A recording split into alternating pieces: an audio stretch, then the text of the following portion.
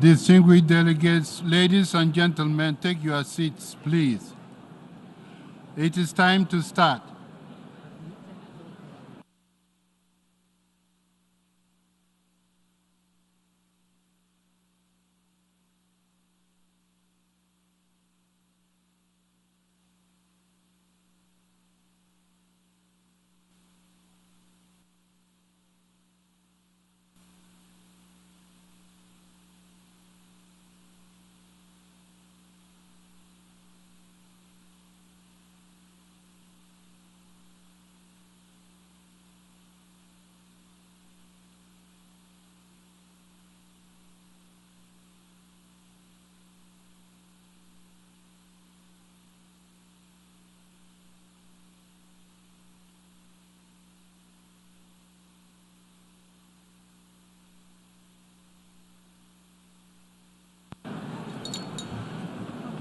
Ladies and gentlemen, distinguished delegates, let us start now.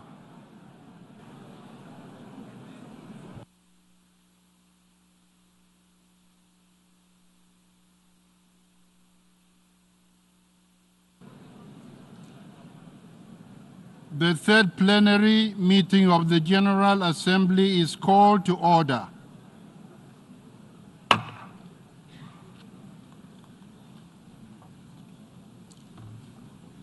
I declare open the Summit of the Future. This summit is held in accordance with Resolution 76/307 of 8 September 2022 and Decisions 78/555 of 10th July 2024 and 78/564B of 6 September 2024 and takes place under Agenda Item 123 entitled Strengthening of the United Nations System. In connection with this item, the Assembly has before it a draft resolution issued as document A/79/L2 and a draft amendment issued as document A/79/L3. The draft resolution before the Assembly contains the Pact of the Future and its annexes, the Global Digital Compact, and the Declaration on Future Generations. They represent the combination of many months of negotiations and embody compromise from all sides. No internationally agreed document is perfect. However, I strongly believe that the Pact, Compact, and Declaration represent the broadest support of member states. I urge all states to support the adoption of the Pact of the Future and its annexes.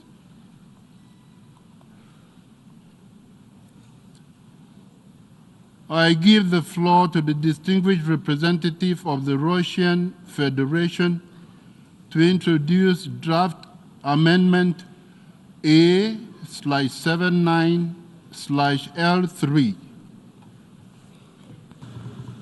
Господин председатель. Mr. President, almost 2 years ago, the GA resolution, A-Res 76/307, at that time, we wouldn't guess that the outcome document of our summit, the Pact for the Future, we agreed would be agreed upon ahead of time in accordance with consensus through intergovernmental negotiation. Unfortunately, this task was not fulfilled. Today, in violations of procedure for the adoption of the text, a number of delegations did not support this text. To speak strictly, we don't have anything to adopt today. И его команды. Они получили эту проблему в наследство от предшественников и честно пытались сделать все, что возможно, но у них не хватило времени. Сегодня мы наверняка услышим много хвалебных слов в адрес пакта. ООН и тех, кто отвечал за переговоры. Коллеги, хотим, чтобы вы... Negotiations. Colleagues, you must understand that all this is hypocritical. In fact, the intergovernmental negotiations on the pact did not really take place. There was no... Собрались бы за одним столом и вели переговоры по тексту проекта, по разделам и параграфам. Координаторы подготовки текста с самого начала включали в него то, что им диктовало в основном западные страны. Спорные моменты накапливались и не решались с самого начала и до самого конца. Ни одна наша просьба сесть за стол переговоров и обсудить их удовлетворена не была. Это не то, что принято считать и называть многосторонностью, о которой многие так любят рассуждать. То, что произошло, огромное поражение для ООН, ведь принцип суверенного равенства государств, прописанный в уставе, был цинично принесен в жертву одной группе стран, интересы которых тщательно оберегались все эти месяцы. А координаторы переговоров единолично решали, что и в каком виде должно войти в тот или иной документ, а что нет. Такого беспредела мы на площадке ООН не припоминаем. Abuses that we have seen in the UN. There are a number of delegations that not only remained silent but supported this draft pact.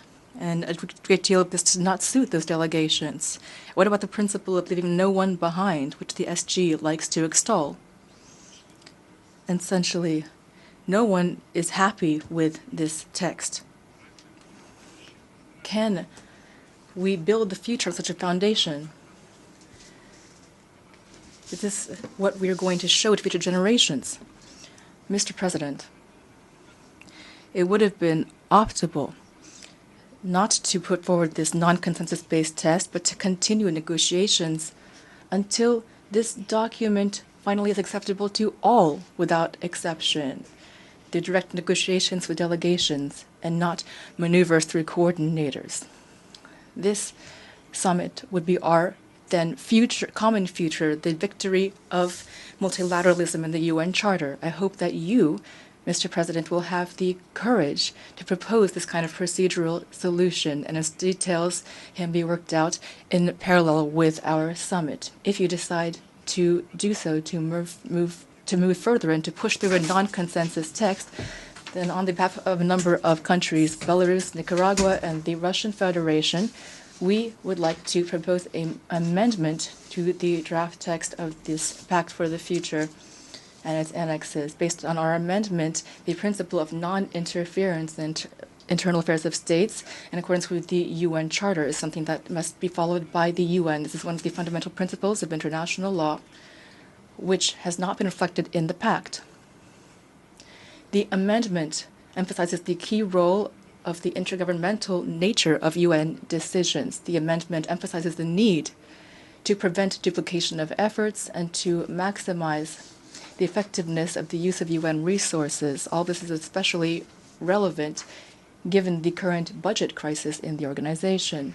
This amendment is not ignoring the needs of the global South, but on the contrary, is trying to protect them from further pressure from the collective West, which has not honored its previous obligations, for example, with the SDGs.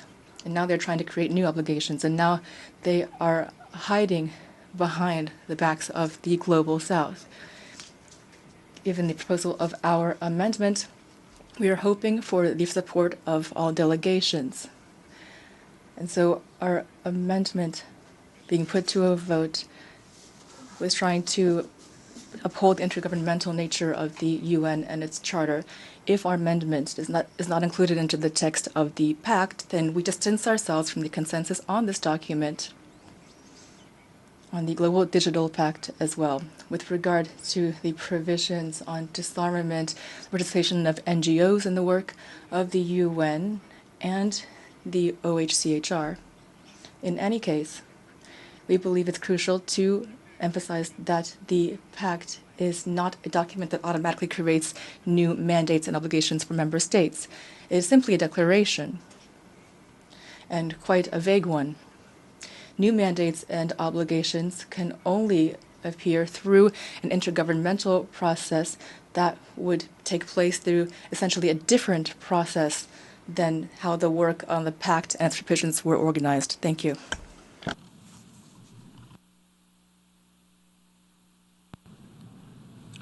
I thank the distinguished representative of the Russian Federation.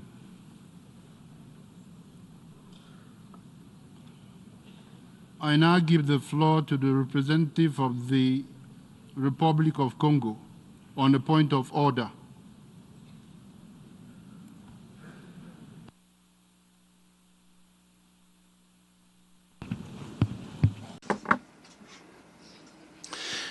Thank you, Mr. President. I have the honor to take the floor on behalf of the African Group, which my country is chairing for the month of September. President, the African Group would like to warmly congratulate the President of the General Assembly for co-facilitating this event, and also the Secretary General of the United Nations. We thank you for your tireless efforts, which together we have conducted during the negotiations that were so difficult and laborious. The African Union believes that it's our collective responsibility to ensure and guarantee a better future for current and future generations. We are now at a crossroads.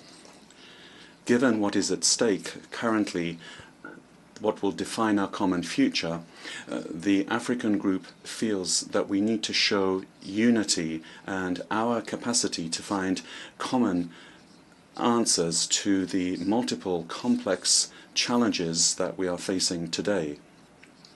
The African Group firmly believes that the adoption of this kind of amendment is not going to help us meet our expectations and legitimate aspirations. The African Le leadership du président de l'Assemblée générale et l'appui dans tous ses efforts pour l'adoption du pacte pour l'avenir. Enfin, le groupe africain propose qu'aucune décision ne soit prise concernant le projet d'amendement A79 L3. Je vous remercie, Monsieur le Président. Thank you very much, Mr. President. Please stop it. Interpretation is not going. Please, Congo, can you start now? I'm sorry about that. Please, Congo, start now so that we can have the interpretation. I thank you, Mr. President. Monsieur le Président. Mr. President, I have the honor to take the floor on behalf of the African Group, of which we have the presidency. Mr. President, the African Group would like to address our warm congratulations to the President of the General Assembly, to the co-facilitators, as well as to the Secretary General of the United Nations for all of the efforts that we have undertaken together to ensure that we have gotten through these very complex, difficult negotiations. The African Group believes it's our collective responsibility to ensure and guarantee a better future for current and future generations at a time when we find ourselves at a crossroads. Given what is currently at stake, things that will define our common future, the African Group our unity and our ability to provide common concerted answers to the multiple and complex challenges that we are facing today. The African Group firmly believes that the adoption of such an amendment is not going to help us meet our legitimate hopes and aspirations. The African Group firmly supports the leadership of the President of the General Assembly, and we support you in all of your efforts for the adoption of the Pact for the Future. And finally, the African Group would propose that no decision be taken with regard to the draft amendment A79L3. I thank you, Mr. President. I thank the representative of the Congo. The representative of the Congo has moved within the terms of Rule 74 of the Rules of Procedure that no action be taken on draft amendment A/79/L3. Rule 74 reads as follows. During the discussion of any matter, a representative may move the adjournment of the debate on the item under discussion. In addition to the proposer of the motion, two representatives may speak in favor of and two against the motion, after which the motion shall be immediately put to the vote. Does any member wish to speak? I call on the representative of Mexico to take the floor. Gracias, señor presidente. Thank you, Mr. President. Mexico would like to second the motion for no action, and we invite all members to vote yes in favor of the motion. The text of the amendment presented was never raised during negotiations, which prevented due consideration being given to it by delegations and by facilitators. Delegations have undertaken very many rounds of negotiations, and they have shown willingness to achieve consensus. We'd like to congratulate you and the co-facilitators for the work that you have done. Mexico also would have liked to put forward amendments on matters that are close to our hearts and a priority for our foreign policy, but we believe that the text that we have before us now is the best result possible, and it lays the foundation for the future work of this organization.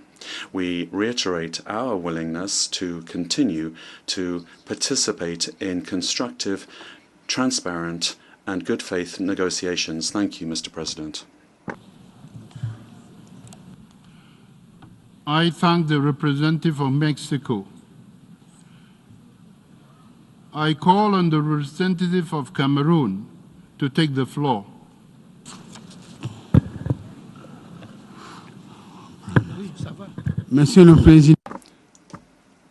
Mr. President, I would like to thank you for giving me the floor. Mr. President, the delegation of Cameroon supports the motion introduced by Congo on behalf of the African Group. Cameroon firmly supports this document. Thank you. I thank the representative of Cameroon.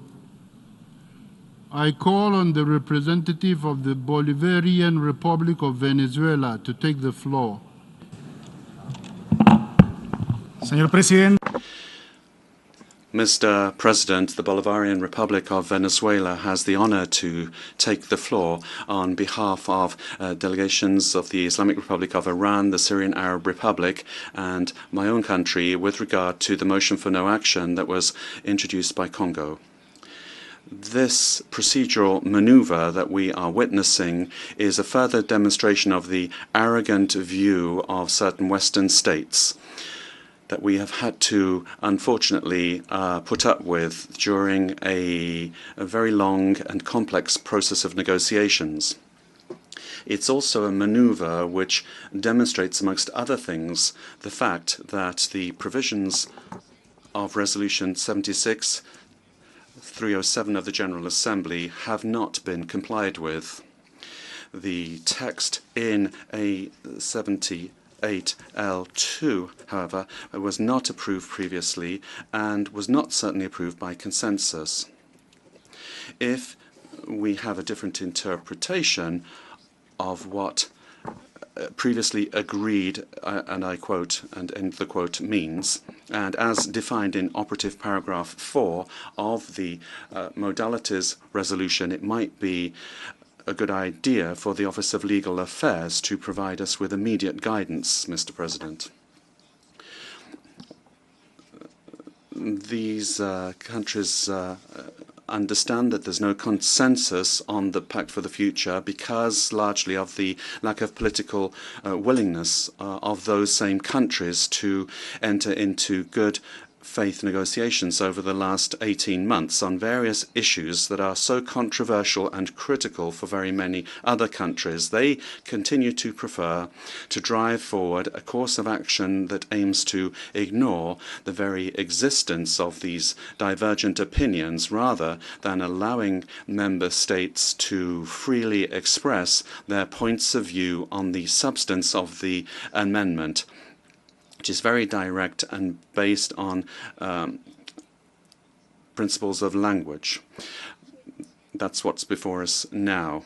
This amendment would contribute to us achieving our legitimate national aspirations. We'd also point out that the substance of this amendment was raised during negotiations and it was never taken into account.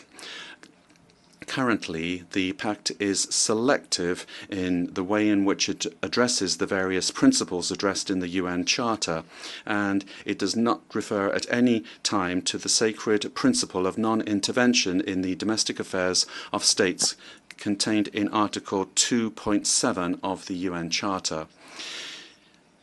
President, aware as we are of this reality and in accordance with Article 74 of the General Assembly Rules of Procedure, we would like to respectfully ask all member states to vote against this motion for no action and vote in favour of the amendment contained in document A79L3. Thank you very much, Mr. President.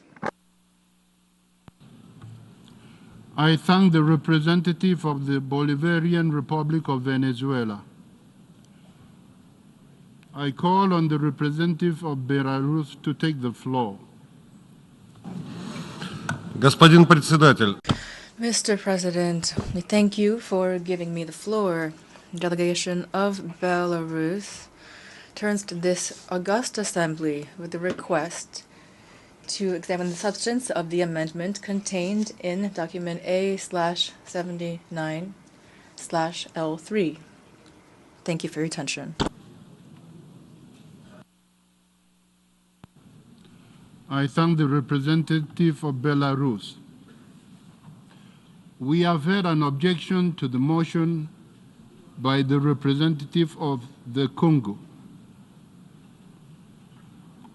I shall now put to a recorded vote the motion submitted by the representative of Congo that no action be taken on draft amendment A/79/L3.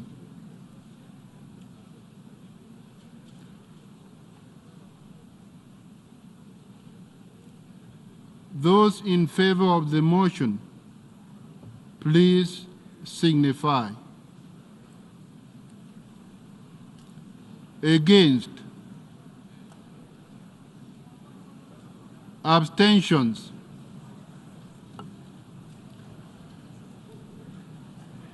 The General Assembly is now voting on the motion submitted by the representative of the Congo that no action be taken on draft amendment A/79/L3. Press the green button to vote in favor of the motion by the Congo that no action be taken on the amendment. Press the red button to vote against the motion by the Congo that no action be taken on the amendment. Will all delegations confirm that their votes are accurately reflected on the screen?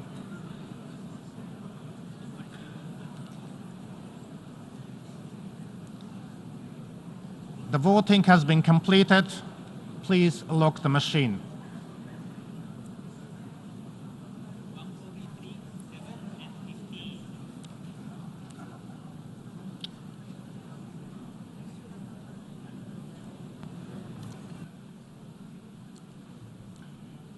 The result of the vote is as follows. Please listen carefully. The result of the vote is as follows. In favor, 143. Against, 7. Abstentions 15. The motion is adopted.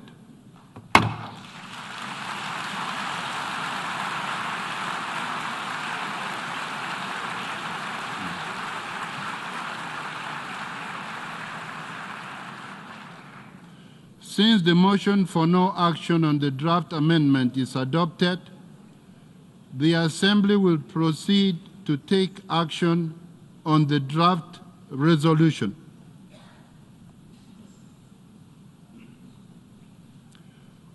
The Assembly will now proceed to consider draft resolution A/79/L2. I give the floor to the representative of the Secretariat. Thank you, Mr. President. The present oral statement on draft resolution L2 is made in the context of Rule 153 of the Rules of Procedure.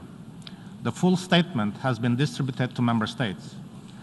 Pursuant to requests contained in paragraph 34C, 41C, 57A, 81A and B, 83E of the Pact for the Future, additional resources in the range of 1.5 to 1.8 million, excluding staff assessment, would be required for the 2025, for which details would be included in a revised estimates report to be presented at the main part of the 79th session of the General Assembly. Regarding the request contained in paragraph 37F and 42B of the Pact, it is envisaged that additional resources would be required for 2025. The Secretary General would, following consultations, submit resource requirements for 2025 in the revised estimates report. The Secretariat will further assess if paragraph 76 and 78B could give rise to budgetary implications. Additional resources which may be required for 2026 and subsequent years, pursuant to requests contained in paragraph 37F, 41C, 42B, 57A, 74A, and 81B of the Pact, would be presented in the proposed program budgets in the applicable years. With regard to the request contained in paragraph 48 and 72 of the Compact, it is envisaged that additional resources would be required for 2025. The Secretary General would, following consultations, including with Member States, submit a proposal on the resource requirements for 2025 for consideration by the Assembly during the 79th session. And with regard to the request contained in paragraph 56A, 56B, and 74 of the Compact, it is not possible to estimate implications at this time in the absence of modalities. When the modalities are determined, the Secretary General would assess implications in accordance with the Rule 153. Additional resources which may be required for 2026 and subsequent years, pursuant to requests contained in paragraph 48 and 72 of the Compact, would be presented in the proposed program budget in the applicable years. With regard to the request contained in the third subparagraph, paragraph 43 of the Declaration of Future Generations, it is not possible to estimate implications of this time owing the absence of the modalities. When the modalities are determined, Secretary General would assess the implication in accordance with Rule 153. And pursuant to requests contained in the fourth subparagraph, paragraph 43 of the Declaration, additional resources would be required for 2028, for which details would be included in the proposed program budget for 2028. Thank you, Mr. President. I thank the representative of the Secretariat. Before proceeding further, members are reminded that pursuant to Decision 78/555, any explanation of vote on the outcome document shall be incorporated into national statements instead of being made at the opening segment. Furthermore, as indicated in the letter from the President of the General Assembly, dated 4th September 2024, Member States are encouraged to use the debate on Agenda Item 123, scheduled for 7th October 2024, to put on record any further views on the elements of the Pact for the Future, the Global Digital Compact, and the Declaration on Future Generations. The Assembly will now take a decision on draft resolution A/79/L2 entitled the pact for the future. May I take it that the Assembly decides to adopt draft resolution A/79/L2. It is so decided.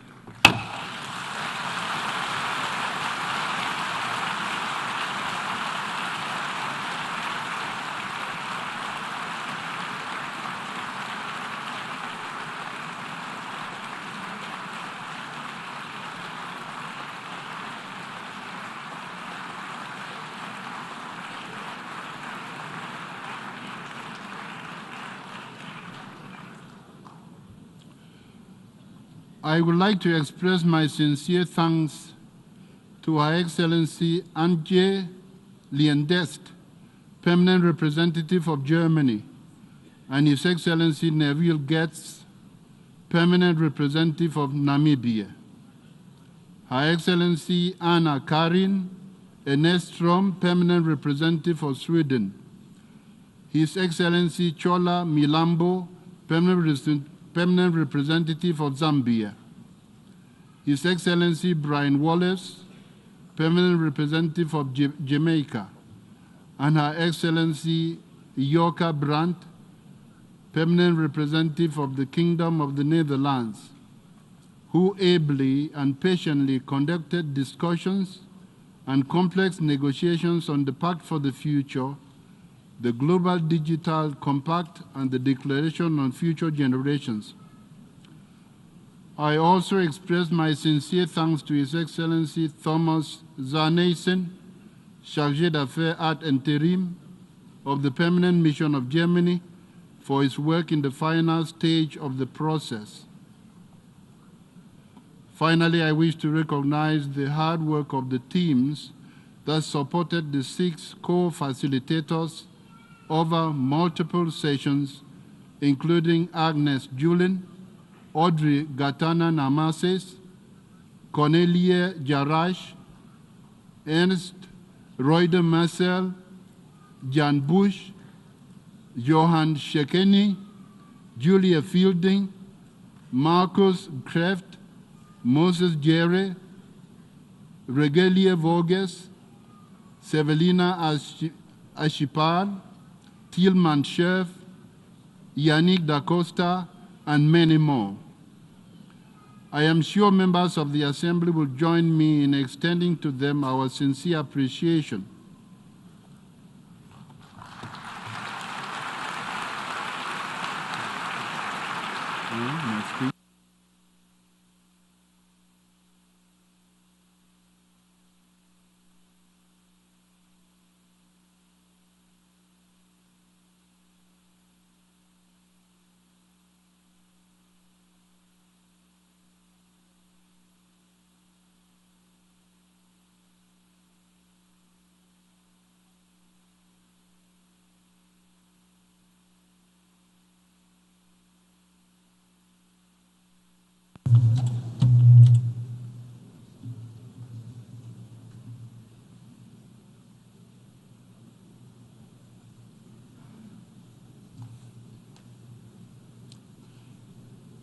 Your Excellencies, Heads of State and Government, distinguished delegates, ladies and gentlemen, we gather today representing the peoples of the world, united by our shared aspirations for the future.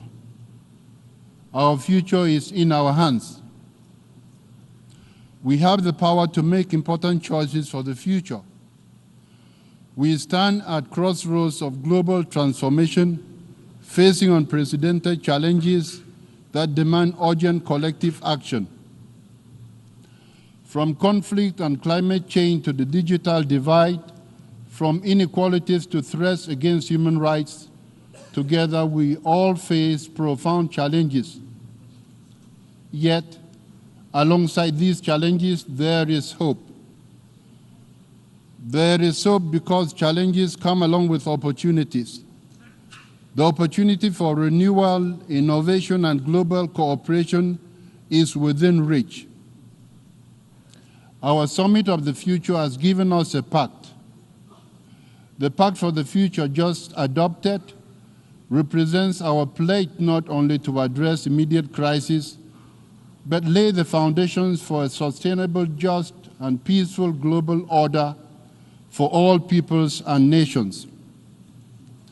The commitments embodied in the pact and its annexes reflect the collective will of member states and must guide our actions and encourage us to promote international peace and security, invigorate implementation of the Sustainable Development Goals, foster just and inclusive societies, and ensure that technologies always serve the common good of humankind.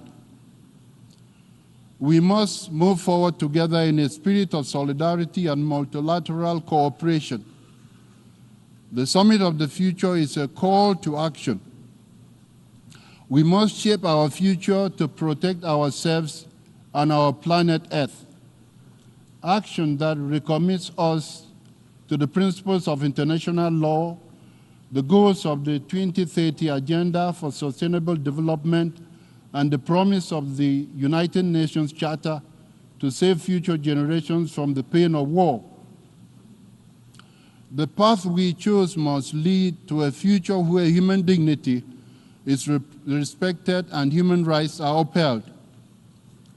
A future where peace transcends the mere absence of conflict and is grounded in justice, inclusion, and equity.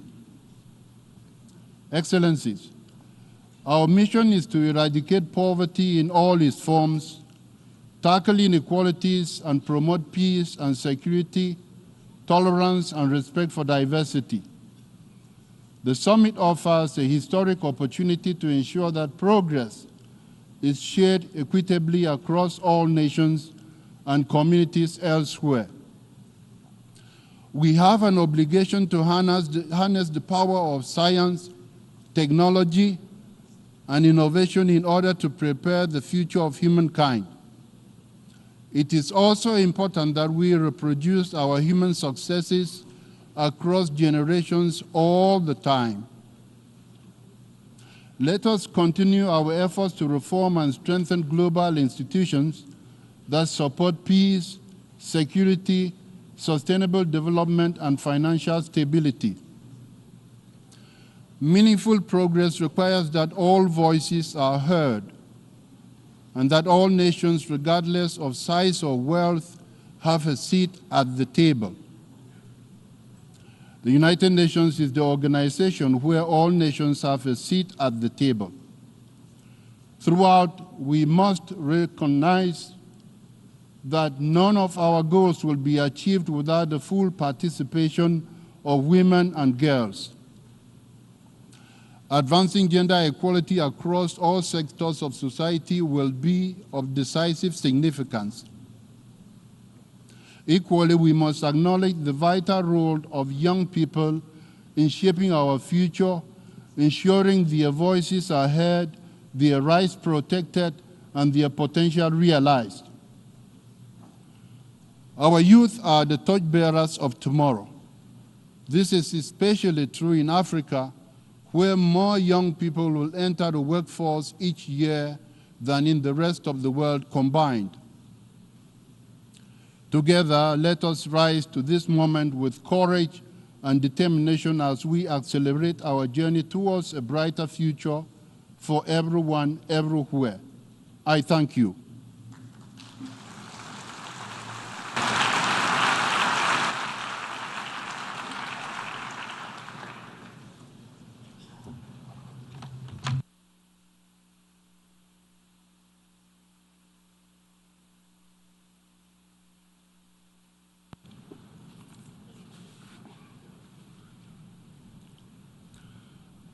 I now give the floor to His Excellency Antonio Guterres, the Secretary General of the United Nations.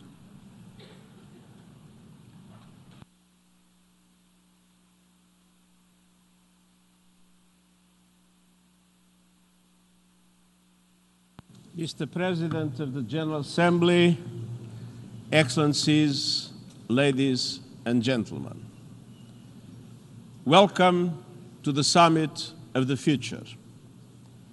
I thank the co-facilitators, the former and current presidents of the General Assembly, and all member states for their strong engagement, creativity, and spirit of compromise, and all my colleagues for their invaluable efforts over the past 3 years. We are here to bring multilateralism back from the brink. I called for this summit to consider deep reforms to make global institutions more legitimate, fair, and effective based on the values of the UN Charter. I called for this summit because 21st century challenges require 21st century solutions, frameworks that are networked and inclusive, and that draw on the expertise of all of humanity. I called for this summit because our world is heading off the rails, and we need tough decisions to get back on track. Conflicts are raging and multiplying, from the Middle East to Ukraine and Sudan with no end in sight. Our collective security system is threatened by geopolitical divides, nuclear posturing, and the development of new weapons and theaters of war. Resources that could bring opportunities and hope are invested in death and destruction. Huge inequalities are a brake on sustainable development. Many developing countries are drowning in debt and unable to support their people. And we have no effective global response to emerging, complex, and even existential threats. The climate crisis is destroying lives, devastating communities, and ravaging economies. And we all know the solution: a just phase out of fossil fuels, and yet emissions are still rising. New technologies, including AI, are being developed in a moral and legal vacuum without governance or guardrails. And in short, our multilateral tools and institutions are unable to respond effectively to today's political, economic, environmental, and technological challenges. And tomorrow's will be even more difficult and even more dangerous. When the United Nations was established nearly 80 years ago, it had 51 member states. Today they are 193. The global economy was less than 1/12 of its current size. As a result, our peace and security tools and institutions and our global financial architecture reflect a bygone era. The United Nations Security Council is outdated, and its authority is eroding. And unless its composition and working methods are reformed, it will eventually lose all credibility. The international financial architecture was established when many of today's developing countries were under colonial rule.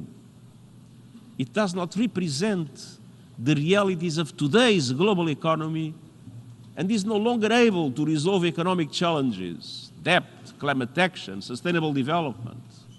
It does not provide the global safety net that developing countries need. Meanwhile, technology, geopolitics, and globalization have transformed power relations. Our world is going through a time of turbulence and a period of transition. But we cannot wait for perfect conditions. We must take the first decisive steps towards updating and reforming international cooperation and make it more networked, more fair, and more inclusive now. And today, thanks to your efforts, we have. Excellencies, ladies and gentlemen, the Pact for the Future, the Global Digital Compact, and the Declaration on Future Generations open pathways to new possibilities and opportunities. On peace and security, they promise a breakthrough on reforms to make the Security Council more reflective of today's world, addressing the historic underrepresentation of Africa, Asia-Pacific, and Latin America. They lay the foundations for a more agile peace-building commission and for a fundamental review of peace operations to make them fit for the conditions they face. They represent the first agreed multilateral support for nuclear disarmament in more than a decade. They recognize the changing nature of conflict and commit to steps to prevent an arms race in outer space and to govern the use of lethal autonomous weapons. They include measures to mount an immediate and coordinated response to complex global shocks. On sustainable development, these agreements represent major progress towards groundbreaking reforms of the international financial architecture. They will help to make its institutions more representative of today's world, capable of mounting a stronger response to today's challenges, and able to provide an effective global safety net for developing countries at a time when many of them are suffocating in debt and unable to make progress on the SDGs. The Pact for the Future is about turbocharging the Sustainable Development Goals and the Paris Agreement, accelerating a just transition away from fossil fuels and securing a peaceful and livable future for everyone on our planet. It includes a groundbreaking commitment by governments to listen to young people and include them in decision-making at the national and global levels. And it commits to stronger partnerships with civil society, the private sector, local and regional authorities, and more. The Global Digital Compact is based on the principle that technology should benefit everyone. It includes the first truly universal agreement on the international governance of artificial intelligence. It commits governments to establishing an independent international scientific panel on AI and initiating a global dialogue on its governance within the United Nations. The Global Digital Compact represents the first collective effort to reach agreed interoperability standards essential for consistent measurement. And it supports networks and partnerships to build capacity on AI in developing countries. And the Declaration on Future Generations echoes the call of the United Nations Charter to save succeeding generations from the scourge of war, committing governments for the first time to taking the interest of our descendants into account in decisions we take today. Respect for human rights, cultural diversity, and gender equality are woven into all three agreements. In the face of a surge in misogyny and the rollback of women's reproductive rights, governments have explicitly committed to removing the legal, social, and economic barriers that prevent women and girls from fulfilling their potential in every sphere. Excellencies, I welcome these three historic agreements, which mark a shift toward a that is more effective, more inclusive, and that is more network-based in its functioning. I fought for the ideas contained in these agreements since the very first day of my mandate, and I will be totally committed to their implementation until the very last day. We have unlocked the door. Now it is our common responsibility to walk through it. That requires not just agreement, but action. And today, I challenge you to take that action, to implement the pact for the future by prioritizing dialogue and negotiation, ending the wars that are tearing our world apart, and reforming the composition and working methods of the Security Council, to accelerate reforms of the international financial system, including at next year's conference on financing for development, to put humanity's best interests at the front and center of new technologies. Our success or failure hinges not on the adoption of agreements, but on our actions and their impact on the lives of the people that we serve. Excellencies, throughout my life, Whether as an activist or at the United Nations, I have learned that people never agree on the past. To rebuild trust, we must start from the present and look toward the future. Throughout the world, people are hoping for a future of peace, dignity, and prosperity. They're crying out for global action to solve the climate crisis, tackle inequality, and address new and emerging risks that threaten everyone. And they see the United Nations as being essential to solving these challenges. All this was confirmed during the past 2 inspirational action days. The Summit of the Future sets a course toward international cooperation that can meet their expectations. Now we're taking these first important steps together, and I congratulate all member states for playing their part. Now, let's get to work. Thank you.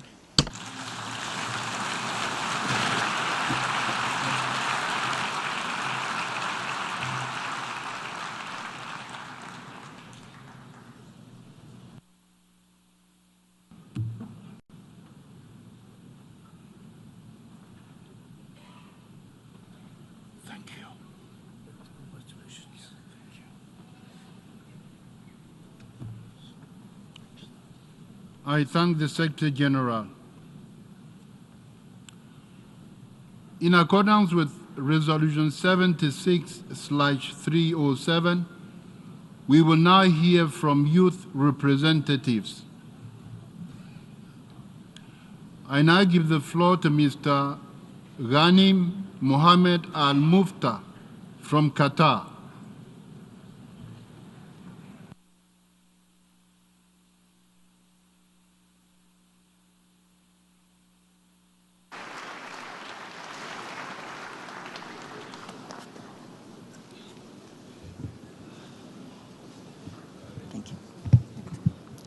Falling down.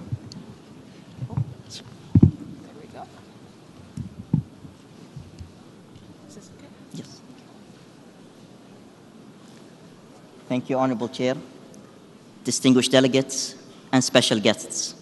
I am Ghanem Al-Muftah, a UN youth representative from Qatar and a political science graduate with a noteworthy passion for global rights for all. I am honored to meet you leaders, head of states, and individuals in high positions at the Summit of the Future. If you allow me, I will share some personal insights with you, but not as leaders, but as fathers, mothers, and guardians, family-focused people who care deeply about the future of all children and the generations that follow. The decisions that we make today are not just about policies and strategies. They are about shaping a world where all children can thrive in an inclusive, safe, and sustainable future. I am a perfect example of my parents' dreams for me 22 years ago. I stand before you here today, proudly representing hope from yesterday's dreams, which will continue to carry me to my future. I have been raised with strong family values, where our home model was built on believing in yourself to manifest confidence for your future. As a person with disability, I have learned that true progress comes not from overcoming personal challenges alone, but from how we, as a society, embrace each other's differences. As I look around the room, I don't see anyone else like me. But you have accepted my differences without prejudice, gender, nationality, race, or religion. You have accepted all of me. This must be the way we conduct our tomorrow, where inclusivity is a fundamental right, not a luxury, where every individual can contribute to the common good of the future, no matter our differences. It is my destiny to be born with disability. I chose to accept it, but sadly, There is no choice for children where wars and conflicts cause unnecessary injuries and lifelong disabilities. The future for these children and families can tear away hope. 22 years ago, when my mother was told that I was hopeless and going to die, she only listened to her heart. She wrote a book, I Am Here. 22 years later, I'm still here, sharing my life experiences to lend others hope and to give a voice to the unheard. There are more than 1 billion people with disabilities around the world.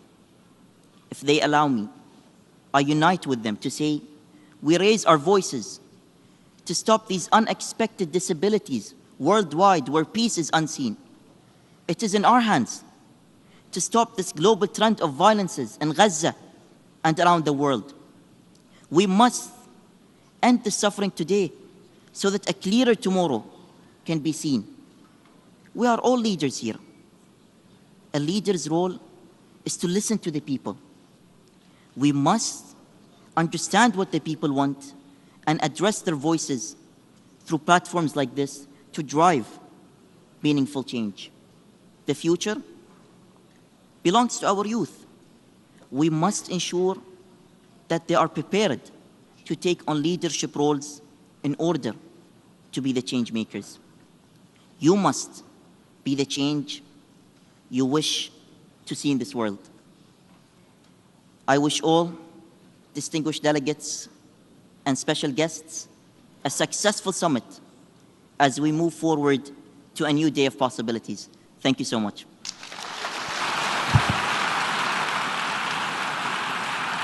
I thank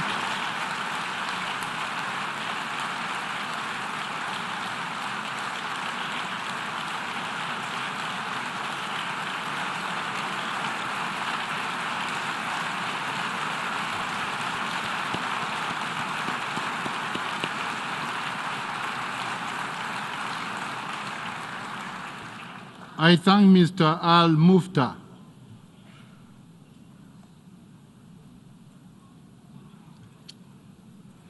I now give the floor to Ms. Niria Alicia Garcia from the United States.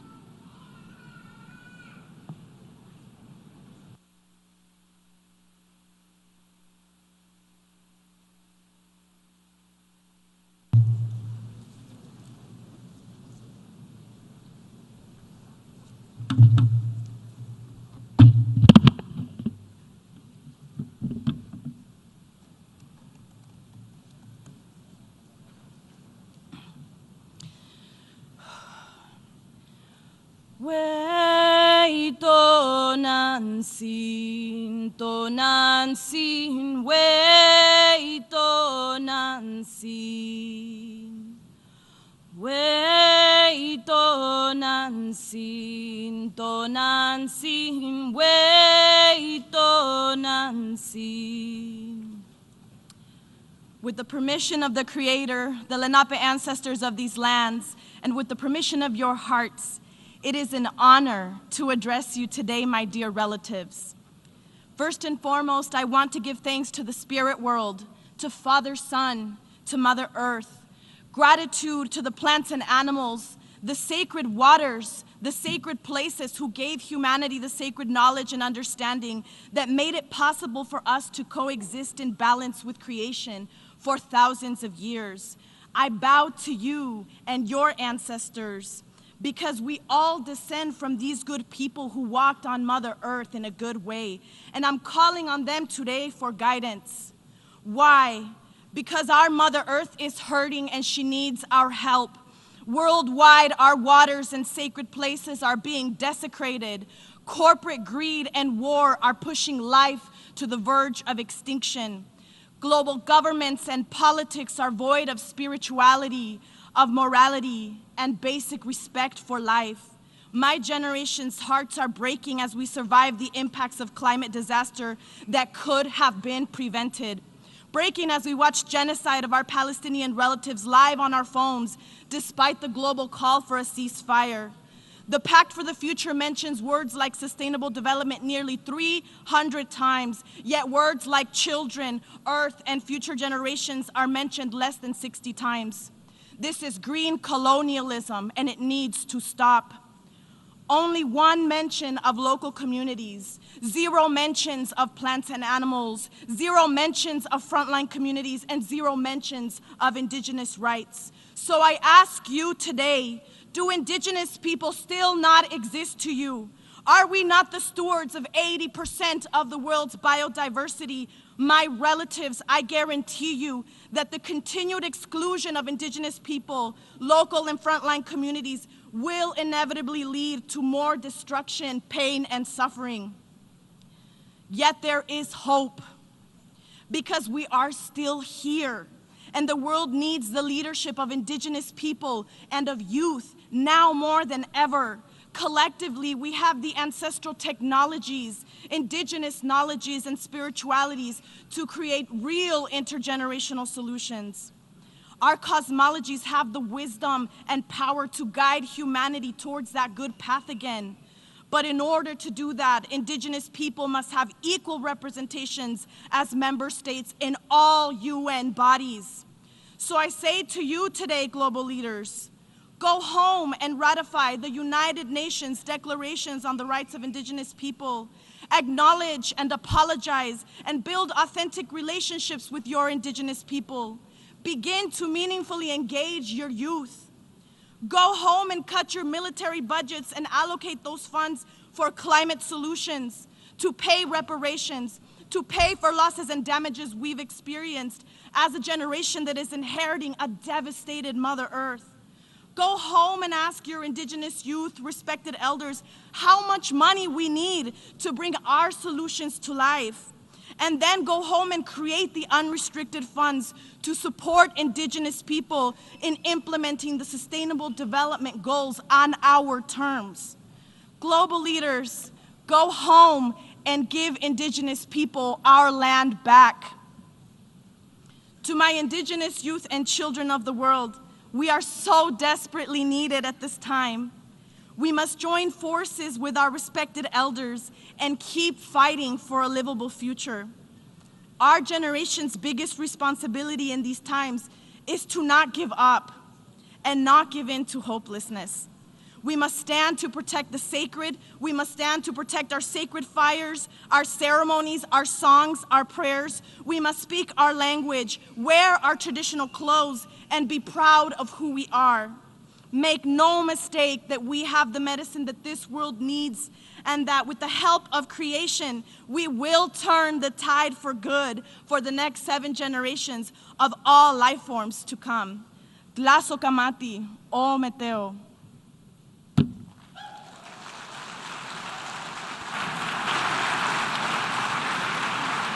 I thank Ms. Garcia. I now give the floor to Ms. Monica Malit from South Sudan.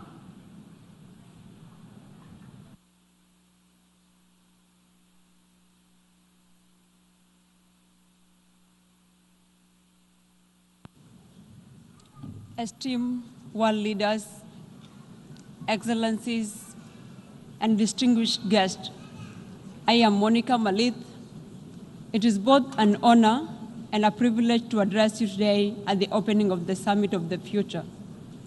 As I begin, my question to everyone today is, what encounters your eyes if you talk about the future?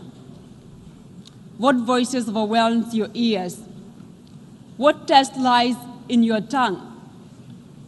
Of hope, of action, of collaboration, of inclusion, or of transformation. Our world is at crossroads, confronted by uncertainties and challenges that cross borders, regions, and communities. Among the most pressing issues are the escalating refugee crisis. If left unaddressed, this will destabilize societies, hinder growth, and sow divisions. Reflecting on my own experiences living South Sudan with only one language to speak, I had to struggle in a class with people who were 3 years in class before me. Kenya, a land of refuge, turned to be a land of where I thrived. Through the gates of education, it's opened its heart. The University of Nairobi gave me a chance to rise, to lead, and to speak for the voiceless, not just as a student, but as a student's president. A refugee crowned with the trust of a nation, my journey, not just of books and lectures, but of forging a future where the silent speak. With the right resources, I secured the Albert Einstein German Scholarship. The support of UNHCR and Kenya granted me access to education, to thrive, to pursue knowledge, and turn dreams into tangible realities. Now, the weight of my law degree, I stand as a voice for the youth, for the refugees, and for all those forgotten. Through my journey, I learned that it is not enough to receive degrees. We need to exemplify leadership for us to thrive. And we lose it out when we let the youth and the refugees especially go unnoticed, unsupported, and unchampioned for. The flight of refugees underscores our collective responsibilities.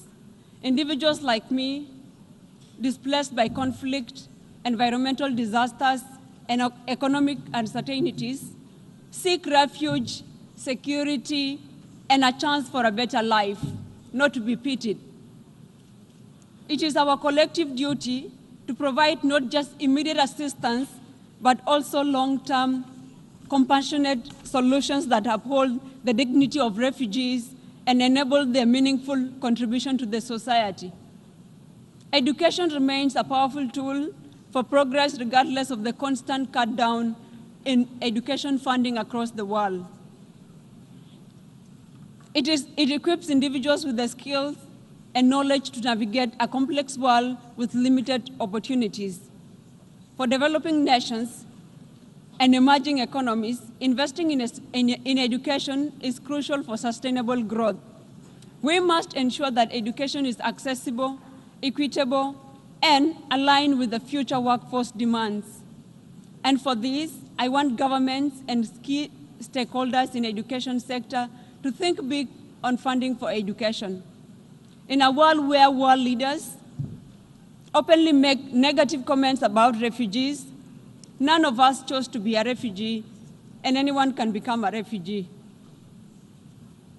Without peace, there can be no safety nor development. Without security, there can be no stability. Without stability, education falters and nations fail. As we embark on this journey, let's envision a world and a future where it is shaped by cooperations, understanding, and shared purpose. Let today mark the beginning of a deeper collaboration, stronger institutions, and renewed commitment to creating a world where every individual has the opportunity to thrive. And to our world leaders, I'm very grateful that I have a chance to stand before you today and address you directly. The gaps are growing wider. The structures are rusting. While you talk of reforms, our future deliberations must not be rehearsed platitudes, but revolutions of thoughts. This summit, this moment, it is supposed to mend the fractures in our trust, to build a future where cooperation thrives. And to the youth, the future is ours to forge, not theirs to cling to, not theirs to pass down like spoils of war, because there are those who went for the war but were left in the war. It belongs to the bold, those who speak, even when silence is expected. It belongs to those who demand more justice, more equity, and more humanity. Thank you so much.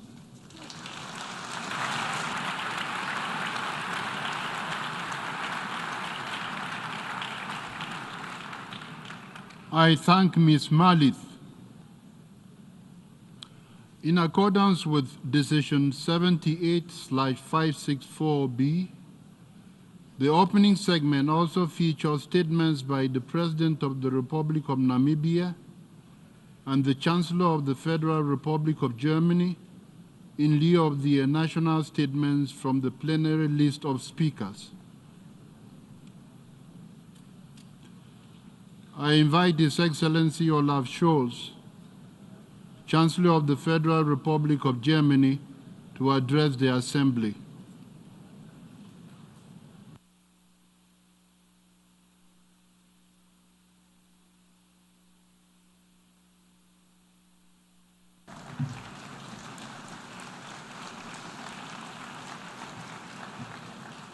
Mr. President, colleagues, ladies and gentlemen, I would like to thank all the previous speakers, especially the youth representatives, for their important input. It is for them, the youth around the world, that we have come together today. It is about their hopes for a better world. It's about their future. A special word of gratitude goes to you, Mr. President. Your leadership has proven of vital importance. At a time of great tension and uncertainty, we need the pact for the future more than ever.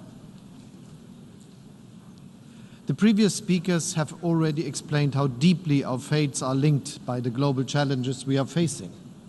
War, climate change, poverty and hunger, impediments to free and fair trade, global health threats, technological developments such as AI, which, as well as huge opportunities, also harbor the potential for abuse and for exacerbating economic imbalances. The pact does not just acknowledge these challenges. It expresses our commitment to confronting them, not alone, not one by one, but together, East and West, North and South. The Pact for the Future can serve as a compass for us, a compass whose needle points towards more cooperation and partnership instead of towards more conflict and fragmentations. A compass guiding us to a more just, inclusive and cooperative world. The Pact shows our determination to restore trust in our common institutions. It shows that all the talk of division, polarization and uncertainty will not be the end of the story of the United Nations. Because we still cooperate. We are still placing trust in one another. We are still committed to the principles of the Charter.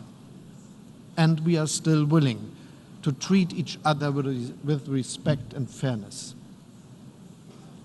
Respect and fairness, these principles have also been guiding us, Namibia and Germany, as co-facilitators of this pact. We come from different continents. Our political and socio-economic situations differ. And yet we manage to work together as friends. Thank you, President Mbumba, for your friendship and for the excellent cooperation. I also wish to thank everyone who helped us to carry the negotiations so far. The text before us today is the achievement of the countless men and women who overcome fatigue, the occasional feeling of frustration, political and ideological divides to achieve this global consensus today. You have proved that multilateralism is alive, that we can find common ground. Let's take steps towards a world that is safe, just, equal, inclusive, sustainable, prosperous, and above all, peaceful.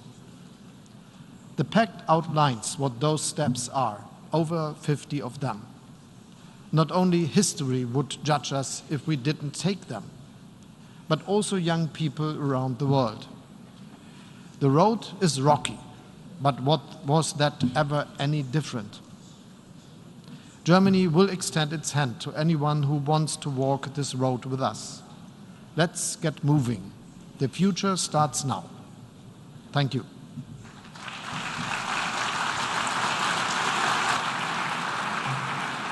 I thank the Chancellor of the Federal Republic of Germany.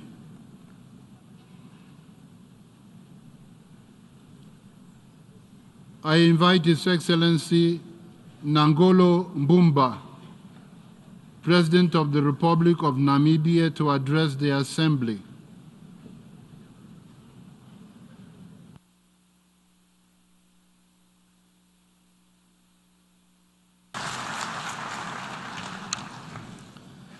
Your Excellency Philemon Yang, 79th President of the General Assembly, Your Excellency Antonio Guterres, UN Secretary General, Excellencies, Your Excellency Olaf Scholz, Chancellor of the Federal Republic of Germany, representative of the youth, distinguished delegates. Today we gathered at this Summit of the Future to adopt, and which we have done already, a pact for the future, which our countries painstakingly negotiated over the past 18 months. We all are differently impacted by the weight of this historic moment for our global community under the United Nations. There is an African proverb that says, and I quote, "Tomorrow belongs to the people who plan for it today," end of quote. The Summit of the Future is a pivotal moment in our quest to shape a brighter, more just, sustainable, and peaceful common future for all humanity. It is a further commitment to bequeath to the current and future generations a world at peace with itself, a world in which all countries and peoples are prosperous, and a world that is more loving, more inclusive, and tolerant. At this critical juncture, the scale and degree of compounding challenges of poverty, hunger, climate change, economic inequality, conflict, and public health crisis may seem unsurmountable. However, this summit equally presents a historic opportunity for the nations of the world to combine their strength and resources and confront these crises head-on. Today, the world is at a crossroad. One path leads to an environmental catastrophe, widening inequality, global conflict and destruction, and the rise of dangerous technologies that threaten our security and civil liberties. The other path offers hope. Hope for climate change, global peace, the eradication of poverty and hunger, and the responsible harnessing of digital technologies for the benefit of all humanity.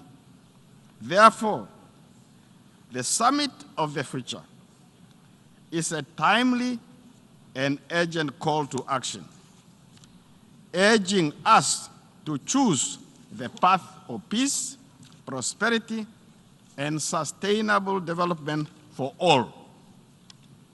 The world of 1945, when the United Nations was established in San Francisco to promote unity among nations under the rubric of "We the Peoples," is contrastingly different from the world of 2024. So much has changed. As a result, we as leaders are once again called upon by destiny to come together and forge a brighter future for our peoples, to forge a brighter tomorrow for people and planet, we must be courageous to reform international organizations, including the United Nations and its Security Council. A new multilateralism, one that truly works, must rest on 4 key pillars of UN reform. First, the UN must empower nations and regions to adopt comprehensive pathways to provide economic opportunities and prosperity, underpinned by environmental sustainability. Second, the UN must strengthen global agreements and institutions to ensure the effective implementation of the Sustainable Development Goals. Thirdly, the UN must be equipped to finance these goals through an innovative global financial architecture. Fourth, we must harness the incredible advancement in science and technology for the common good, while being ever vigilant against the misuse of innovation such as artificial intelligence, biotechnology, and geoengineering. The Pact for the Future set out key global priorities for humanity, which are sustainable development and financing, international peace and security, science, technology, and innovation, the empowerment of youth and future generations, and global governance. I extend heartfelt congratulations to the respective facilitators and all member states of the United Nations for this profound accomplishment. The Summit of the Future, under the able leadership of the permanent representatives of Germany and Namibia, has been a collective effort over the past 18 months to build consensus and restore trust,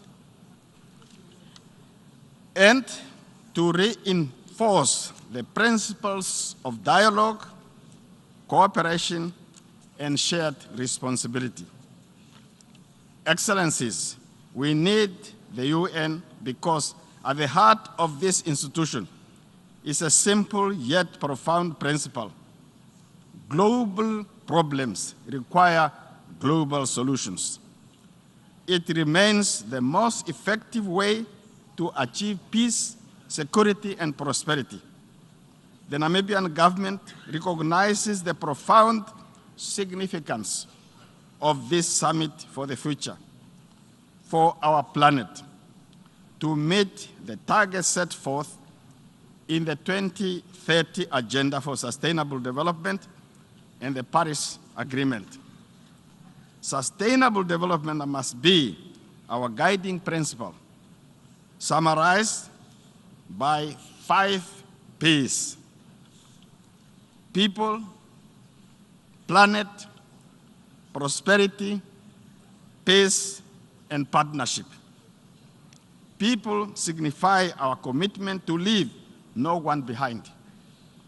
Planet signifies the urgent need to live within planetary boundaries. Prosperity calls for extending the benefits of modern education and technology to all. Peace in the nuclear age requires nations to live together under international law and the UN Charter. Partnership between governments, civil society, and business are essential to achieving our shared goals. We must leave this summit with renewed commitments and concrete action plans to eradicate poverty, eliminate hunger, tackle climate change, and build a global economy that works for all. Future generations will judge us not by our words, but by our actions. Excellencies, guided by the principles of the UN Charter, we must reaffirm our commitment towards peaceful coexistence and shared development. We have the tools, the knowledge, and the opportunity to shape a better world. I am confident that together we can rise to the occasion and seize this moment in history for a brighter future that is peaceful, just, and sustainable. I thank you very much.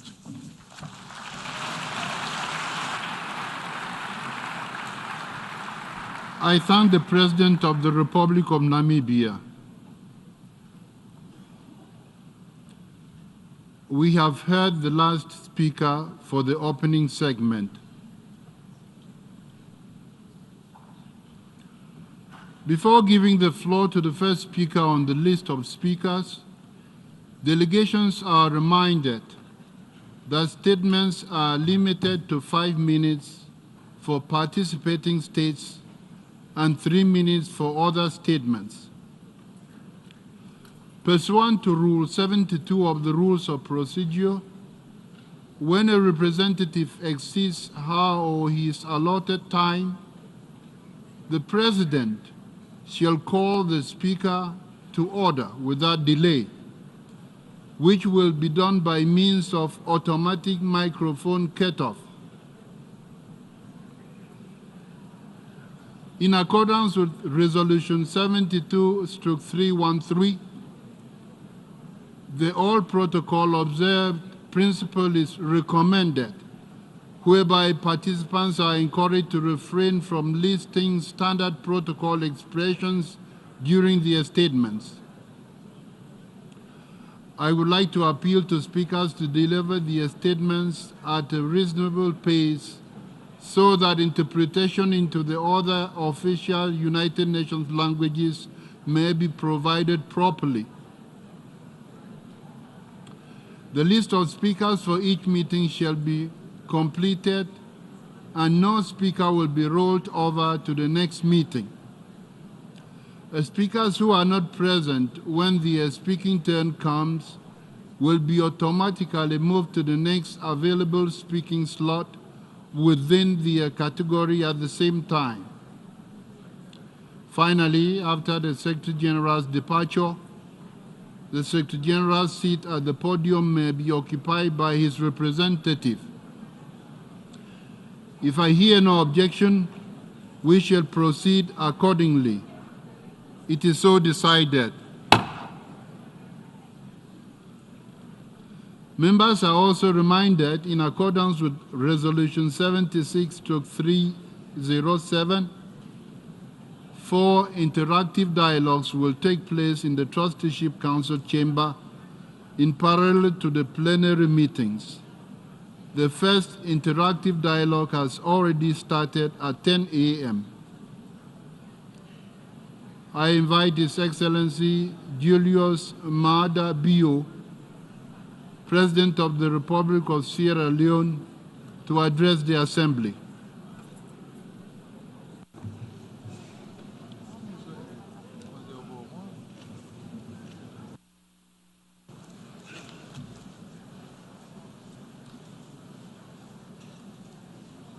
Mr. President of the General Assembly, Mr. Secretary General of the United Nations, colleagues, heads of state and government, distinguished ladies and gentlemen, I have the honor to deliver this statement on behalf of the G7 plus countries, a group of nations bound together by a shared history of experiencing the horrors of conflict and the challenges of fragility, but with an unwavering commitment to peace, stability, resilience, and sustainable development. This summit represents an important moment for reflection, collective action, and renewed commitment to building a sustainable, just, and equitable future. As countries deeply affected by conflict and post-conflict circumstances, we understand all too well the cost of instability. The urgency of a united global response to build a future of peace, prosperity, and justice is a shared responsibility that cannot be overstated. For us, these challenges are neither theoretical nor distant. They are the stark reality that we contend with every day. Our countries have endured and continue to endure fragility, conflict, and violence. Still, we stand here united by a shared hope and common purpose, the pursuit of sustainable peace and development. Today, we stand at the crossroads of history. As this summit of the future has offered us an opportunity to adopt the pact of the future, a transformative roadmap for a more inclusive, secure, and sustainable world. This pact gives us hope and inspiration for a better future. Mr. President, allow me to put forward 6 points to help in situating the G7+ countries in the pact for the future implementation. 1, the call for national ownership and inclusive government. The G7+ was founded on the principle that peace and development must be driven from within. We advocate for national ownership of development processes and insist that efforts to address fragility must be grounded in dialogue, reconciliation, and inclusive governance. 2, promoting sustainable development in conflict-affected countries. The SDGs represent a shared vision for a better world. But for the G7+ countries, progress remains hindered by persistent challenges of fragility. Sustainable development and financing for development is essential towards addressing the unique needs of fragile and conflict-affected states. Therefore, we call for increased international cooperation, innovative financing mechanisms, and tailored approaches to ensure that no country is left behind. 3, fostering international peace and security. International peace and security form the bedrock of global development. For countries recovering from conflict, achieving peace is not a singular event, but a continuous process of strengthening institutions, promoting the rule of law, and addressing the root causes.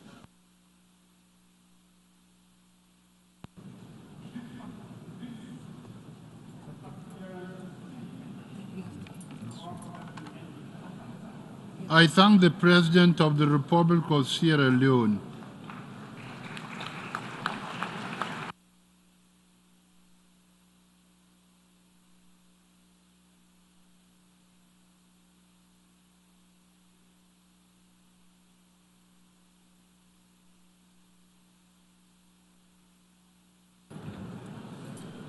I invite His Excellency Rashad Mohammed Al-Alimi, President of the Presidential Leadership Council of the Republic of Yemen, to address the Assembly.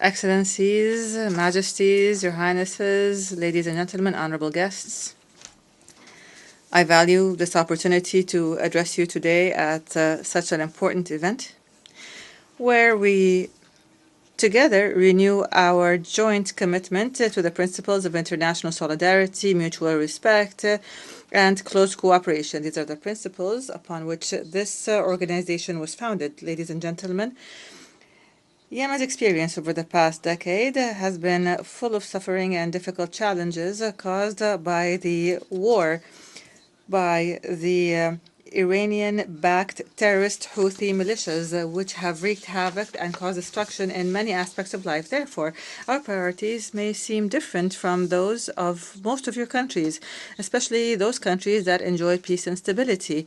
However, our aspirations are unified in that we hope for a prosperous future that all of our peoples deserve.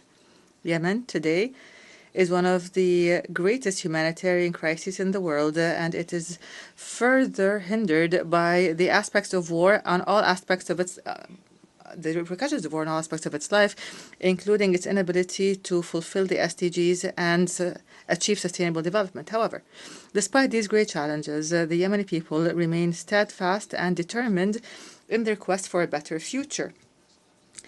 The reason for this steadfastness is the result of the strength of our people, men and women, in confronting these militias, and the constant support that the Yemeni government is receiving from the coalition to support legitimacy under the leadership of the Kingdom of Saudi Arabia and the United Arab Emirates and their regional and international partners, as well as funding organizations and agencies, especially the IMF and the World Bank.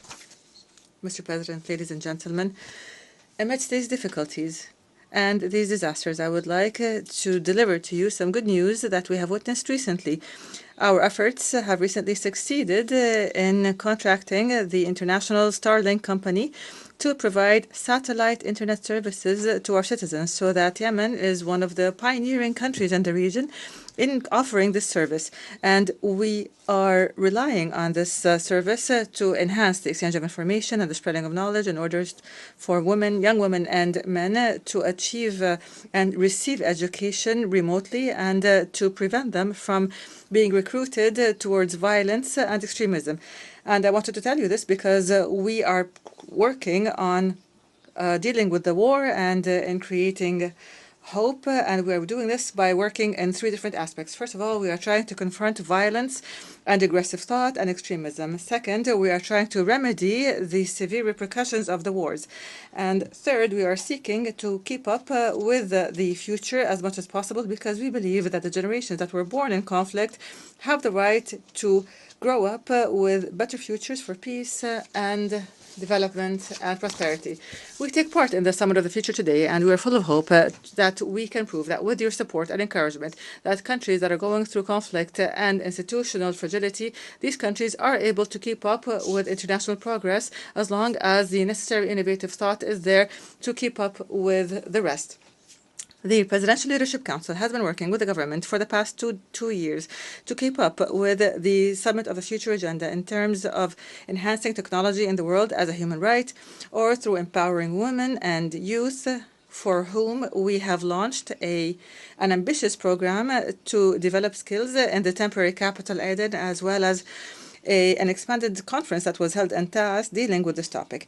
Despite the war and the financing crisis that was exacerbated by the terrorist Houthi attacks on oil installations, we are achieving amazing steadfastness with the support of our brothers in fulfilling our requirements and in putting forth ideas and projects that would achieve a certain degree of sustainability.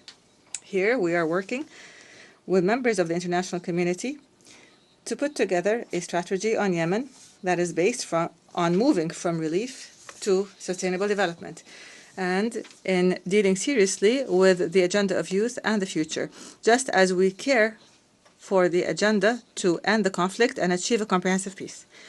In Yemen, the humanitarian crisis is growing larger because of the climate change. Our country is dealing with extreme climate aspects such as drought and flood and rising temperatures. Microphone has been cut off. I thank the President of the Presidential Leadership Council of the Republic of Yemen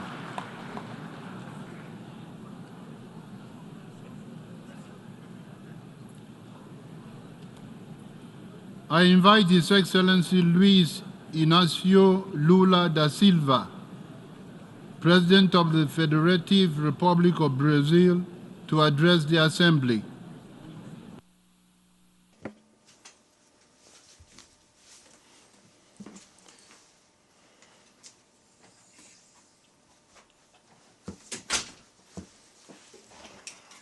I would like to thank the Secretary General, Antonio Guterres, for the initiative to promote this Summit of the Future.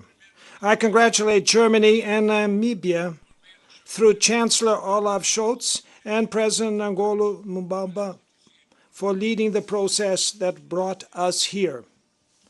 Almost 20 years ago, the then Secretary General Kofi Annan invited us to think about how to reinvigorate multilateralism to face the challenges of the new millennium. On that occasion, I highlighted on this very room the need for reform so that the UN could fulfill its historical role. That joint reflection bore fruit, such as the Peace Consolidation Commission and the Human Rights Council. Other ideas never got off the ground. We have two great responsibilities for those that succeed us. The first, to never go backwards. We cannot back down from promoting equality between men and women, nor from the fight against racism and all forms of discrimination.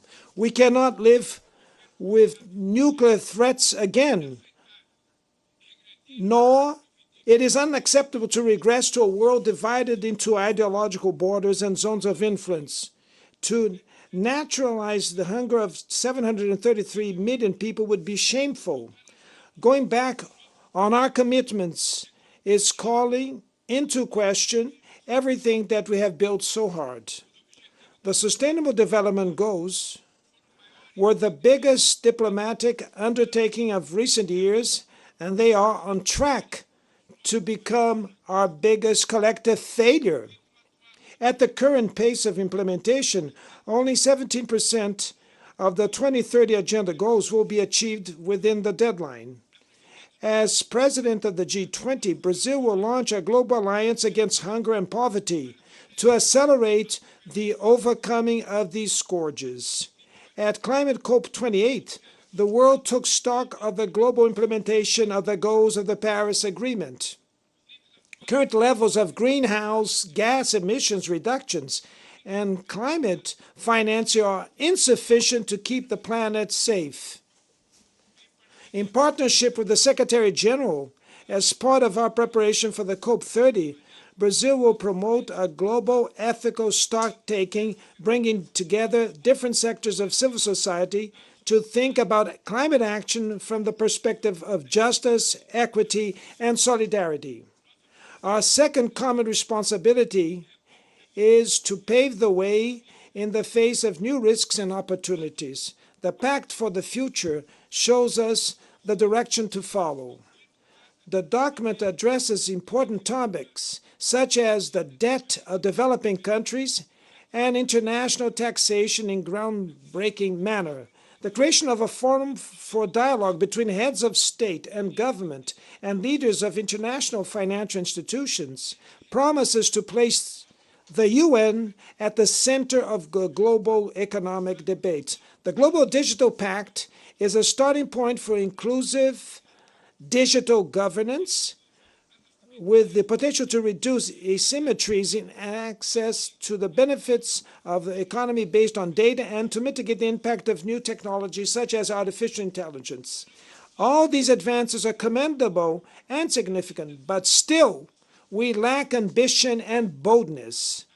The global governance crisis requires structural transformations. The pandemic, the conflicts in Europe and the Middle East, the arms race, and the climate crisis have revealed the limitations of multilateral fora. Most bodies lack the authority and the means of implementation to enforce their decisions. The General Assembly lost its vitality and the Economic and Social Council was emptied. The legitimacy of the Security Council shrinks every time it applies double standards or remains silent in the face of atrocities. The Bretton Woods institutions disregard the priorities and the needs of the developing world. The Global South is not represented in a way consistent with its current political, economic, and demographical weight. The UN Charter Republic of Brazil.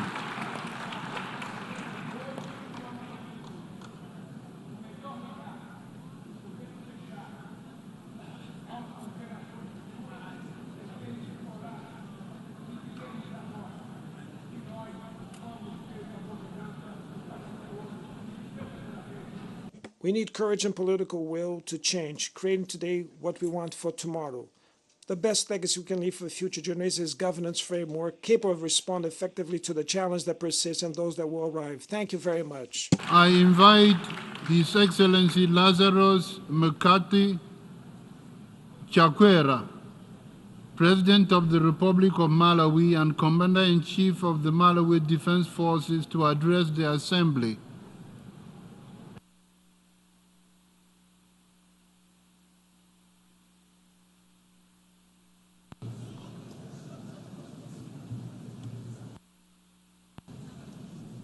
Your Excellency, Mr. Philemon Young, President of the 79th Session of the United Nations General Assembly, Secretary General of the United Nations, Excellencies, Heads of State and Government, youth representatives, distinguished delegates. This is an historic gathering, for rarely do we make time to reflect on the tomorrow we are creating by our choices today, and rarely do we focus on creating multilateral solutions for problems that haven't yet occurred. As things stand, we are not likely to meet the targets we set for Sustainable Development Goals, SDGs, because we seem more interested in moving with speed in destroying the future than we are in replenishing it. So now we must reflect on the extra gear we need to engage between now and 2030 to sustain the hope of young people all over the world that the old men and women in this assembly have what it takes to build solutions for a future that is not ours to inherit.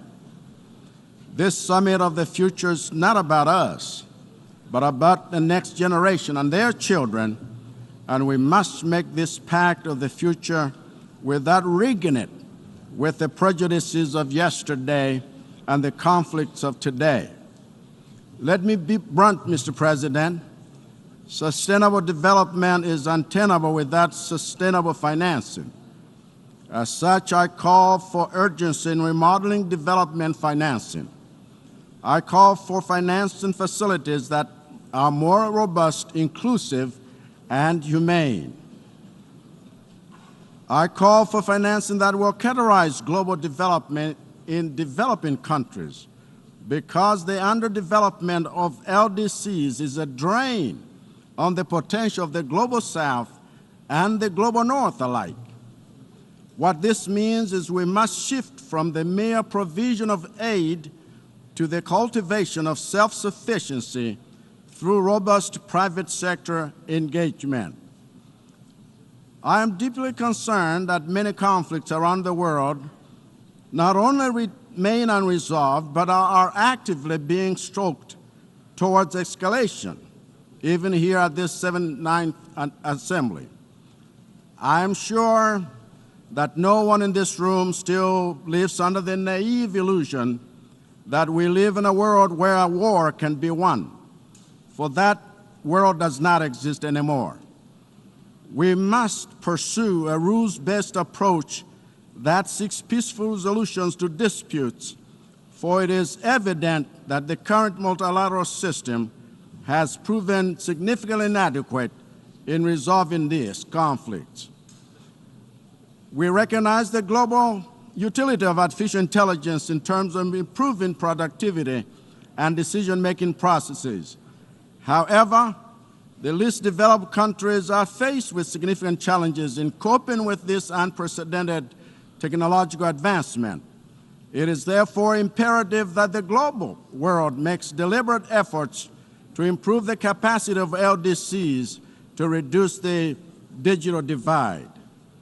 In Malawi and invariably in the rest of Africa, the youth are not just our future, but they are our present as well. We therefore must exploit this demographic dividend by developing technical skills and harness the enormous potential of the youth in order for us to achieve this fourth industrial revolution. Malawi reiterates our call for comprehensive UN reforms in order to create a UN that is fit for the future through fair representation and enhanced capacity to deal with complicated global challenges while promoting sustainable development. Additionally, the global financial architecture is crucial for creating a sustainable future amidst rising debt levels. Mr. President, the future we build depends on our collective efforts, and we urge our member states to turn the tide toward a brighter and more just world. I thank you. I thank the President of the Republic of Malawi and Commander-in-Chief of the Malawi Defense Forces.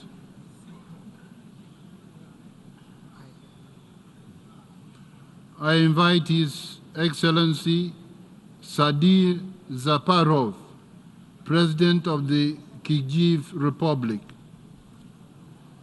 to address the Assembly.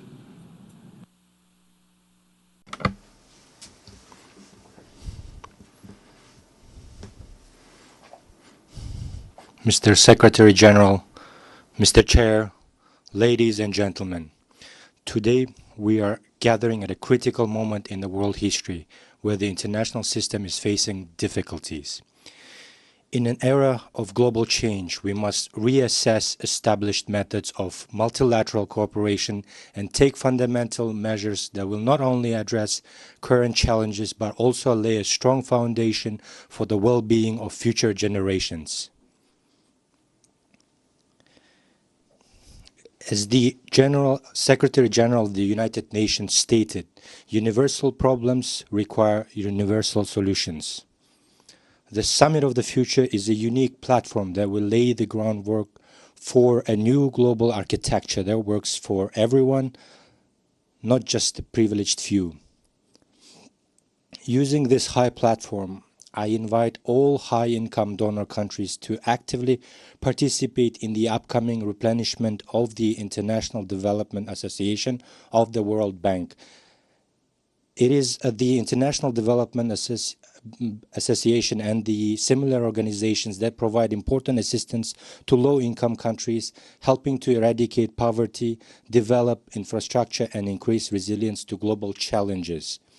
My views align with the document SDG Stimulus to Deliver Agenda 2030, presented by the UN Secretary General in February 2023, where the document outlines three main actions: addressing the issue of high debt costs and the growing risk of debt crisis, scaling up the accessible long-term development financing, and expanding emergency funding for countries in need.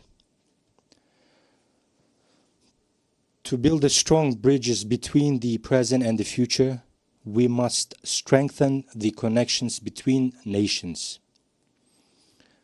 The coronavirus pandemic clearly demonstrated that the existing mechanisms of cooperation do not meet modern challenges.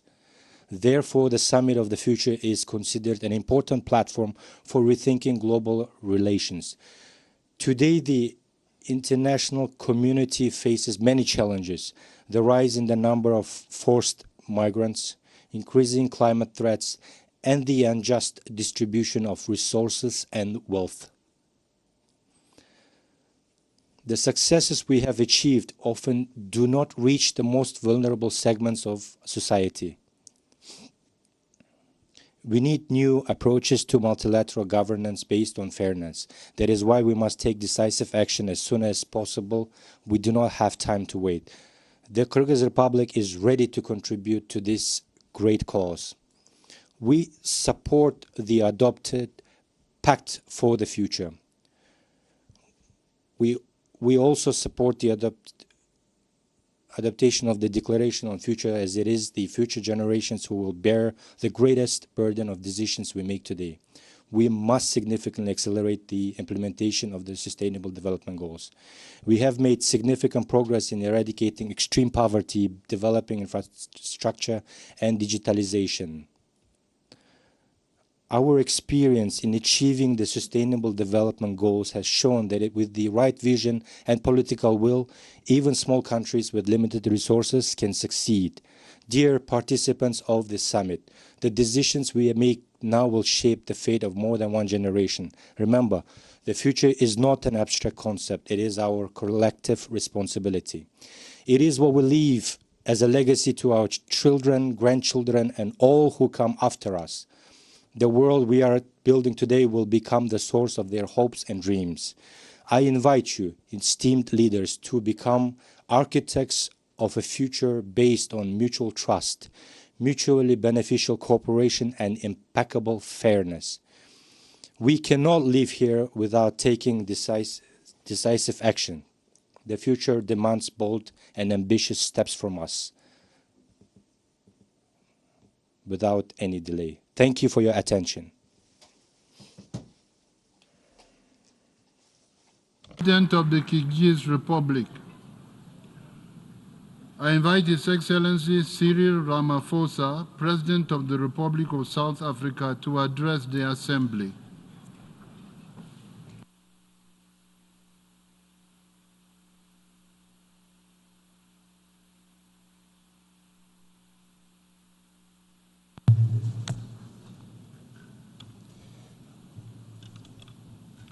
Thank you for this moment, President of the General Assembly, Secretary General, heads of state and government, and excellencies. Let me start off by congratulating Namibia and Germany for the excellent work they have done in guiding us all to this moment on reaching consensus on the pact of the future. We meet, President, at a time when the world faces many challenges and threats as well. Wars, conflict, and the specter of emerging conflicts are ever persistent and present features of our time. Climate change and public health challenges are not only an existential threat, but they are also reversing economic growth and developmental gains in many parts of the world. There is widespread inequality, poverty, unemployment, deprivation, and destitution in many countries in the world. These challenges transcend borders. Through this summit of the future, we must therefore forge global consensus on how to implement the solutions that are embedded in the pact. This pact must bridge the developmental divide. It must provide practical solutions to the challenges of today and tomorrow. The pact for the future is a great opportunity to change and also to reinvigorate the multilateral system so that it is fit for purpose to address the challenges that the world faces. It is an opportunity also to make good on the promises to reform the global governance architecture, including the international finance institutions and the United Nations Security Council, placing the fate of the world's security in the hands of a select few when it is the vast majority of the peoples of the world who bear the brunt of the various threats is unjust, unfair, and unsustainable. We agree with the UN Secretary General that the Summit of the Future is a once-in-a-generation opportunity to forge global consensus and make progress on priorities such as sustainable development goals.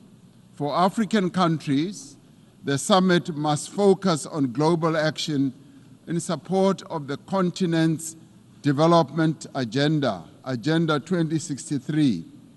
To be meaningful, this Summit of the Future should reinforce the work towards ending poverty and realizing the fundamental right of development. This summit, therefore, must accelerate our collective efforts to advance development. The key element of the summit is working towards an agenda for peace, and this must involve strengthening the multilateral actions that need to continue taking place.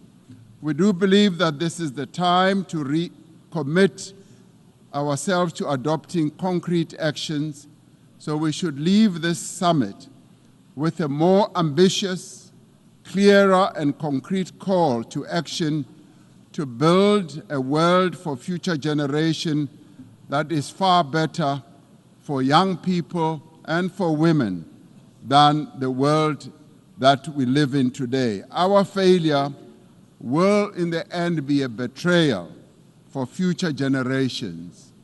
And I do believe that we dare not fail.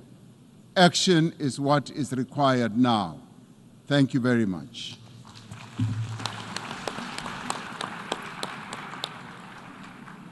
I thank the President of the Republic of South Africa.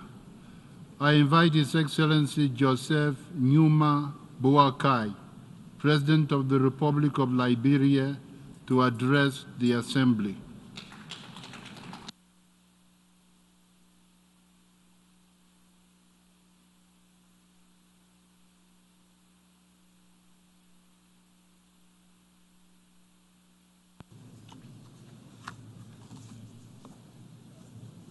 Honorable Presiding, colleagues, Your Excellencies, esteemed representatives of partner governments and institutions, distinguished ladies and gentlemen, I extend my warmest greetings to you and pay due respect to all standing protocols. I am pleased to bring you heartfelt greetings of the people of Liberia, who with great anticipation look forward to the outcomes of these discussions. As you may know, our recent presidential and general elections, conducted in the spirit of peace and democracy, paved the way for a smooth transfer of power just 8 months ago and set the objective path to development. In light of this, we have introduced ambitious agenda focusing on agriculture, roads, rule of law, education, sanitation, and tourism as the foundation for achieving our sustainable development goals. We are gathered here with a common mission to find ways to work together to make the world a better place for everyone. Even though we are facing difficult challenges, I believe we are more determined than ever to overcome them. Liberia has encountered significant obstacles in making progress towards sustainable development goals, but we are determined and dedicated to overcoming these challenges. Our experience reflects the struggle of many developing nations which are hindered by social and economic pressures. Recent report shows a concerning trend in global development. The 2023-2024 Human Development Report revealed that the world's poorest countries are falling behind, leading to greater inequalities and political divisions. Additionally, the 2024 Financing for Sustainable Development Report indicate that least developed countries are now spending 12% of their revenues on interest payment, 4 times more than a decade ago. This highlights the urgent need to reform in the global financial system. The current situation requires for us to take decisive action. We need to address the common challenges together and overcome the obstacles that are holding back our progress. As the UN Secretary General Antonio Guterres has emphasized, we must see these reports, especially the Human Development Report, as a call to action during this important summit. In Liberia, we have made significant efforts to promote good governance, reduce waste and corruption, and ensure that all resources are used effectively for our country's development in line with the 2030 Agenda for Sustainable Development. However, to accelerate this implementation of the 2030 Agenda, it is crucial to transform the global governance. We need to advocate for a financial system that prioritizes liquidity and reduces the burden of developing nations. By promoting international cooperation and accountability, we can create a fairer financial environment that empowers all countries to pursue their development goals. I urge the international community to take drastic measures to alleviate the economic pressures faced by vulnerable nations. Let's work together to remove the barriers that hinder our potential and enable us to advance our shared vision for sustainable development. The prevailing development challenges deliver to us a dear message that if countries are to turbocharge to achieve the SDGs, the financial system needs to be reformed to help us achieve sustainable development. Finally, I want to express my deep appreciation to the international community and the I thank the President of the Republic of Liberia. I invite His Excellency Allah Kyrgyz, President of the Republic of Estonia, to address the Assembly.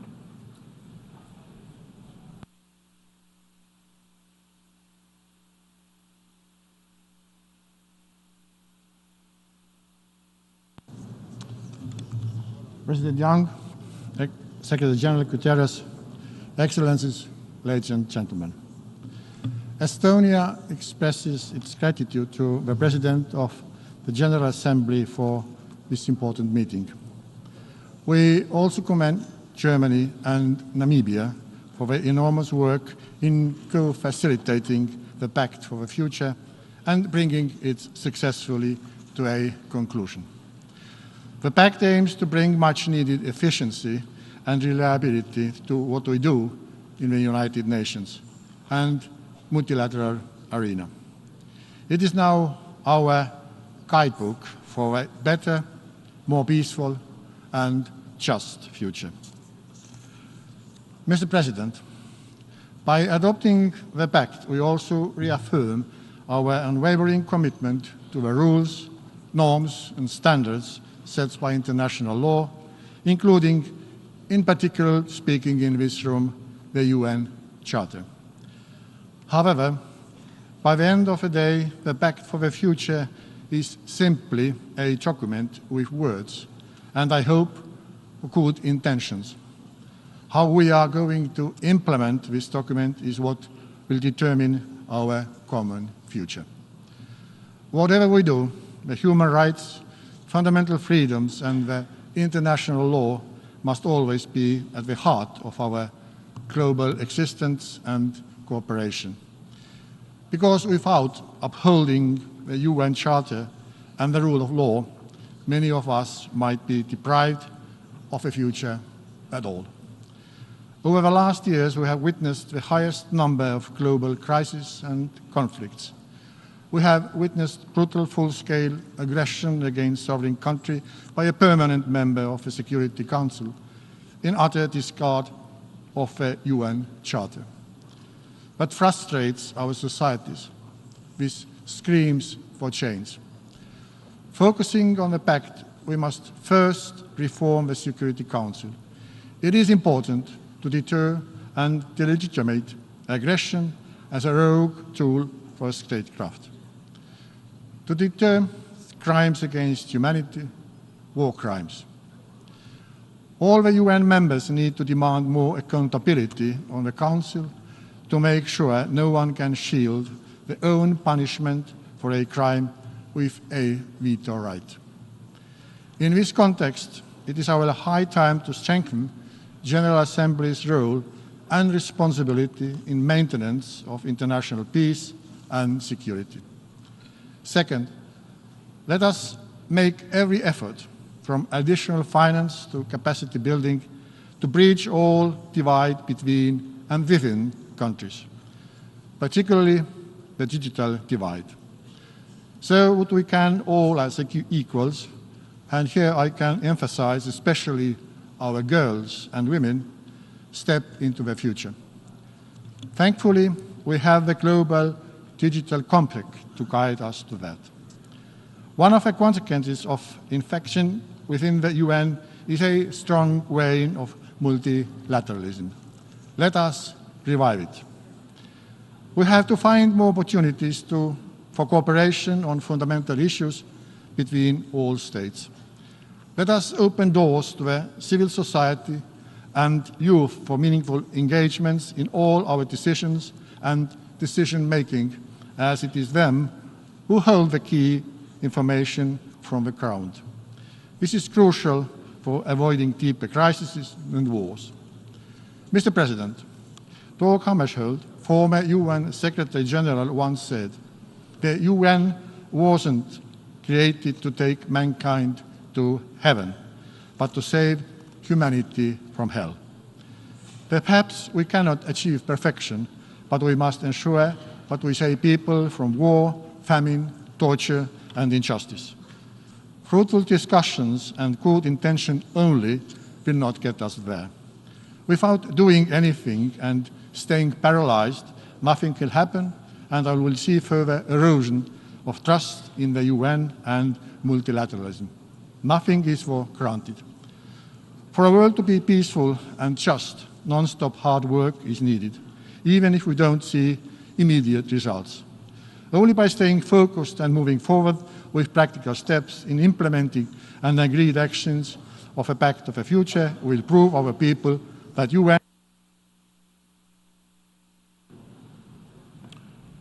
I thank President of the Republic of Estonia. I invite His Excellency Nana Addo Dankwa Akufo-Addo, President of the Republic of Ghana, to address the Assembly.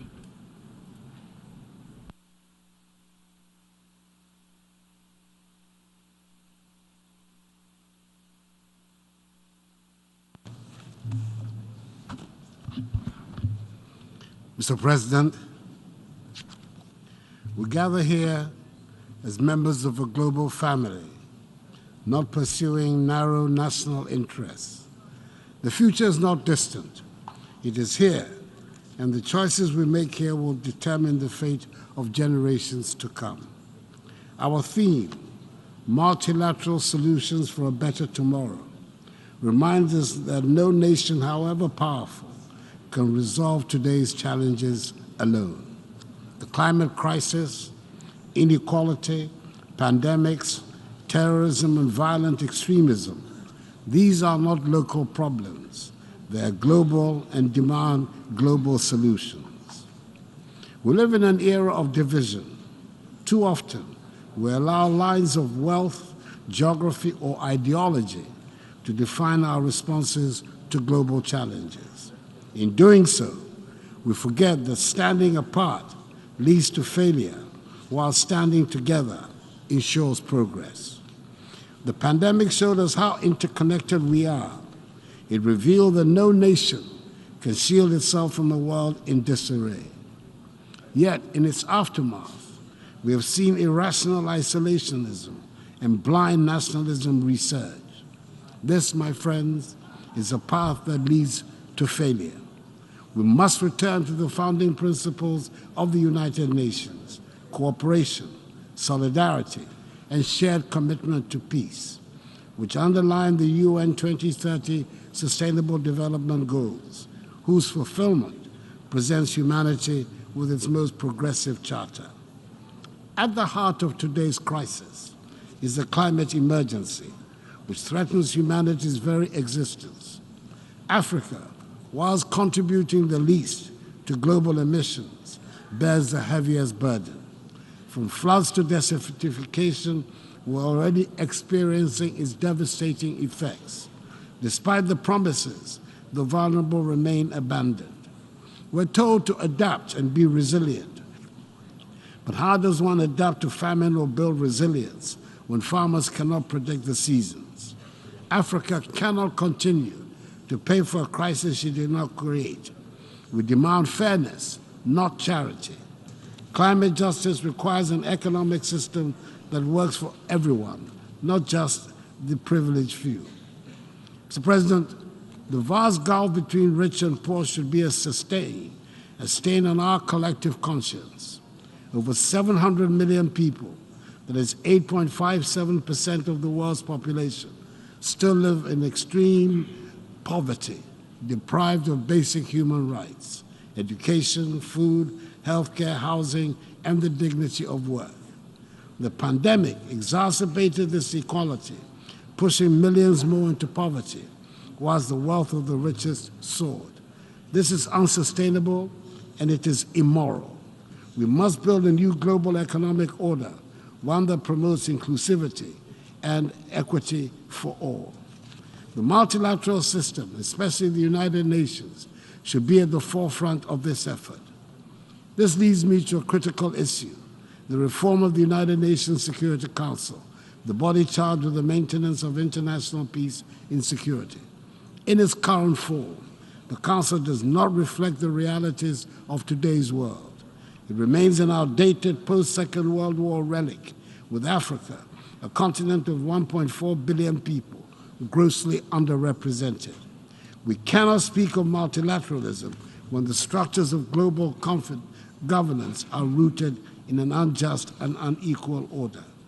Mr. President, the time for half measures is over. Bold reforms are needed to ensure that every nation, large or small, rich or poor, has an equal voice at the table.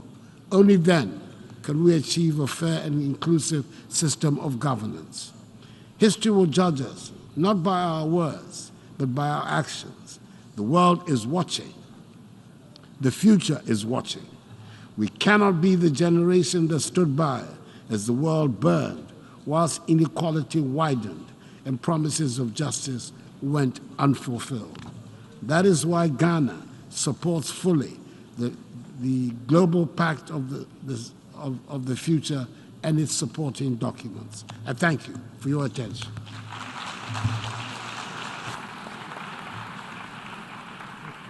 I thank His Excellency the President of the Republic of Ghana.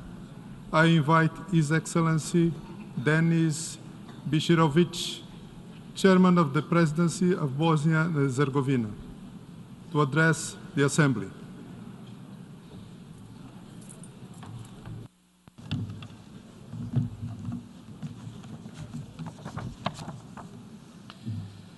Respected Mr. President, ladies and gentlemen, dear friends, it is my honor to address the UN Summit of the Future, which aims to chart a path toward a more prosperous future. Bosnia and Herzegovina is firmly committed to the fundamental principles of the United Nations. We are aware of numerous global threats and challenges which far exceed the capacities of any individual country. We believe that global challenges can only be addressed through good quality international cooperation, implying an efficient and coordinating global response. It is imperative to establish a strong multilateral system that ensures inclusiveness. We can only create a world of security, justice, and prosperity through joint work, solidarity, and mutual respect. It is time for concrete actions to ensure peace and stability for future generations. Bosnia and Herzegovina is dedicated to its mission of contributing to global stability and prosperity.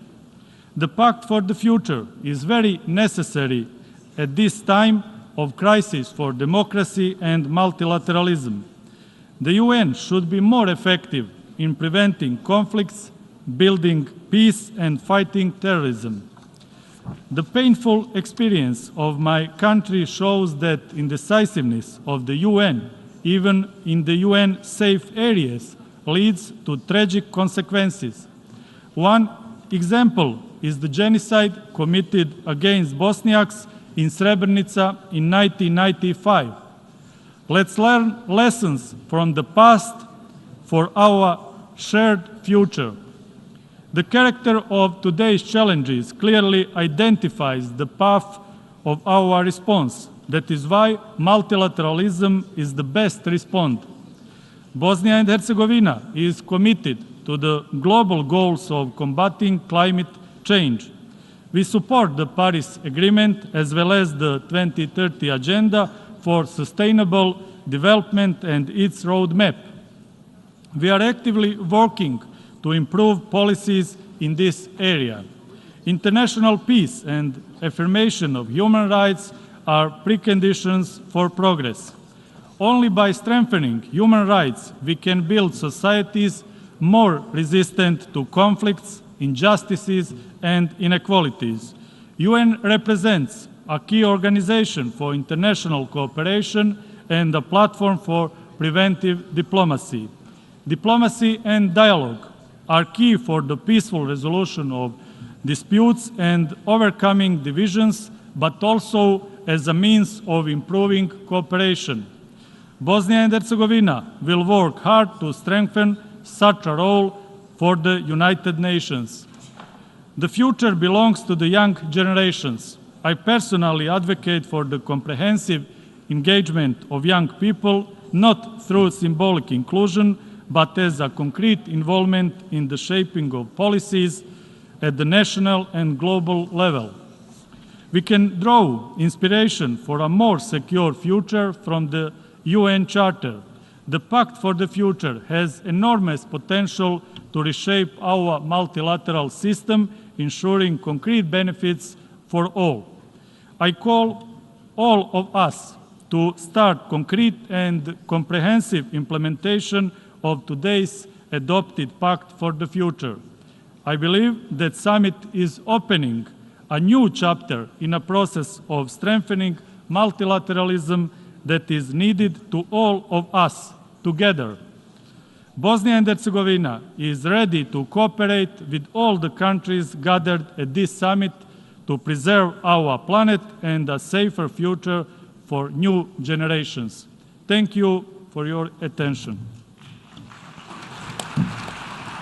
I thank the chairman of the presidency of Bosnia and Herzegovina. I invite His Excellency Lam To, State President of the Socialist Republic of Vietnam, to address the Assembly.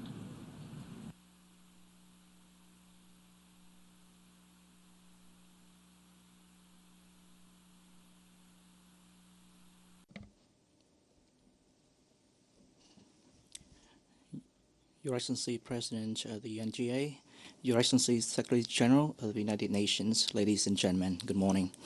Throughout history, mankind has marked this journey with considerable progress. Our intelligence has transformed the world, enhanced our lives with greater development and fulfillment. Yet, we're also facing challenges of our own making: climate change, epidemics, and depletion of resources, and the threat of weapons of mass destruction. The decisions we make today will shape the landscape of our future. In this era of rapid science and technology advancements, sustainable development and human interest must be placed at the front and center of our agenda. Science and technology innovations must drive social progress, and they should be human-oriented, promoting emancipation and well-rounded development while enhancing the quality of life and ensuring the well-being of humanity for generations to come. This progress should serve cooperation and not to be weaponized against other nations or undermine aspiration of nations for peace, development, equality, and justice. The fruits of human intellect should be directed towards economic development, building equitable and progressive society, and improving living standards, and reducing poverty. We need to shift our focus from investing in destructive weapons to enhancing healthcare, education, digital transformation, and greening efforts and public goods for the benefits of all.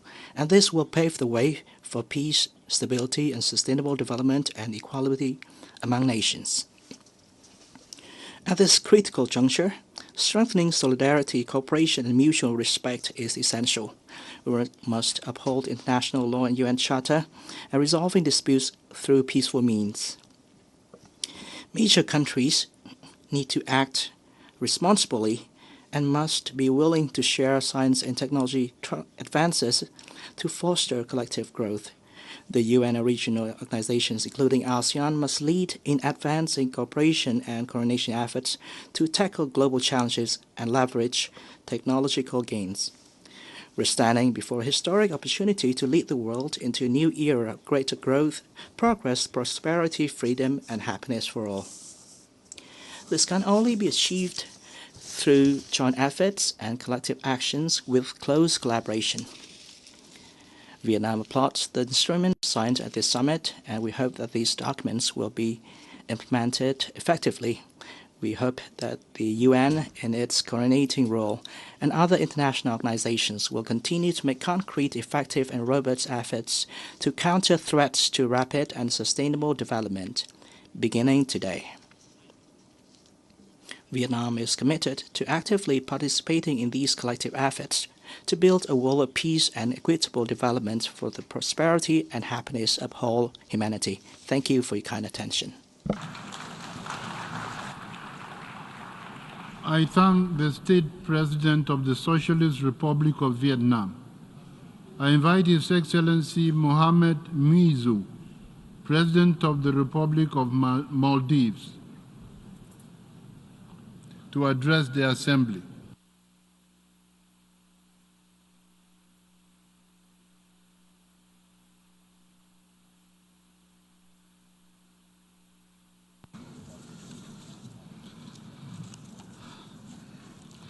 Bismillahirrahmanirrahim.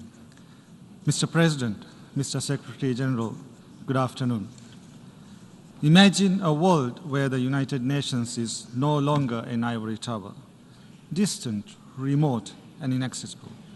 A world where the multilateral system is not resolution after resolution gathering dust, as is often believed, but a dynamic force shaping lives in real time. For decades at the United Nations, we've been crafting visions, yet they often remain unrealized. In May this year, we adopted the Antigua and Barbuda Agenda for Seeds. That agenda, along with the 3 outcome documents we will adopt at this summit, have defined our vision and how we can realize it if we choose to do so. It is time to deliver.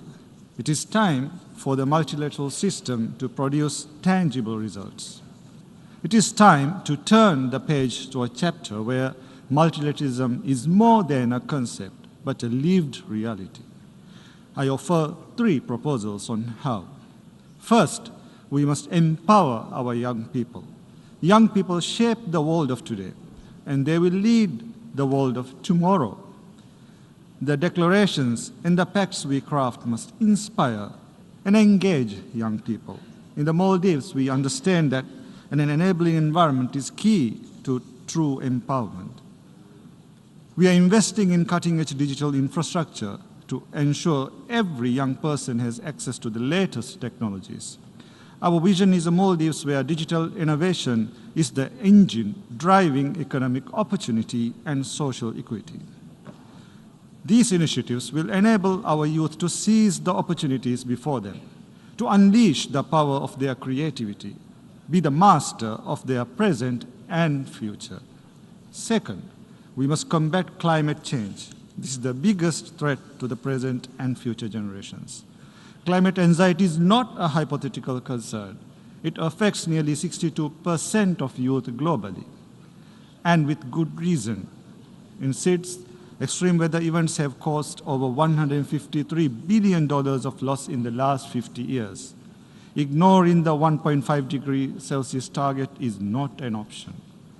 This summit should honor previous commitments on climate adaptation and mitigation, on loss and damage, and on the protection of our oceans and marine resources. The Maldives is committed to achieving a net zero climate resilient future. We are doing our part, and we urge all countries to do yours. Third, financing is the key that will turn aspirations to reality. The SDG financing and investment gap stands between 2.5 to 4 trillion US dollars annually. The system that was meant to balance scales has now been tilted. The Maldives knows this pain firsthand. We need adequate, predictable, and sustainable development and climate financing. It's time for a financial system that listens to everyone and works for everyone. Future generations will judge our legacy not by the processes we initiate, but by the concrete actions we take. They demand a system that delivers, a world where every challenge is met with courage, courage to halt the genocidal war in Gaza, courage to grant the State of Palestine full membership of the United Nations, courage to hold perpetrators of human rights accountable, where the UN is closer to the people, listens to the people, a future that is defined by equity, innovation, and real impact. As we leave this summit, let us commit to fully implement the 3 outcome documents of this summit. For the Maldives and for every island and for every soul dreaming of a better tomorrow, let us be the architects of that brighter future. Will we rise to the occasion? For the Maldives, the answer is yes. Yes, we will. I thank you. I thank the President of the Republic of Maldives. I invite His Excellency Chandrika Prasad Santokhi, President of the Republic of Suriname, to address the Assembly.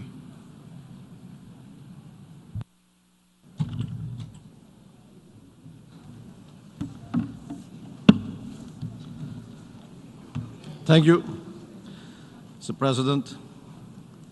Distinguished heads, distinguished honorable delegates, ladies and gentlemen, good morning. As we get it at this summit, we are called upon to transform our deeply interconnected world for the benefit of current and future generations. The theme of our summit underscores the critical need and truth, multilateral solutions for a better tomorrow. Today, I find myself reminding ourselves of the reality that many of the commitments and declarations made today echo those that have been voiced time and time again. Therefore, our first decisive action must be to deliver on the promises and pledges made. We must act now with urgency to make this world a better place. Inaction is not an option.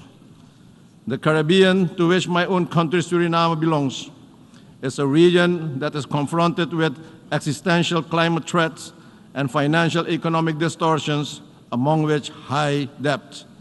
These nations struggle with enormous challenges in the pursuit of sustainable development as they lack the financial resources to invest in critical sectors such as health, education, and infrastructure.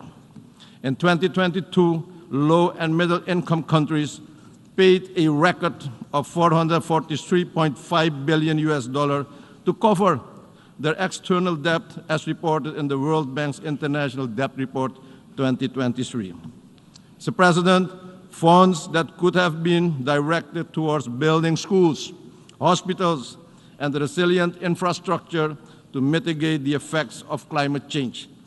Yet, the global financial system continues to disadvantage and at times alienate these nations. Now that the multidimensional vulnerability index has been adopted, we expect that this mechanism will be effectively introduced in the operations of international financial institutions. My country, Suriname, for instance, a carbon-negative nation with an abundance in resources, is burdened by significant financial and economic challenges. We are successfully implementing reforms and adopting innovative strategies to ensure fiscal stability, sound economic and monetary outlook, sustainable resource management, protect biodiversity, and promote renewable energy and food security. We also face challenges such as inequality and marginalization of certain groups, including indigenous and tribal communities, healthcare access, and quality education, particularly in rural and remote areas, and inadequate infrastructure. All of these are bottlenecks in achieving sustainable development. The 2030 Agenda for Sustainable Development remains our blueprint for a better future.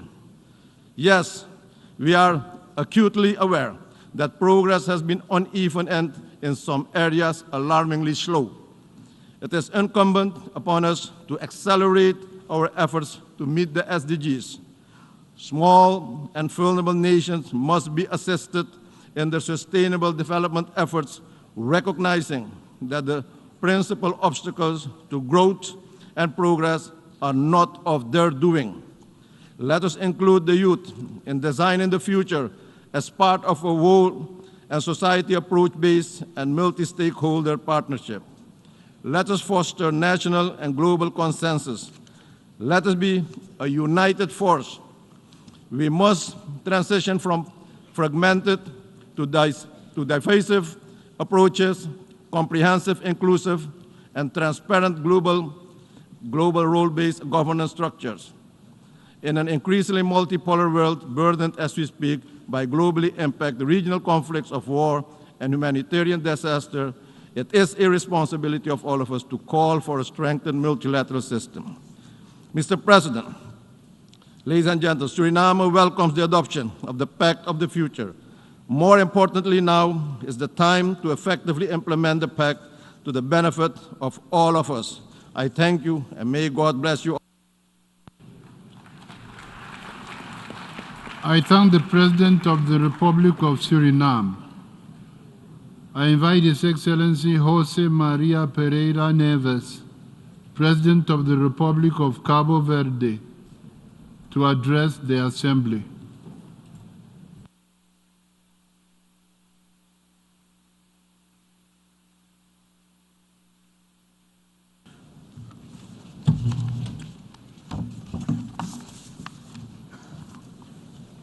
Senhor Presidente da Assembleia Geral, Excelências, é com elevada honra of the General Assembly, Excellencies, it is with profound honor that I address this distinguished assembly, bringing warm greetings from the people of Cabo Verde, whom I am privileged to represent.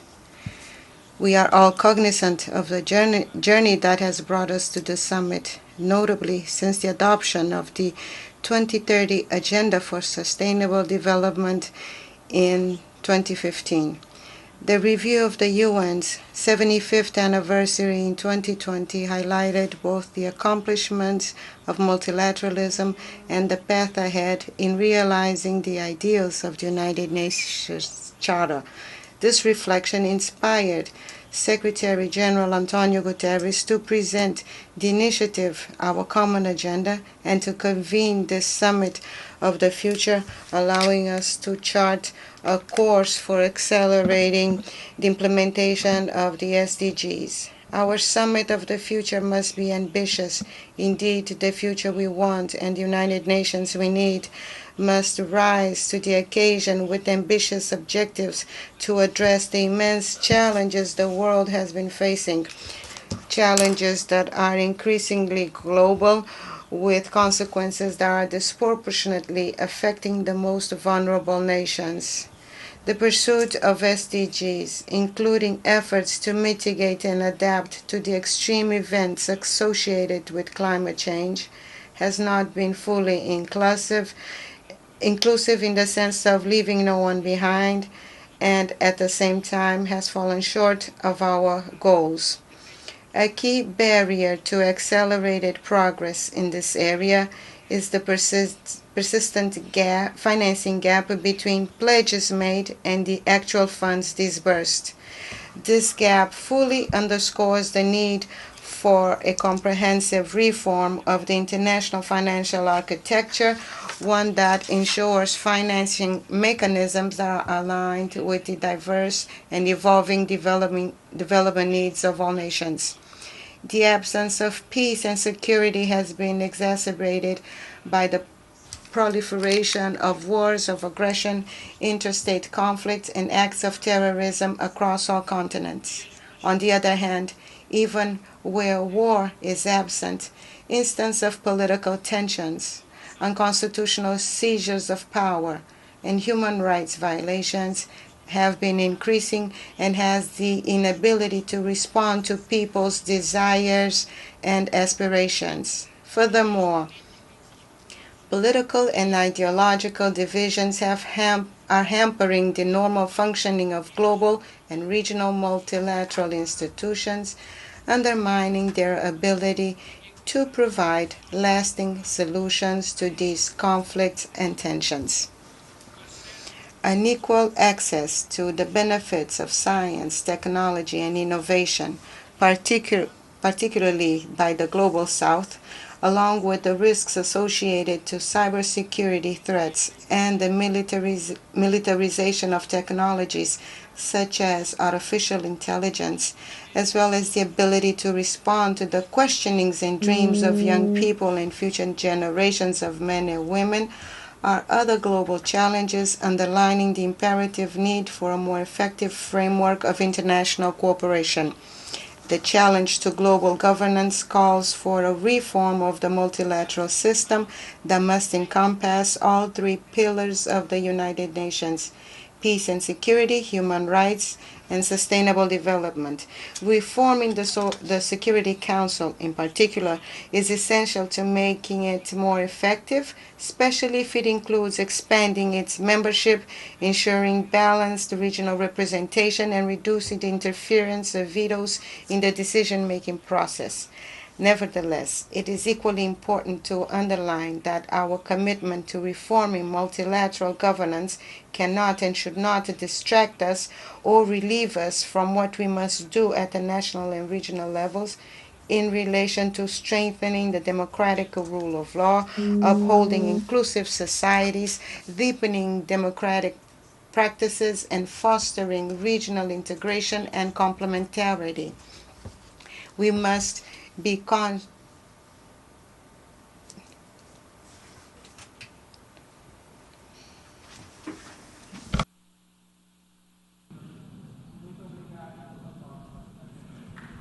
I thank the President of the Republic of Cabo Verde. I invite Her Excellency Viola Amherd, President of the Swiss Confederation, to address the Assembly.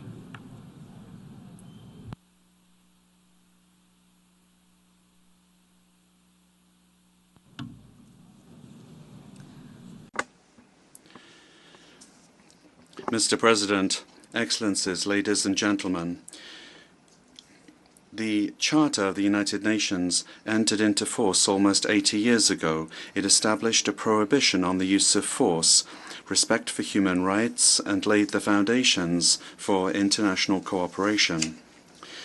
This text bears the hope of a solemn undertaking that states would work together for a more stable, just, and peaceful world.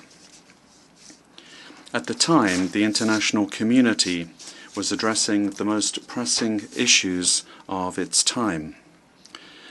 The Charter was and remains so visionary. Today, more than ever, we must follow the example of our predecessors. The constant here is multilateralism, with the United Nations at its core. In order to drive forward the necessary reforms, we not only need strong political will, but we also need to rebuild trust. I believe that this is urgently needed, because unfortunately our entire efforts were almost undone when the adoption of the Pact for the Future was jeopardized today. However, almost all member states were in favor of a strong negotiated text, for which everyone had had to make compromises, some of them painful. And, perhaps because of some of these difficulties, the Pact is proving to be an important and clear signal of commitment to the multilateral system. It is our duty, as members of the international community, to work together over and above differences, and to ensure that our common future is not determined exclusively by national self-interest. We must not be discouraged by these challenges. Quite the opposite. It is a wake-up call for all of us to intensify our efforts, and that together we can still succeed. So now is the time to act with even more determination. Multilateralism needs this, and we need multilateralism. We must not become distracted or throw in the towel, but we must continue to move forward together. Ladies and gentlemen, Switzerland is ready to take on its share of responsibilities. We remain firmly committed to the values of multilateralism, and we are determined to continue on the path towards a more sustainable, just, and peaceful world.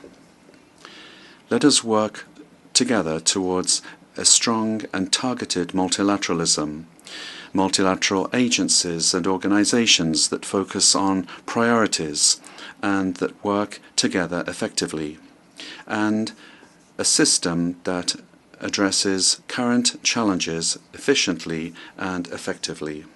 Switzerland invites all states to join in these efforts. Thank you. I thank the President of the Swiss Confederation. I invite His Excellency Kurel Suk Ukna, President of Mongolia, to address the Assembly.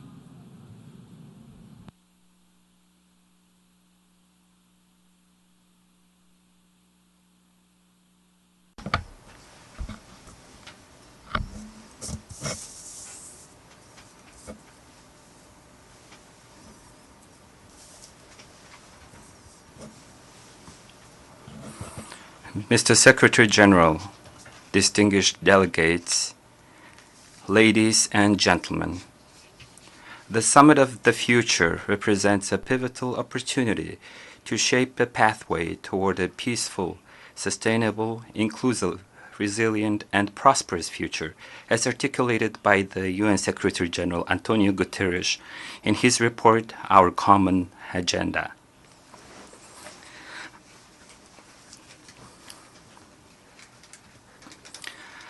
I would like to express my profound gratitude to the permanent representatives of Namibia and Germany for their successful co-facilitation of the preparations for the summit. I would like to extend my heartfelt appreciation to UN Secretary General Antonio Guterres for initiating the Summit of the Future, which aims to assess the progress of the 2030 Agenda for Sustainable Development, reinvigorate its momentum, and accelerate its implementation.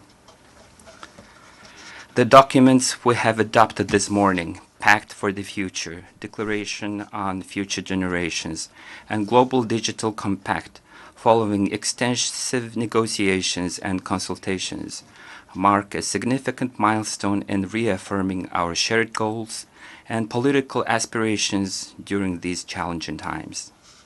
Mongolia adheres to a peaceful, open, independent, and multipolar foreign policy, respects the pluralism that arises from the history, culture, civilization, national interests, and development paths of all countries, and is committed to building international relations based on a multipolar approach. Our country also believes that strengthening multilateral cooperation anchored in international law and the United Nations Charter is vital for ensuring international peace and security. Enhanced dialogue, mutual understanding, and trust are the fundamentals for global stability and coexistence. I am confident that Summit of the Future will play a significant role in advancing the Sustainable Development Goals, including peace building, combating climate change, protecting global health, reducing economic inequalities, ensuring justice, and promoting science, technology, innovation, youth, and governance reform. In preparation for this summit, my country has organized a series of events in collaboration with the United Nations. I take pride in highlighting our successful hosting of the World Women's Forum in August, themed towards a green future, which culminated with the adoption of the Ulaanbaatar Declaration towards a sustainable future.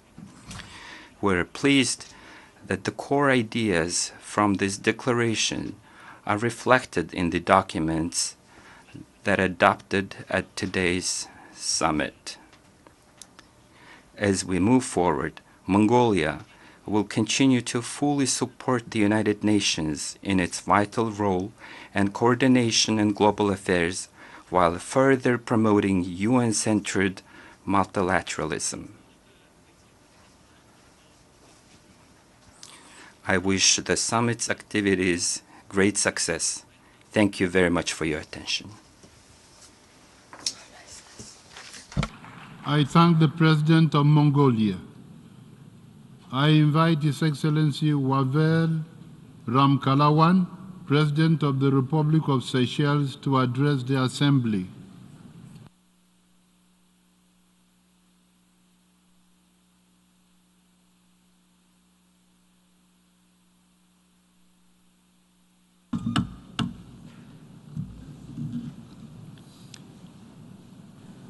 Mr. President of the General Assembly, distinguished guests, ladies and gentlemen.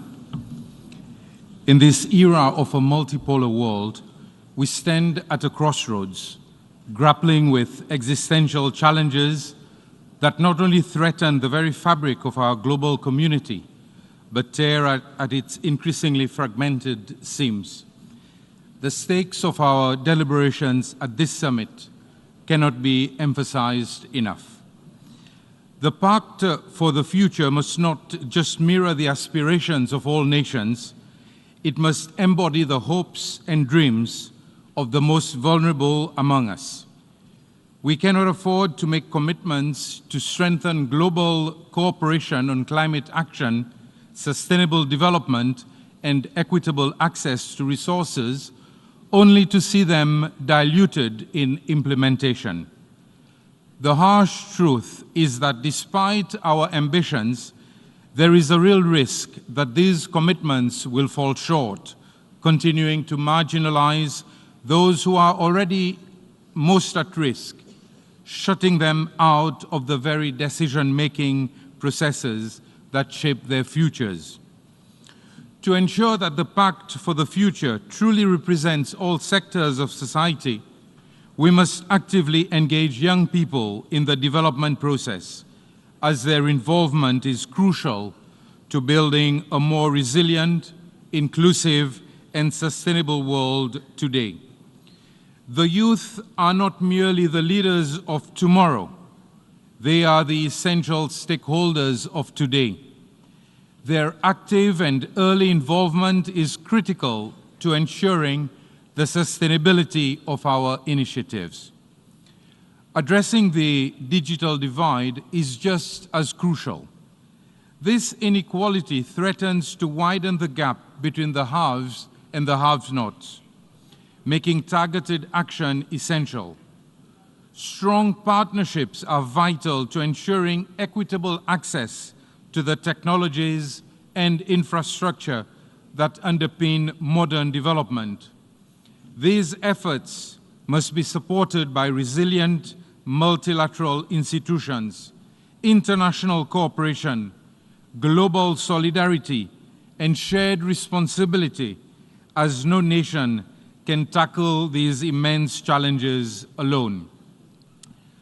To truly embody the principles of cooperation and shared responsibility, we must recognize and preserve the strategic significance of regions like the Indian Ocean, where fostering peace and collaboration is vital for both regional stability and the broader success of our global community.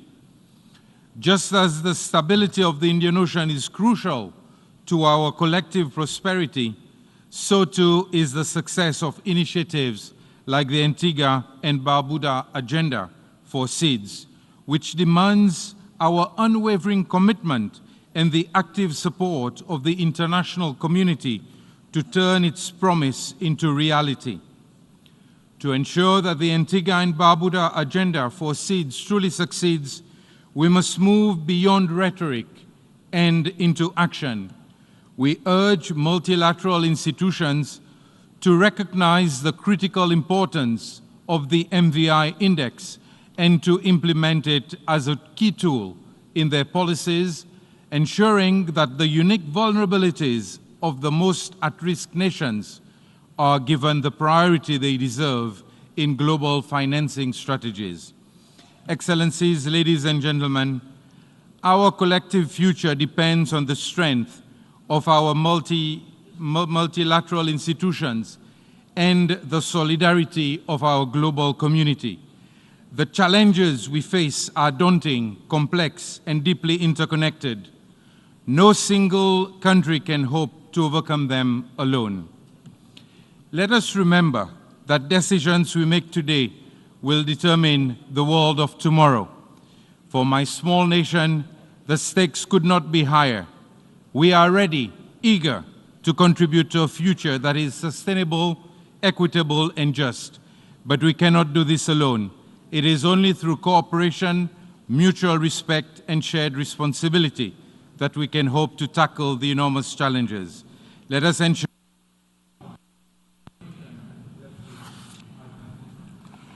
I thank the President of the Republic of Seychelles. I invite His Majesty the Sultan of Brunei to address the Assembly.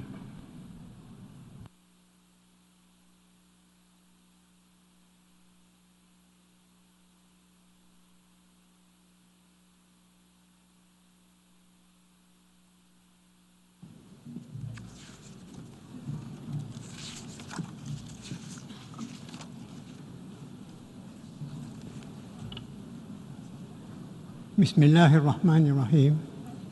Assalamu alaikum wa rahmatullahi wa barakatuh. Your Excellency Philemon Yang, President of the 79th session of the General Assembly. Your Excellency Antonio Guterres, Secretary General of the United Nations. Distinguished heads of delegation, ladies and gentlemen. Over 80 years ago, the United Nations emerged from a world torn apart by conflicts, embodying our collective aspiration for a future forged on unity rather than division. This resilient institution has navigated the rise and fall of empires and the impact of natural disasters and pandemics. Amidst these difficulties, the UN's core humanitarian principles have remained our guiding lights as we confront new and emerging global challenges.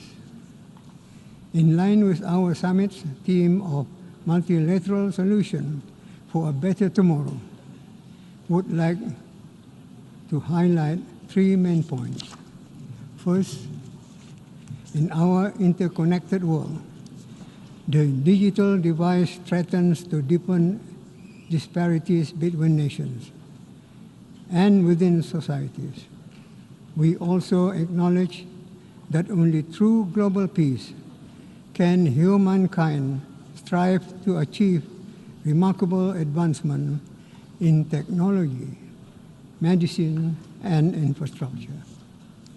Maintaining global peace ensures we continue to strive for partnerships that facilitate fair and inclusive technological progress for all nations.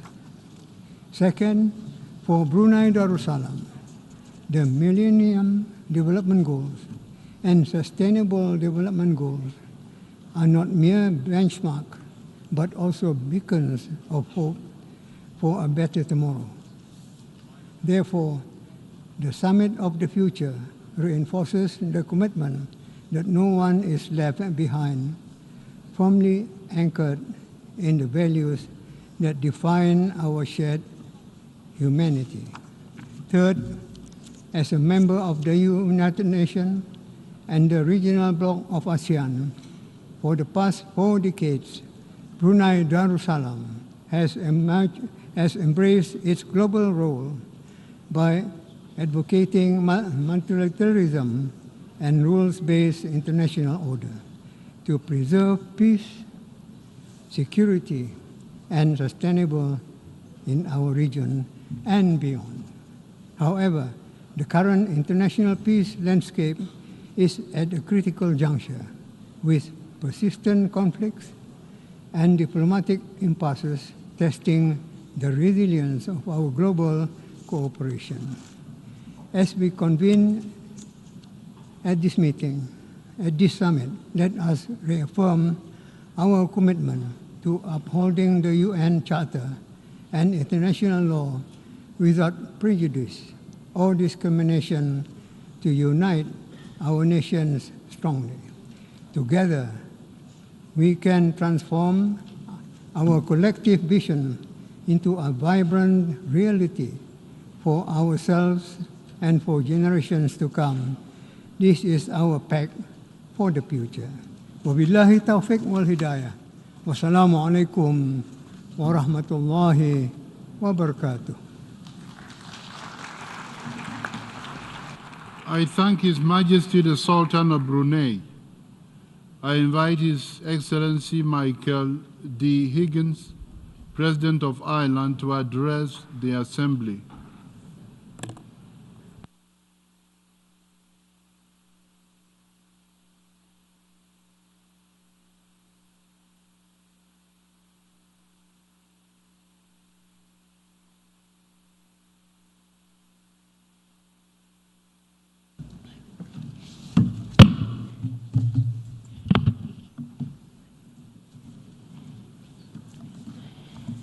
President of the General Assembly, distinguished heads of state and government, Secretary General, Excellencies Akoija Ilyok.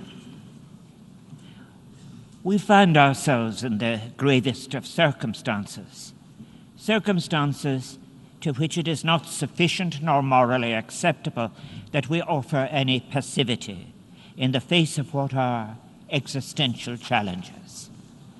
The task we have been given by Secretary General Guterres is to bring into being a United Nations and related institutions that will lead us through what are undeniable, urgent, interacting crises, political, social, economic, and most importantly, ecological. That urgency requires that what we say must have such authenticity by matching words to actions as will begin to recover and facilitate trust. To achieve this, we can draw on what were our better promising moments of achieving trust, such as in 2015, when we agreed to cooperate in recognizing and responding to the consequences of climate change and the promise of sustainable living. Those agreements released an intergenerational feeling of hope among the people of nation states that we were willing to change our assumptions as to how we saw the connection between society, economy, and ecology. We are challenged, however, by the fact that our delivery on commitments made on sustainable development and climate change have been so much less than what was committed. We too are living through a pervasive and deepening inequality that scars our world.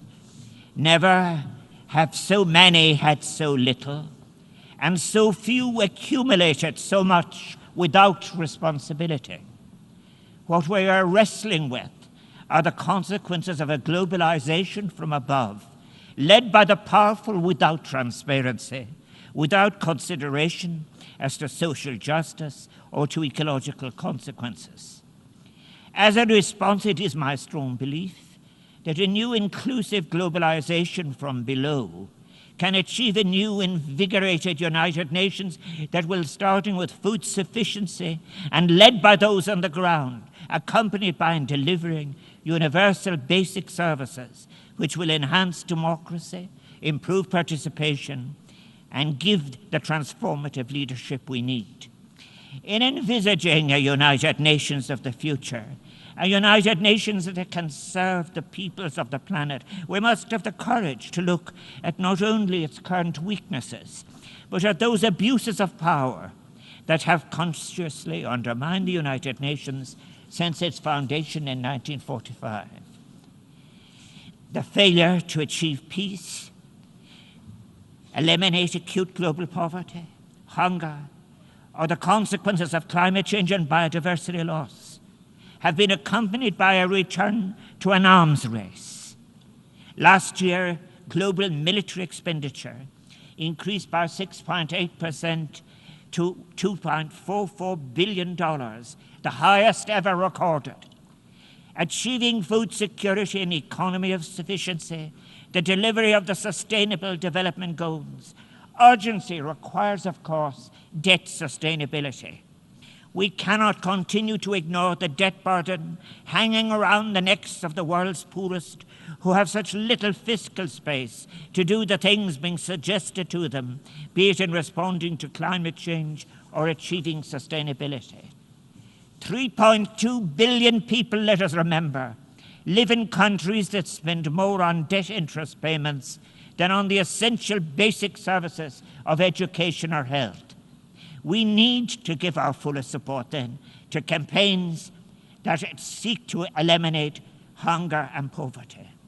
In the interest of all, the few must indicate their willingness to change if we are to avoid the horrific consequences of climate change, lose prospects for sustainability, and effectively prevent the conclusion that as a species we have failed to achieve peace, have instead become addicted to war, have rewarded investors in instruments of debt rather than promoting sustainability.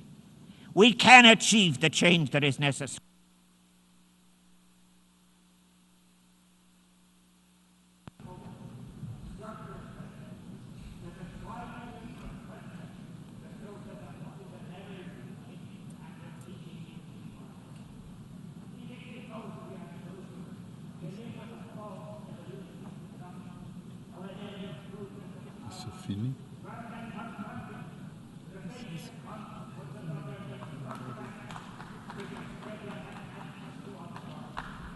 I thank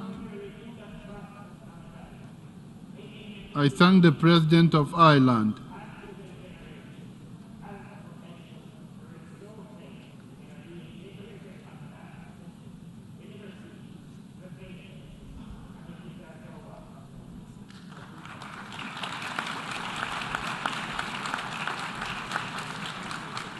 I invite His Excellency Charles Michel to address the President of the European Council to address the Assembly.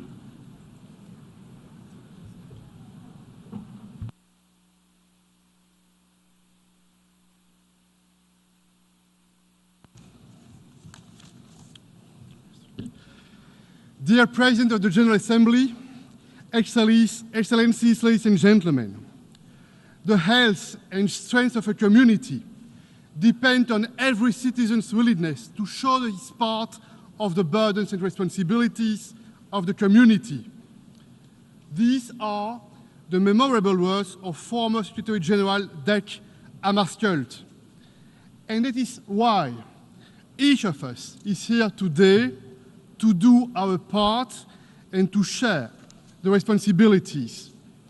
Ladies and gentlemen, dear friends, finding the best way to tackle our common challenges is the shared mission of our generation.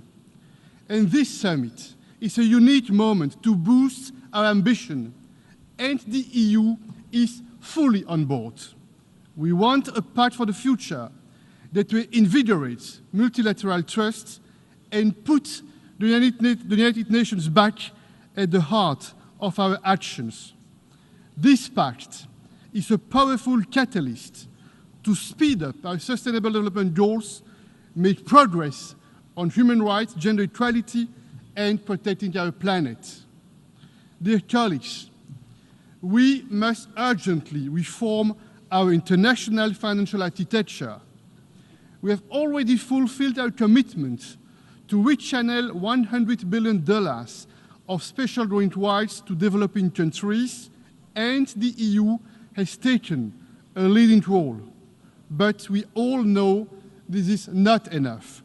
We must do more. We should strive to rechannel more SDRs, up to 40% of the SDR allocation. And we must fulfill our past commitments. The EU, together with our member states, we are front runners in global development financing. In 2023, ODA from the EU reached 0.57% of our GNI, more than $100 billion. And we encourage other partners, including in the G7, to follow our example. If all G7 partners matched our ambition, it would generate $100 billion more every year. Ladies and gentlemen, we also need to make our international financial architecture more effective and more inclusive. Developing countries need more money, private and public money now.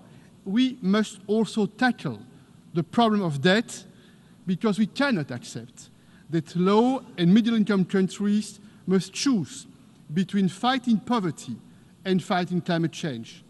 They must do both, and we must support them to do both. Just one example. Last year, some middle-income countries had to pay 6 times more on average than a country like Germany for interest payments on public debt when measured as a share of public debt. The G20 Common Framework is a good tool, but we must work with partners to make it more efficient, more transparent, and more timely. I would like to thank you, dear Antonio Guterres, for your leadership. I would like to thank all the negotiators and co-facilitators for their work in making this pact for the future a reality. 193 countries have signed on to the pact. Developing countries, together with the EU, we have tried to play a particularly positive role in helping reach consensus among all nations of the world, and this signals a path for future cooperation for the benefit of multilateralism and humanity, diversity, tolerance, and mutual respect. Ladies and gentlemen, dear friends, this pact for the future sends a powerful signal of confidence that despite our differences, despite the challenges we face, we can work together, and we want to work together. You can count on the EU to be a strong and reliable partner in making this pact a success. I thank you. I thank the President of the European Council. I invite His Highness the Crown Prince Sheikh Sabah Khaled Al-Mahd Al-Sabah Al-Sabah, Amir of the State of Kuwait, to address the Assembly.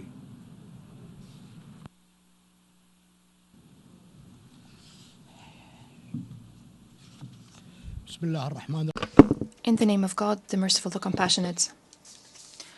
Your Excellency Philemon Yang, President of the 79th session of the General Assembly.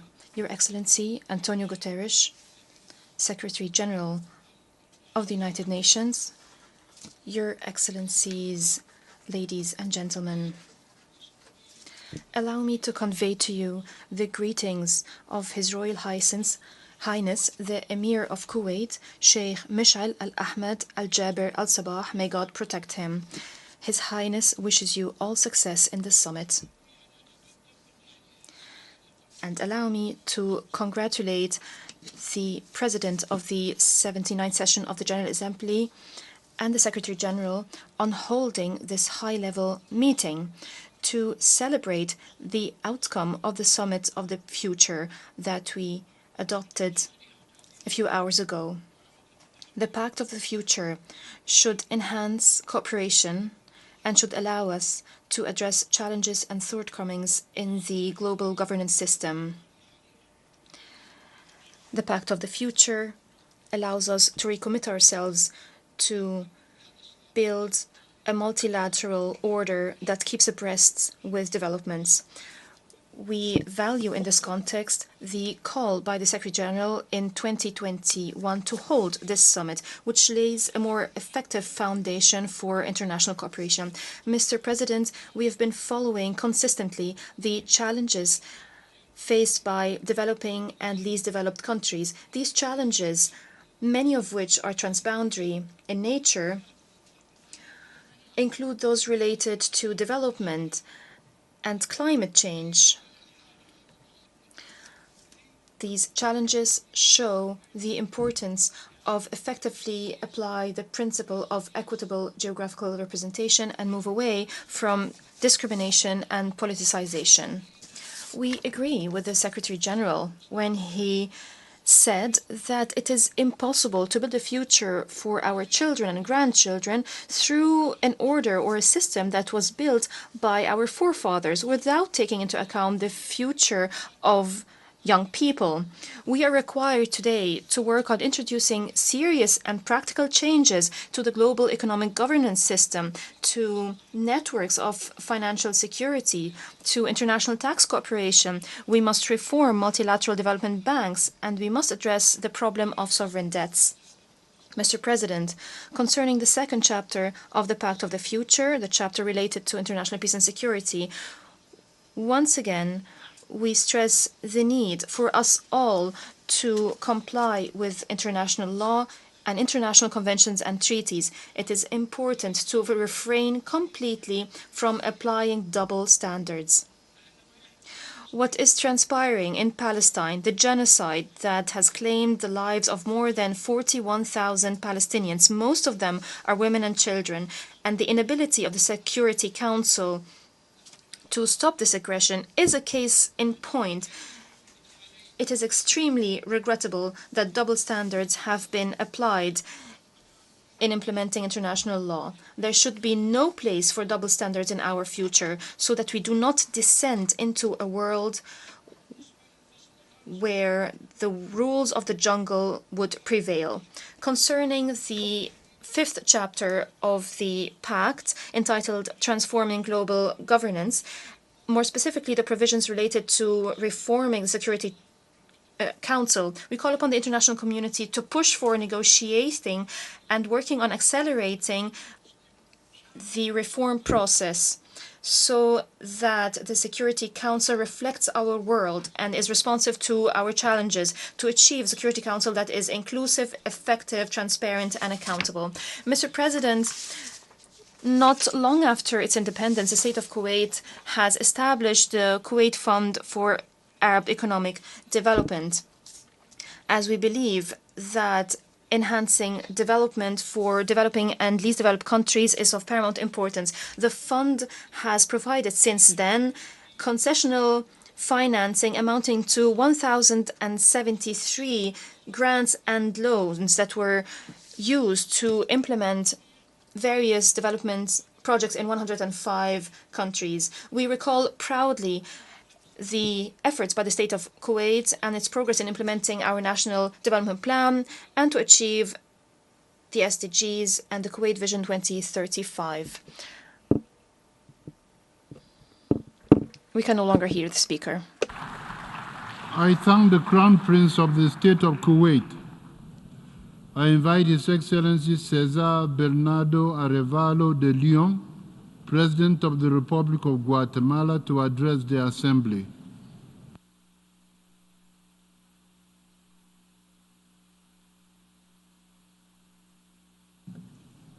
Estimados amigos, distinguished friends, it's an honor for me to take the floor before you at this summit, where we are sharing and establishing ambitious goals. This is an opportunity to protect the needs and the interests of present and of future generations through concrete actions, the concrete actions that we are adopting in this pact for the future. This is not yet another agreement, but rather it is something that commits us with responsibilities, renewing the commitments that we made as fundamental principles in order to strengthen the multilateral system and to make headway towards the achievement of our commitments that are the pillars of our organisation: peace and international solidarity, human rights and sustainable development. All of these things relate to each other and mutually strengthen each other. We recognise that the world has evolved, and at this moment we are in a very different situation to the one that we were in when the United Nations was created 79 years ago. And this means that we need to understand the need to work in order to strengthen multilateralism based on the principles and goals of peace, cooperation, human rights and freedom, the things that motivated us 79 years ago.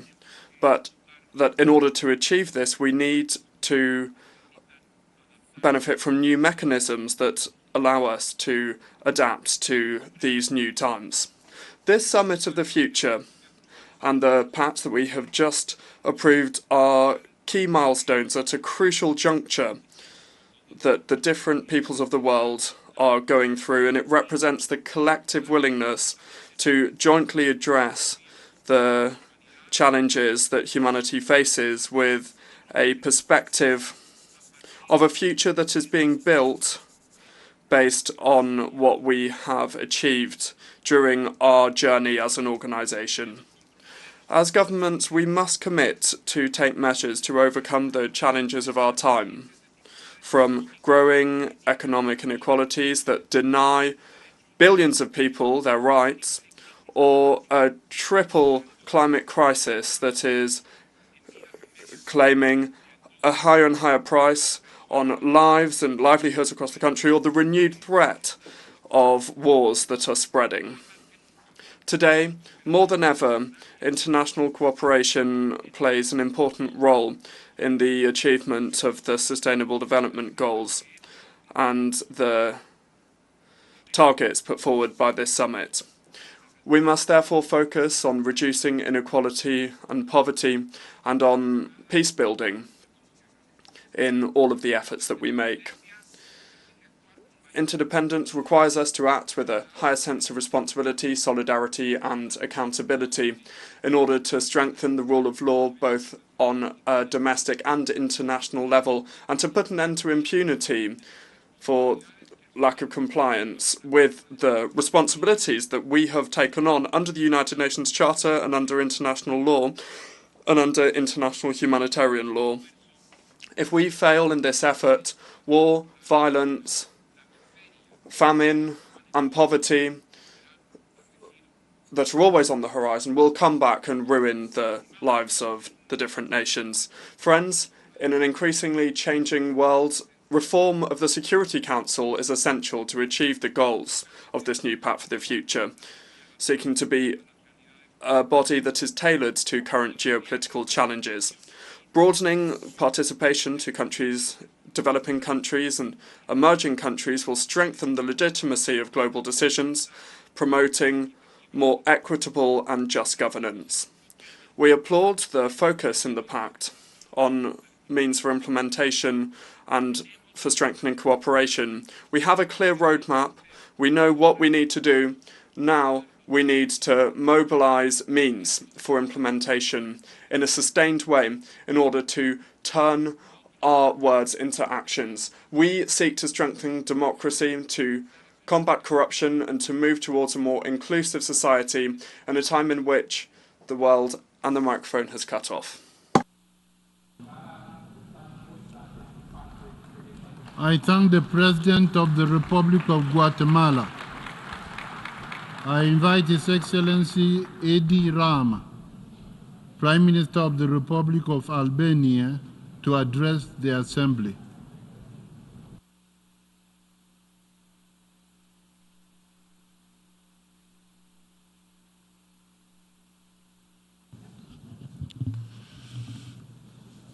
Today, the eyes of the world must be focused on this gathering.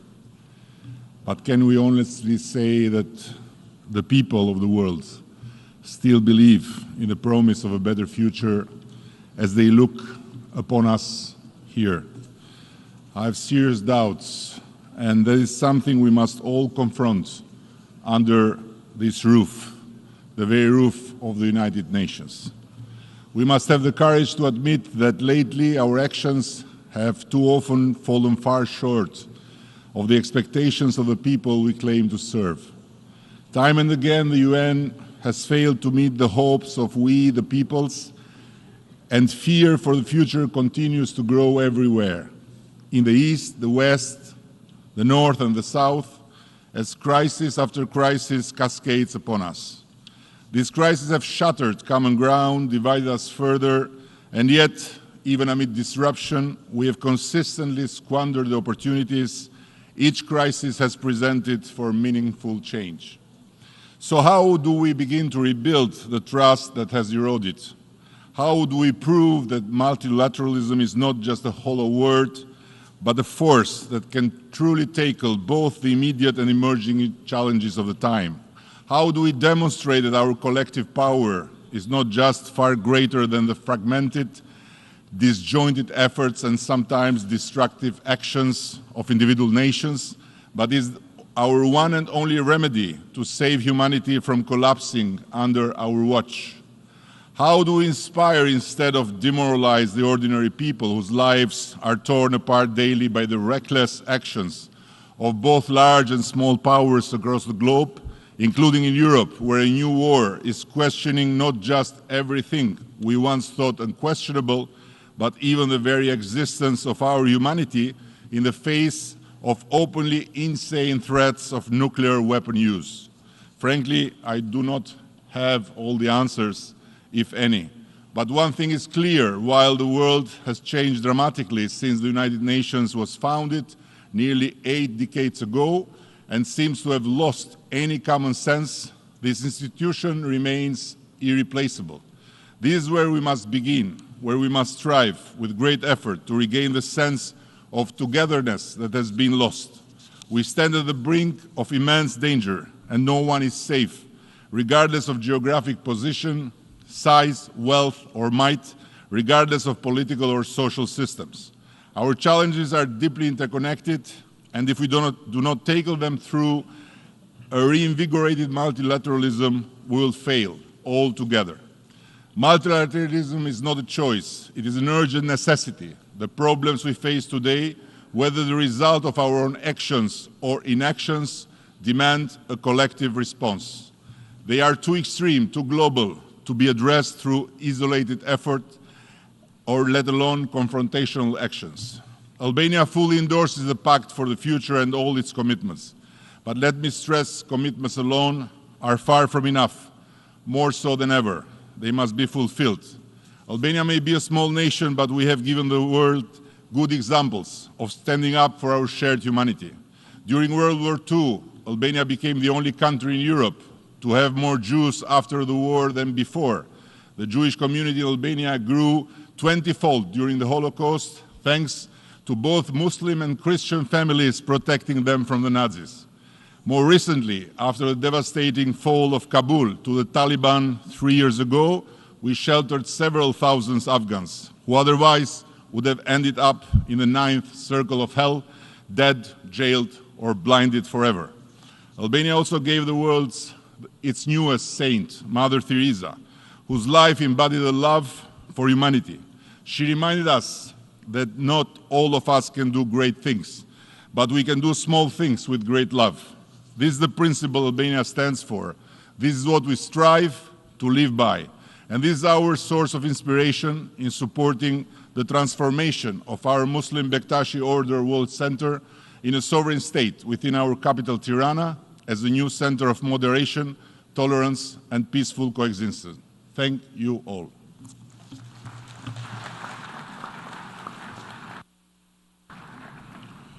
I thank the Prime Minister of the Republic of Albania. I invite His Excellency Mohammed Shia al-Sudani, Prime Minister of the Republic of Iraq, to address the Assembly.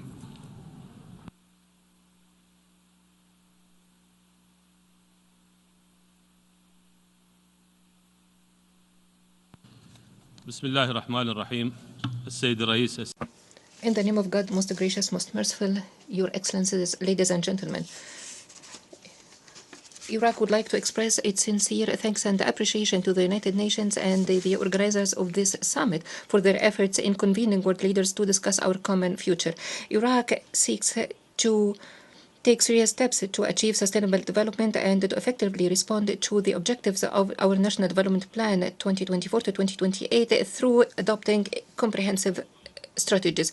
We are reforming the economy to ensure transformation towards better patterns of consumption and production, and to promote the situation of most vulnerable groups by adopting social strategies to elevate their status through social justice and effective participation in economic development.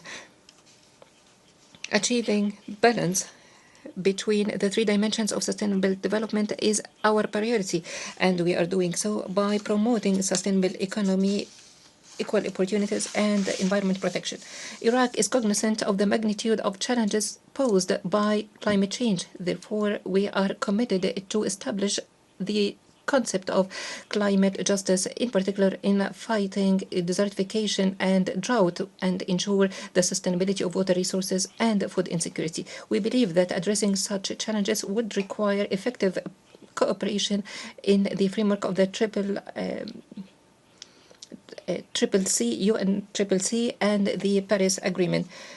We are providing investment to ensure economic diversification so it will not be exclusively based on oil, while focus on the role of private sector. We are cognizant that sustainable development will require ambitious investments. Therefore, we are providing incentives to the private sector, and we invest in renewable energy projects to reduce our reliance on fossil fuel and to ensure a more sustainable future for all. Iraq is promoting its international relations on the basis of mutual respect and common interest, while abiding by the principle of not allow interference in the territories of on our territories to attack other countries. For the respect of international law and adopting the principles of the United Nations is the essence of our policy. Achieving peace requires common international effort, and we see that diplomacy and dialogue are key to achieve stability, and we call for international cooperation in the fields of security by land, peace by land, sea, and cyber and outer space to ensure comprehensive security for all. We believe that science and technology are foundation of sustainable development. Therefore, we are working on the digital transformation our economy and provide integrated and comprehensive database to support decision-making. We stress the need for international cooperation to ensure that all countries have access to the tools and capacities to benefit from AI in a responsible and moral way. Youth are the driving force of the future, and we are providing the environment conducive to them by organizing workshops to promote their role in development, and we are supporting activities that increase their participation in social development. Ladies and gentlemen, we are calling for reforming international institutions to advance their representation and ability in addressing global challenges. In conclusion, I would like to reiterate our commitment to reinvigorating multilateralism in addressing global challenges, focusing on cooperation in security and economic fields, forging international cooperation to ensure sustainable development is crucial, and we commend the efforts put in drafting the outcome document of this summit. Iraq is committed to working with the international community to find common solutions, and we are confident that our cooperation will contribute to building a better future and more sustainable for all.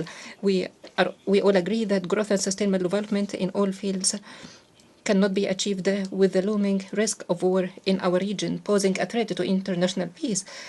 Meaningful action is therefore required to stop the war and establish peace and security. Thank you all.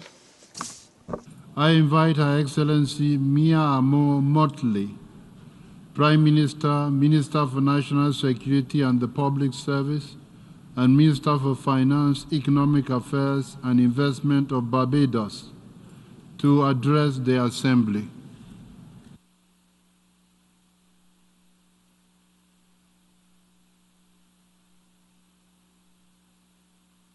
Mr. President, dear friends, we are one, and we come today as one human family, sharing one planet, intent on building together a common future based on shared hope, mutual interests, consciously working together to find common solutions. Our interconnectedness has long been recognized in spiritual traditions and practices around the world, and in the philosophy, the African philosophy of Ubuntu. Desmond Tutu explained that it is the expression that my humanity is bound up in yours. I am because you are, I am because we are. This interconnectedness compels us, as it did generations before us, to find the moral courage and take the decisive steps to end the horrors faced by humanity and to create new structures and new opportunity. Generations before us ended wars. They canceled debt. They dismantled slavery. They ended apartheid. They acted to stop genocide. They declared all people equal, and they gave women the vote, and they ended colonialism, and they built new nation states. They generated prosperity from deep poverty. I ask you today, will we summon the global moral strategic leadership necessary? I want to congratulate the Secretary General and his deputy and the team of ambassadors from Namibia and Germany who have led us safely to this pact over the course of the last 2 years of negotiations. My friends, we will not succeed in overcoming our existential challenges if we are not prepared to change the global governance structures that are rooted in the outcome of World War II and have become unsuited to today's world. The distrust in our institutions of governance, the mistrust between the governors and the governed will continue to foster social alienation the world over at the very time that we need to find as many people as possible to shape a new world, not governance, but people. This approach to governance reinforces the notion that it is acceptable to have first-class and second-class citizens, a notion that we all find, I hope, repugnant. The tentacles of power today remain almost as it was a century ago.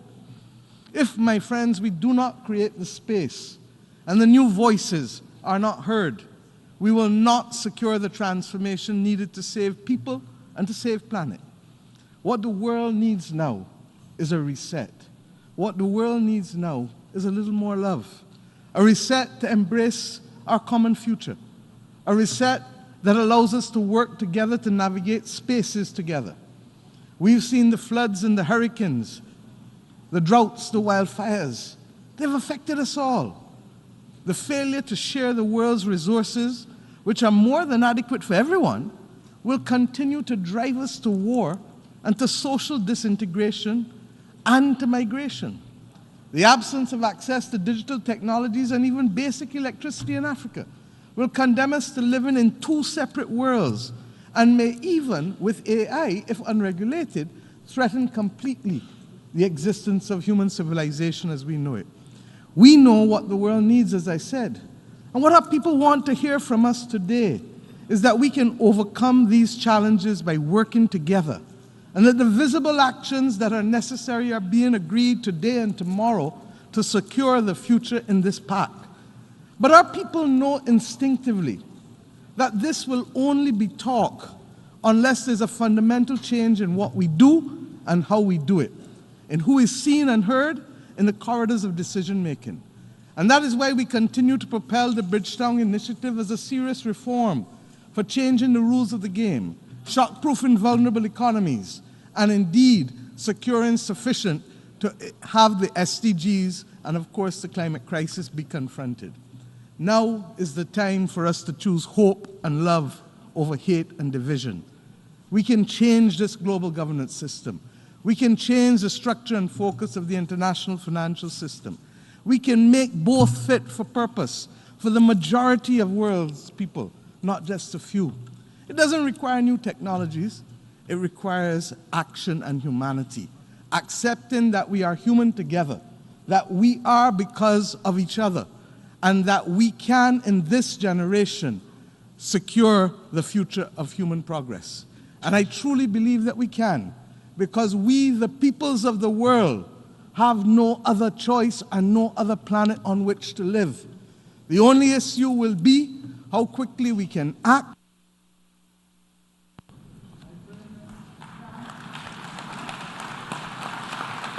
I thank the Prime Minister of Barbados. I invite His Excellency Chuakane Samuel Matekane, Prime Minister and Head of Government and Minister for Defense, National Security and Environment of the Kingdom of Lesotho, to address the Assembly.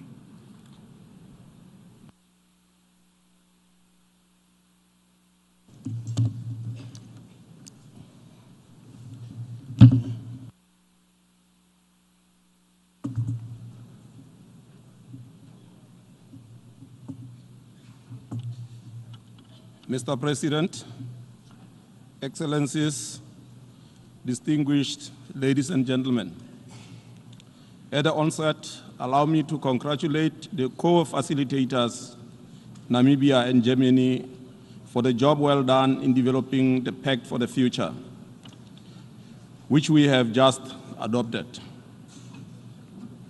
I further wish to pay tribute to the Secretary General of the United Nations, Mr. Antonio Guterres, for championing the Summit of the Future in his report entitled Our Common Agenda 2021. While not all our aspirations as the individual countries may have found their way into the document, it is gratifying to know that after several months of intense negotiations, our respective delegations reached consensus on the Pact for the Future that represents our collective trajectory. Mr. President, every modern organization starts from a mission statement that sets its clear objectives. The UN is not an exception in this regard. The purposes and principles of its charter continue to be relevant in today's world. When the UN was formed in 1945, the expectations of all peoples of the world were high for an institution that promised an era of peace, security, and the betterment of the living conditions of all peoples. Having adopted the Pact for the Future, we find ourselves at a pivotal moment in human history. This is a time to reflect on the role of the United Nations in the 21st century, an institution in which much of humanity places great faith and hope for a brighter future.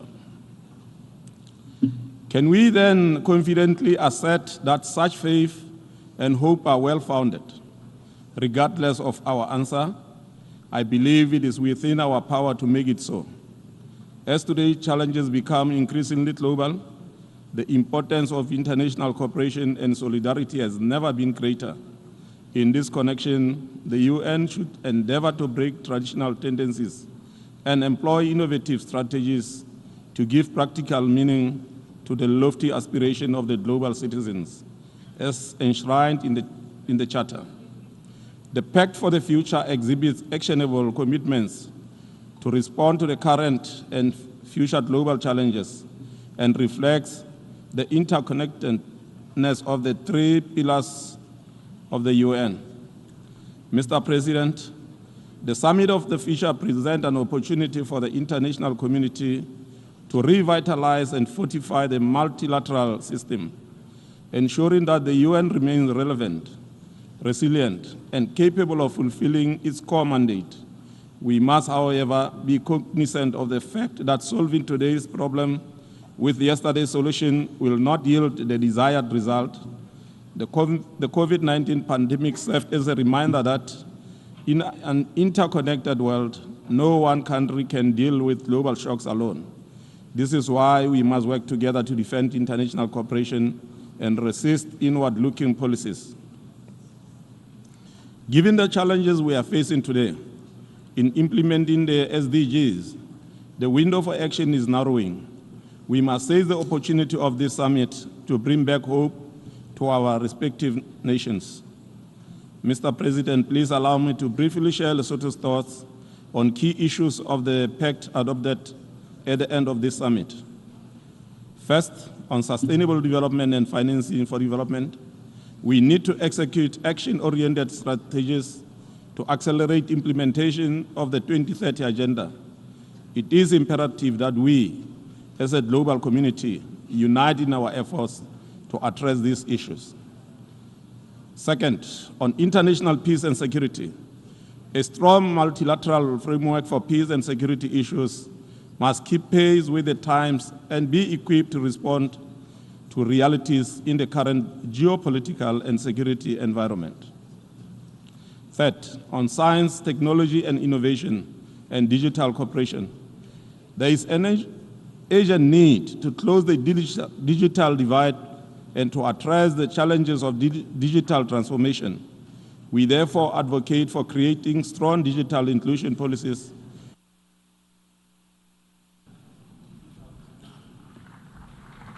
I thank the Prime Minister and Head of Government of the Kingdom of Lesotho. I invite His Excellency Sheikh Mohammed bin Abdurrahman bin Jassim Al Thani, Prime Minister and Minister for Foreign Affairs of the State of Qatar, to address the Assembly.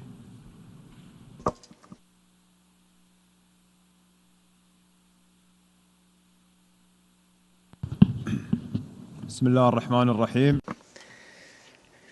In the name of God, most gracious, most merciful, Your Excellency, the President of the General Assembly, Your Excellency, Secretary General, Your Excellencies, Your Majesties, ladies and gentlemen. At the outset, I would like to congratulate Mr. Freeman Young for his election president of the 79th session of the General Assembly. I would also like to express our appreciation to the co-facilitators for their wise leadership of the intergovernmental negotiations on the Pact for the Future.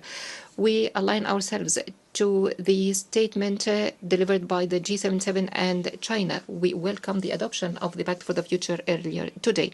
Ladies and gentlemen, the State of Qatar is convinced that the 2030 Agenda and the achievement of the Sustainable Development Goals requires more international and national efforts and more support of the recommendations by the Secretary General in his report, Our Common Agenda, and to participate in leading negotiations on the political declaration of the UN Summit on Sustainable Development held last year. Mr. Development, our world is faced today with unsurmountable challenges that obstruct its economic development, and it slows down the efforts aimed to achieving sustainable development goals. Wars, armed conflicts, and negative impacts of climate change are serious challenges, in particular on developing countries, least developing countries. Therefore, we should act swiftly to address these challenges. In this connection, we stress the importance of reinvigorating international governance, including reforming international financial institutions, bridging digital gap, and alleviate the burden of that. Common efforts are required to achieve the social welfare and well-being and enhance climate action in accordance with the UNCCC and Paris Agreement. Mr. President, nationally, under the wise leadership of His Highness Sheikh Tamim Al Thani, Qatar launched its third phase of its strategy of national development within 2030 vision of Qatar to build a diversified, sustainable economy based on knowledge and applications of digital technology, AI, science and technology, and human development. Internationally, the state of Qatar recommits itself to multilateralism. In 2018, His Highness the Emir committed $5 million in support of UN agencies for 10 years. And during the climate summit in 2019, Qatar committed $100 million in support of least developing countries and small and developing countries.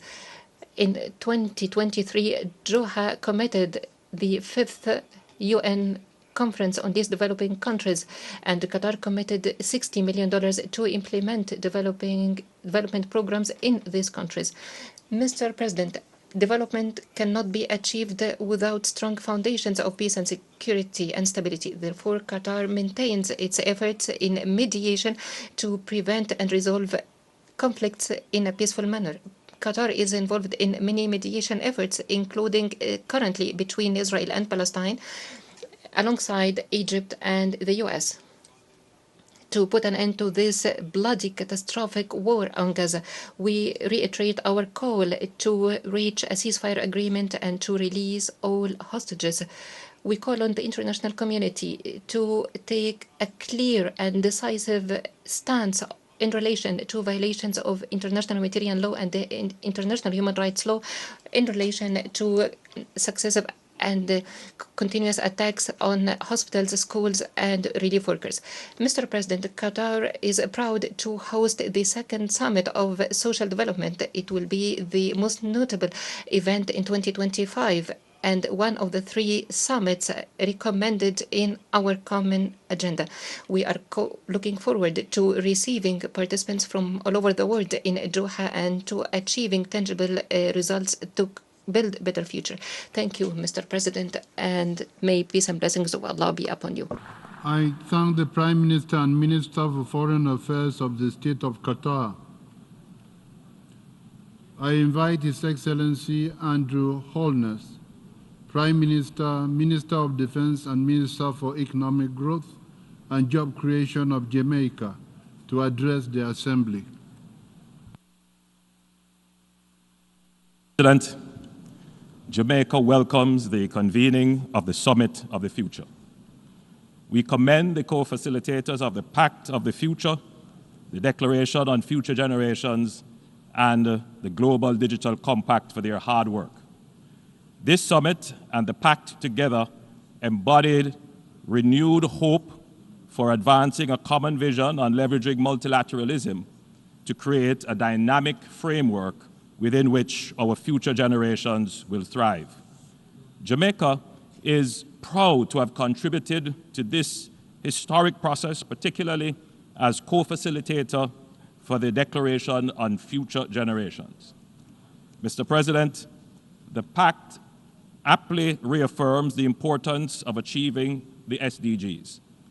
The SDG Summit in 2023 exposed the lack of progress towards SDG implementation, including the reality that small island developing states are particularly off track to meet them, with many still recovering from the pandemic. At the heart of this challenge, and one that must be addressed with urgency, is the glaring SDG financing gap amounting to trillions of dollars annually. As the pact affirms, we must redouble our efforts to address global poverty, income inequality, and food insecurity. We have an obligation to limit global temperature increase to 1.5 degrees Celsius above pre-industrial levels, and we must deliver a future that fosters peaceful societies and achieves debt sustainability, resilience to climate shocks, infrastructural development, high-quality health and education systems, full respect for human rights, empowerment of women and girls, and enabling environment that makes international trade and the economy work for sustainable development. These are all areas of priorities in Jamaica's National Development Plan, our Vision 2030. Mr. President, we are facing unprecedented challenges to international peace and security, mainly driven by geopolitical motivations, but increasingly by transnational organized crime networks. These challenges strike at the very heart of the UN Charter.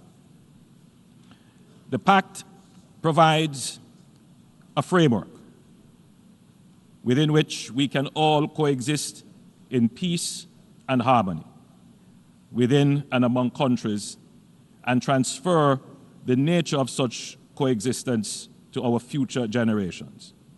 It is therefore well aligned with and supportive of the Secretary General's agenda for peace.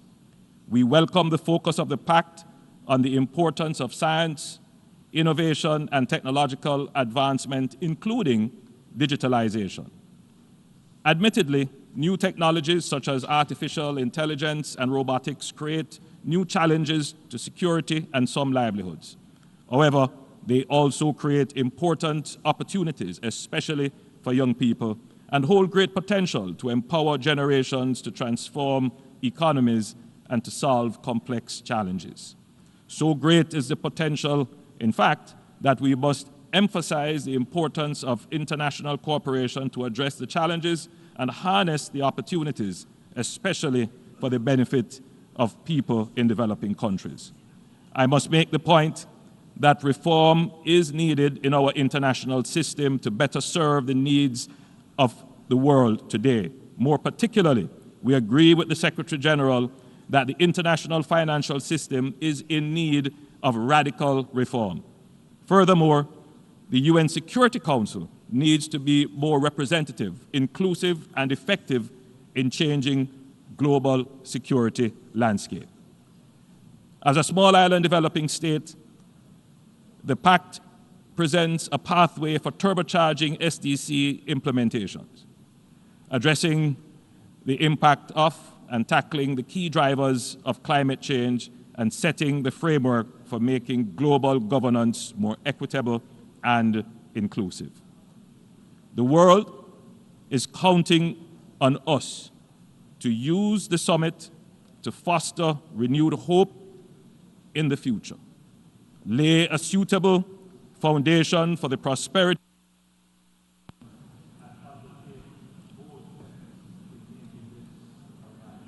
I thank the Prime Minister of Jamaica. I invite His Excellency Kyriakos Mitsotakis, Prime Minister of the Hellenic Republic, to address the Assembly.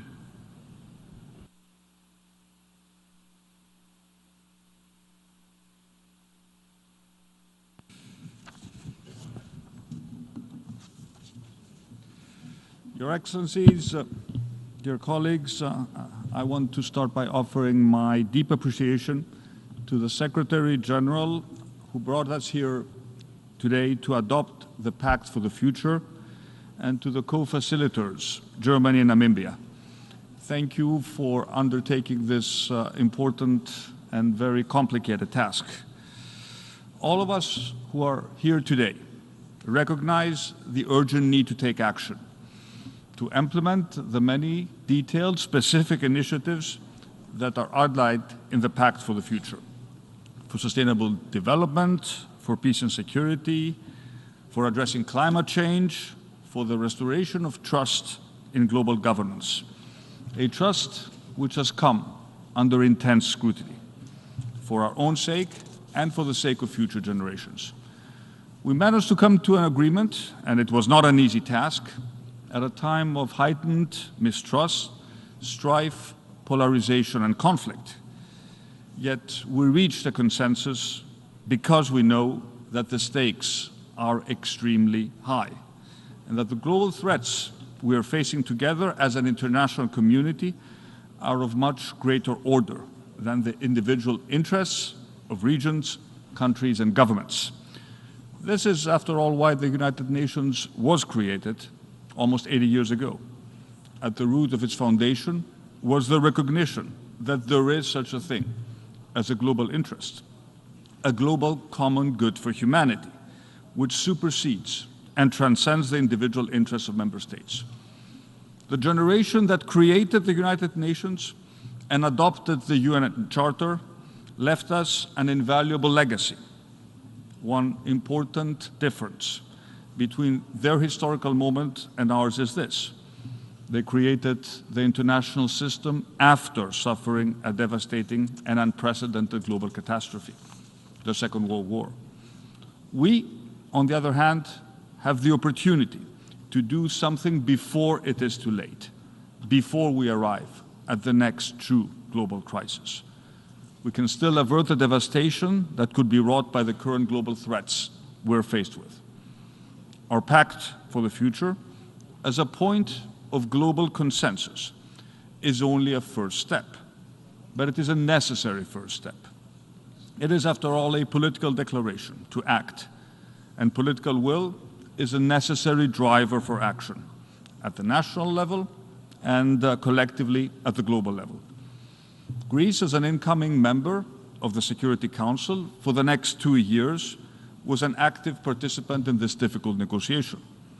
We believe we got to a fairly good outcome, and I note with satisfaction the inclusion of paragraphs of particular concern to us, such as maritime security and the protection of culture as an integral component for sustainable development.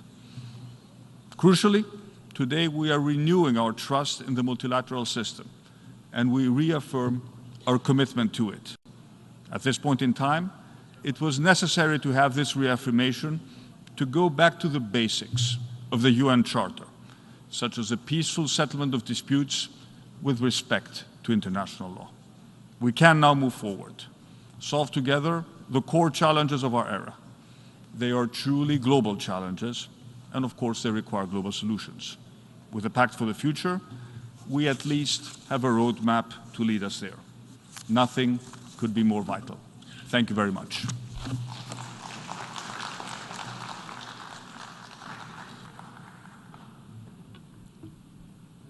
I thank the Prime Minister of the Hellenic Republic. I now invite His Excellency Bjarni Benediktsson, Prime Minister of Iceland, to address the Assembly.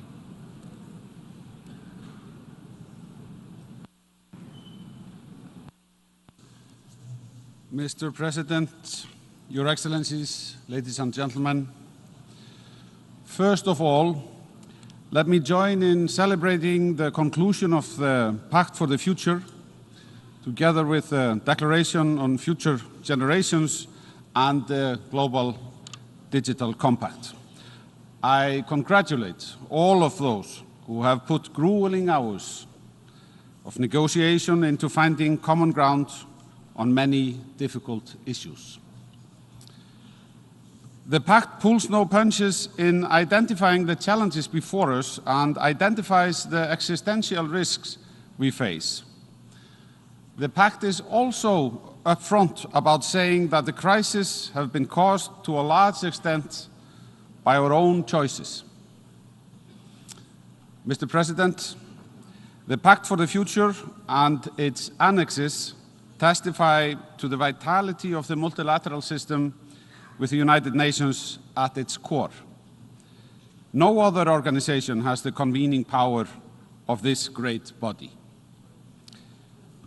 At a time of conflict between and within many member states, a successful outcome of a global summit is something to be celebrated. The actions we have committed to take do not always go as far as we would have liked, but there is much to celebrate where we have managed to find common ground. Among the 56 actions agreed, we have revitalized our commitments under the Sustainable Development Goals. We have agreed on a range of actions to close the SDG financial gap in developing countries, including strengthening efforts to prevent and combat illicit financial flows, corruption, and money laundering. We commit to maintaining the World Trading System as a rule-based multilateral trading system with the World Trade Organization at its core. So much has been done. The actions agreed on eradicating poverty by investing in human capital with an emphasis on leaving no one behind are integral to our efforts to achieve the 2030 agenda. Development cooperation has a central role to play in this regard, and we welcome the emphasis on strengthening the United Nations development system. Importantly, we have underlined the central place of human rights in just, peaceful, and inclusive societies. We have committed to respecting and protecting all human rights and fundamental freedoms, and to promoting the rule of law at all levels. In this regard, it would be remiss of me not to mention the importance of protecting the rights of LGBTI+ communities that in many places are suffering from a backlash. I am particularly happy that we are able to agree that achieving full human potential and sustainable development is not possible if women and girls are denied full human rights and opportunities. Ensuring universal access to sexual and reproductive health and rights is vital in this regard, and eradicating gender-based violence remains a pressing concern. Iceland is particularly happy that we were able to agree on ambitious action on the health and resilience of the ocean and their ecosystems. Healthy oceans are essential to a healthy planet and to the achievement of the SDGs. Mr. President, at this time of multiple conflicts, we have also reaffirmed our commitment to act in accordance with international law, including the UN Charter, and we condemn in the strongest terms the devastating impact of armed conflict on civilians. Here, Mr. President, I pause, I must admit, because if we are to regain the trust lost among us, it will not be enough simply to reiterate our commitments, for example, to Article 2.4 of the UN Charter on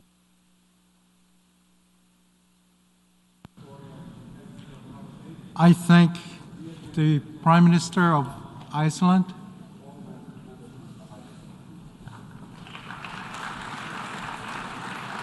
I invite His Excellency Dimitar Borisov Klavejev, Caretaker Prime Minister of the Republic of Bulgaria.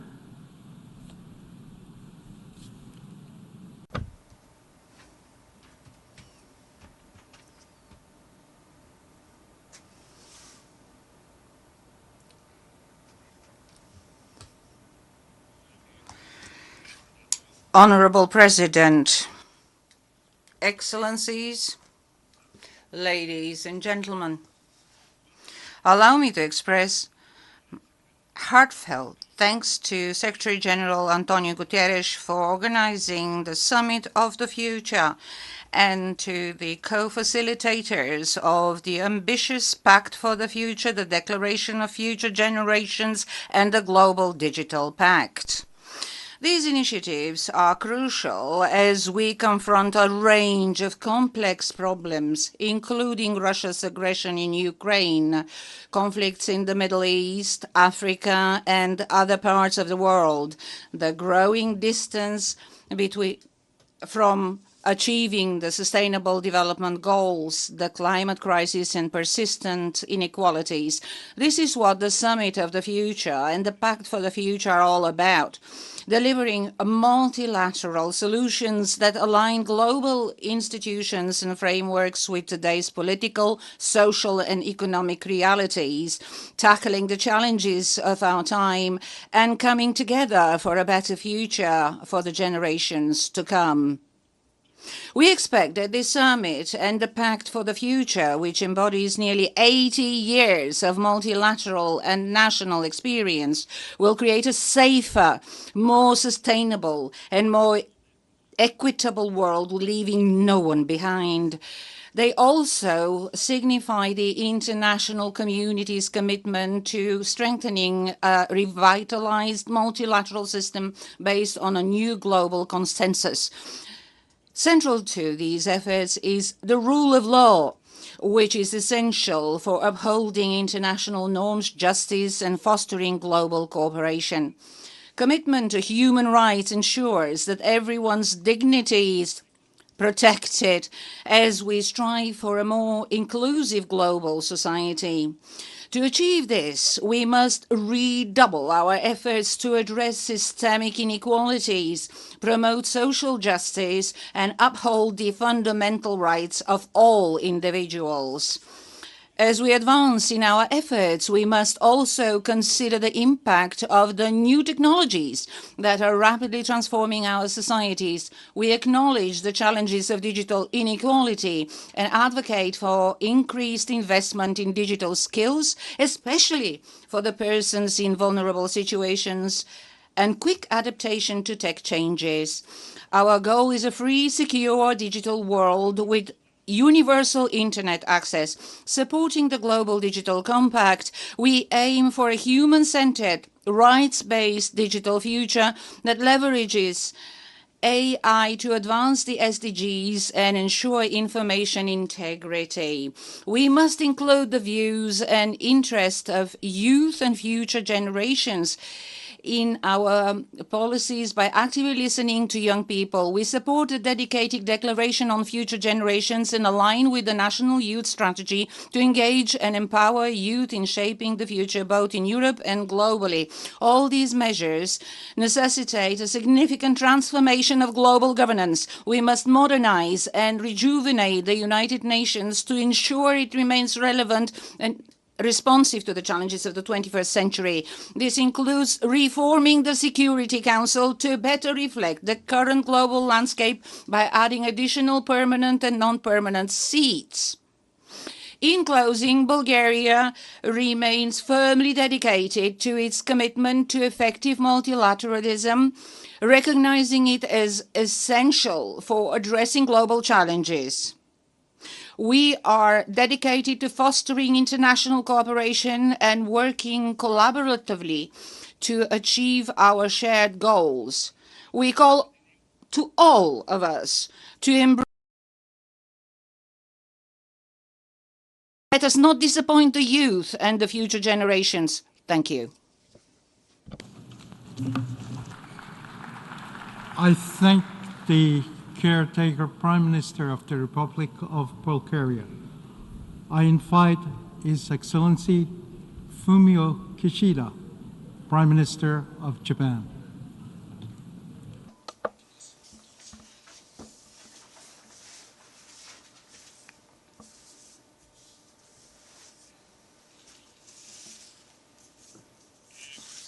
Excellencies, dear colleagues, As the world stands at a historical inflection point, we need to collectively take actions to safeguard the interest of present and future generations.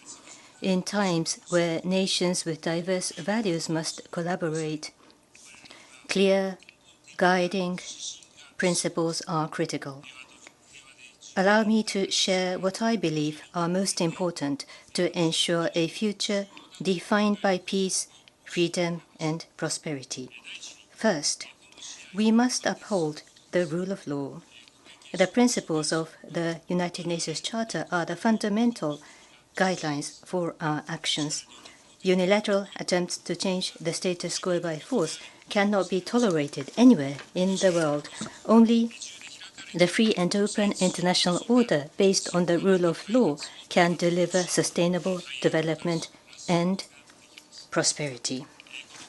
Last May in Hiroshima, I shared the views on this fundamental principle with the leaders of G7, Brazil, India, Ukraine, and other countries.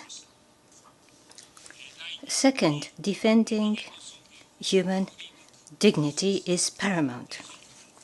No single country can tackle poverty, climate change, and other complex crises alone.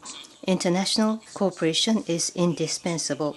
Human dignity is the foundation for all international corporations, and reaffirming this principle is essential to fulfilling the 2030 Agenda's promise to leave no one behind.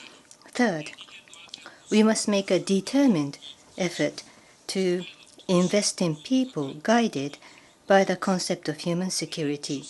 Empowering women, children, and youth is a top priority. Japan has been a global leader in championing universal health coverage, UHC, and quality education. Japan will launch a program dedicated to nurturing the next generation of leaders in the field of gender. Fourth, we must address the increasingly dire situation surrounding nuclear disarmament and non-proliferation. No matter how difficult the path to a world without nuclear weapons may be, we cannot stop our progress. Japan remains committed to promoting realistic and practical efforts, including the forthcoming launch of the Friends of FMCT towards a world without nuclear weapons. Fifth, UN Security Council reform. The Summit of the Future is witnessing a clear call from member states for action on reform, with a majority supporting the expansion of both permanent and non-permanent seats. A great majority are also acutely aware of the Security Council's vital role in international peace and security and the urgent need to reform it and restore confidence in its effectiveness. Next year marks the 80th anniversary of the foundation of the United Nations. We should take concrete actions toward the Security Council reform. Japan is determined to continue to contribute to the realization and maintenance of international peace and security by strengthening the free and open international order based on the rule of law in a reformed council. Humanity around the world raises its voice for the future of the international community. It is time for shared responsibility and genuine solidarity. The UN's role is more vital than ever as we navigate the new possibilities, opportunities, and risks brought forth by digital technologies, including AI. World leaders must unite under the banner of multilateralism, empowering every individual so they can realize his or her full potential and build a better future. And Japan remains unwavering in its commitment to the United Nations. Thank you. Thank you. I thank the Prime Minister of Japan. I invite His Excellency Tshering Tobgay, Prime Minister of the Kingdom of Bhutan, to address the Assembly.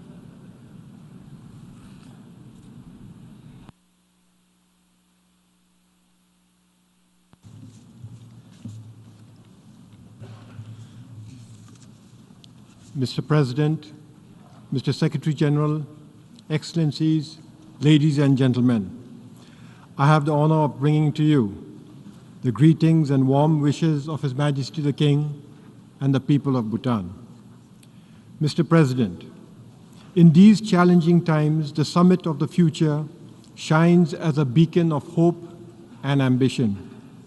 It embodies a collective resolve and unwavering commitment to forging a brighter, more prosperous future for all of humankind.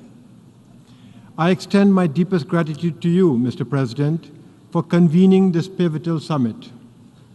Thank you, Secretary General Antonio Guterres, for your leadership in spearheading this crucial initiative.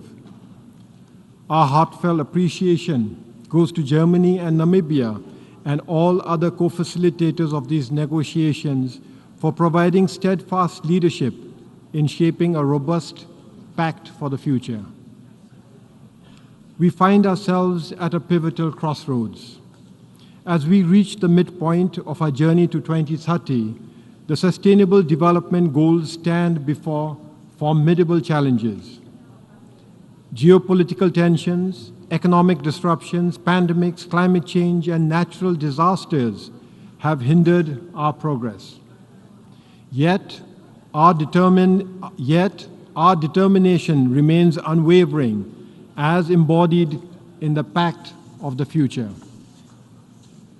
For Bhutan, this pact aligns well with our national aspiration to become a developed country by 2034.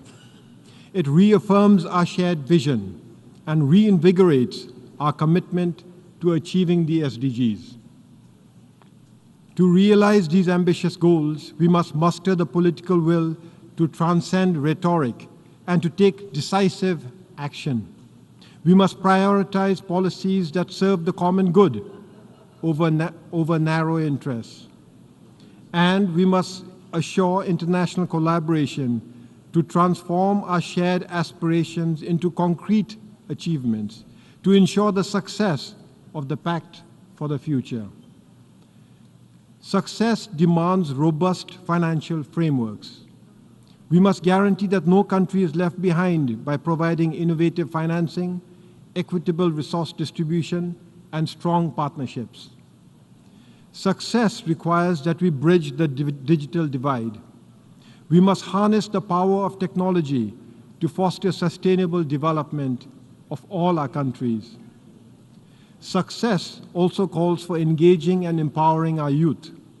We must acknowledge that decisions we make today will inevitably shape the world they inherit in the future. And most importantly, success hinges on a global governance structure that is inclusive, transparent, and accountable.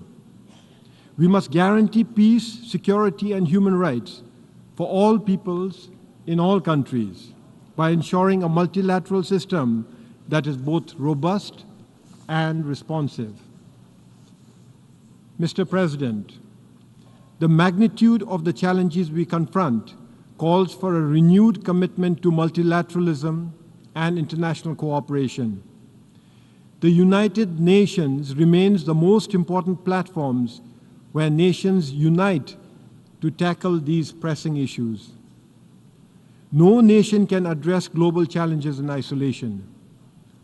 Climate change, pandemics, and conflicts require strong, inclusive partnerships that leverage the unique strengths and perspective of all our member states. This summit reminds us of our collective responsibility. Our pact is more than a document. It is a blueprint for a future where peace, human rights, and sustainable development are realized for all our peoples. Bhutan stands resolutely committed and ready to work alongside all member states to build a future that is equitable, sustainable, and secure for everyone. Thank you, and Tashidele.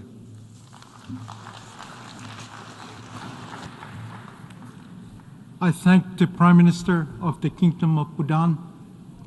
I invite His Excellency Kerala Sanana Kusmao to address the Assembly.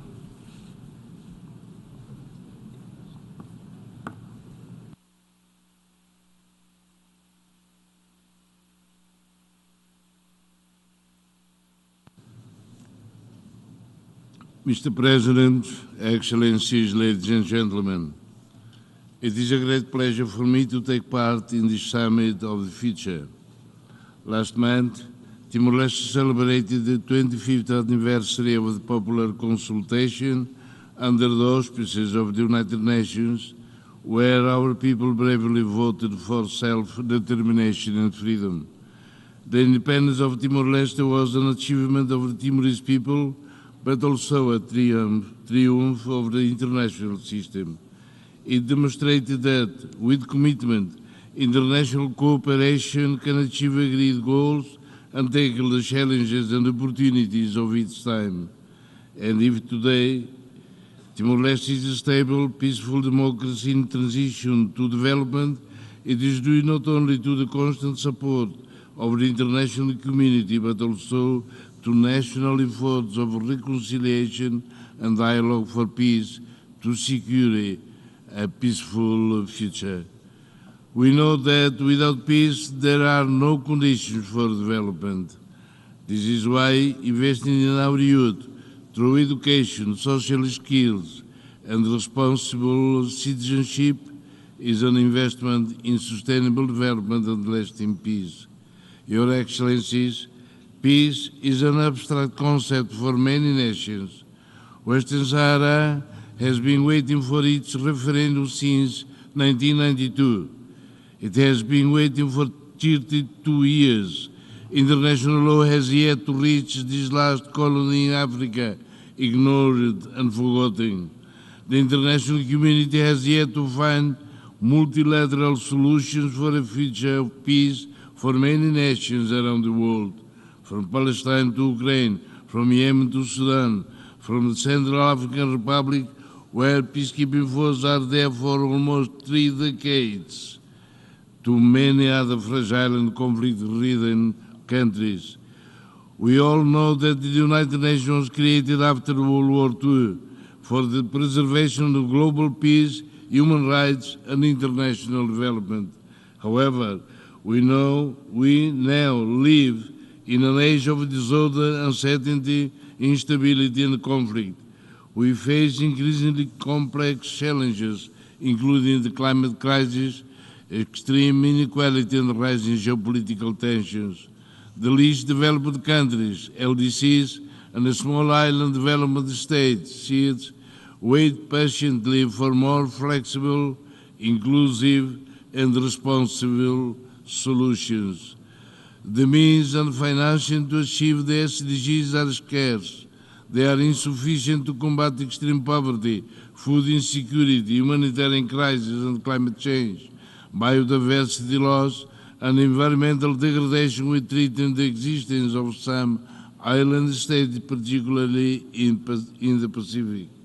Those who have contributed the least to global crisis are the ones who suffer first, suffer most, and often suffer in isolation. They are victims of self-interested international actors and policies that value profit and power more than human dignity. As crises intensify, more and more people are suffering from hunger. The data from the Global Hunger Index is alarming. This when there are only 6 years left to fulfill the SDGs.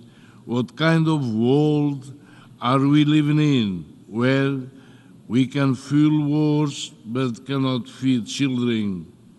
We have, Excellencies, we advocate for a structural reform of the Security Council, which has become obsolete, ineffective, and unrepresentative of today's realities.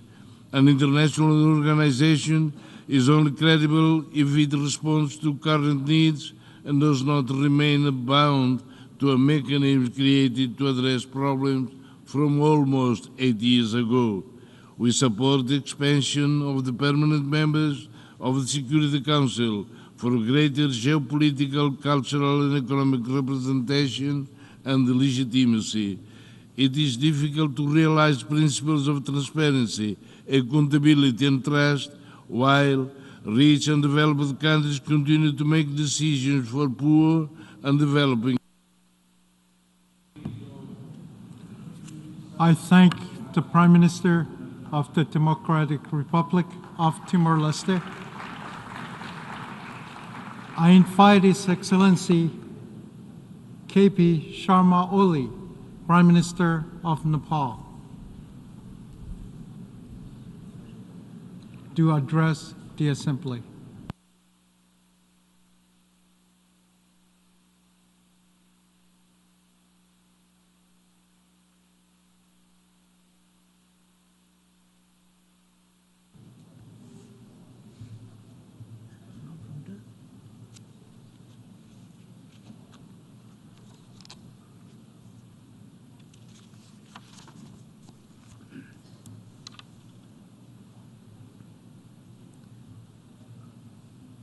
Mr. President,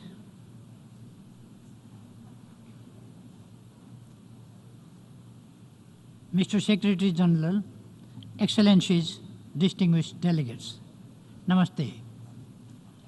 I am deeply honored to deliver this statement. As chair of the group of the least developed countries, at the outset I extend my heartfelt appreciation to the Secretary General for convening this historic and significant summit.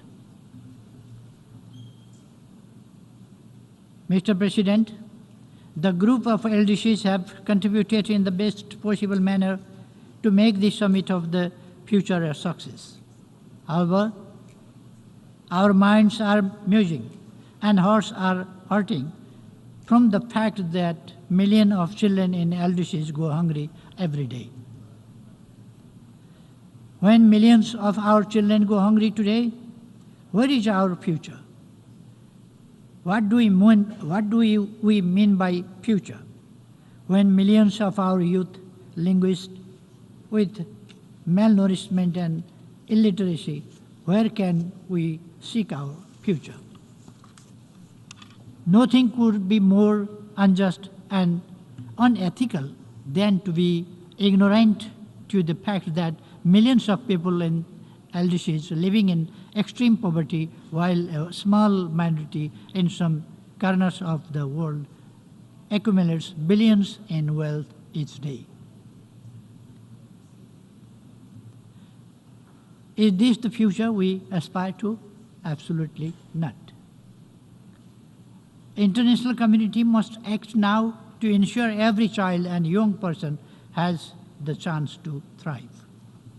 Mr. President, LDCs face severe economic challenges with unmet ODA and climate financing commitments, insufficient and delayed international support, and spiraling debt distress. Most critically, global financial and trading regimes remain fundamentally unfavorable to LDCs. Furthermore, the growing digital divide between rich and poor countries threatens to leave LDCs even further behind. Despite contributing a mere 3.3% of global greenhouse gas emissions, LDCs are among the most vulnerable to this devastating impacts of climate change. The people of LDCs are frustrated by the continuation of these severe structural impediments and climate injustice which hinder their path to prosperity. Mr. President, we must act now to pull the world back from the brink of catastrophe. For this, we need coordinated, comprehensive, and science-based policies with LDCs at the center.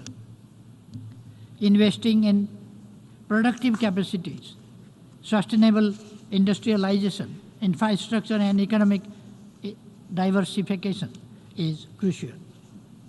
Equally important is transforming global governance and strengthening institutions to make them fit for purpose. Mr. President, in this context, we wholeheartedly welcome the Pact for the Future as a manifesto for future generations, as a blueprint for a peaceful, prosperous, and sustainable future, as a renewed commitment to multilateralism, putting the UN at its core. We equally welcome the adoption of Declaration on the Future Generation and Global Digital Compact, and emphasize the need for its effective implementation for the well-being of people and planet. Mr. President, the Pact encapsulates the hopes and optimism of both people and the planet by reinstalling the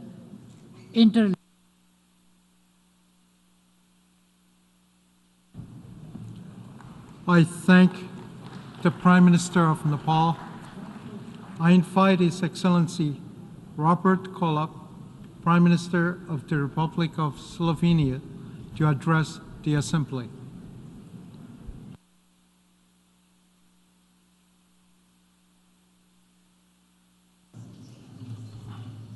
Dear President, distinguished leaders, first let me commend President Philemon Yang and all the facilitators that brought us to this day.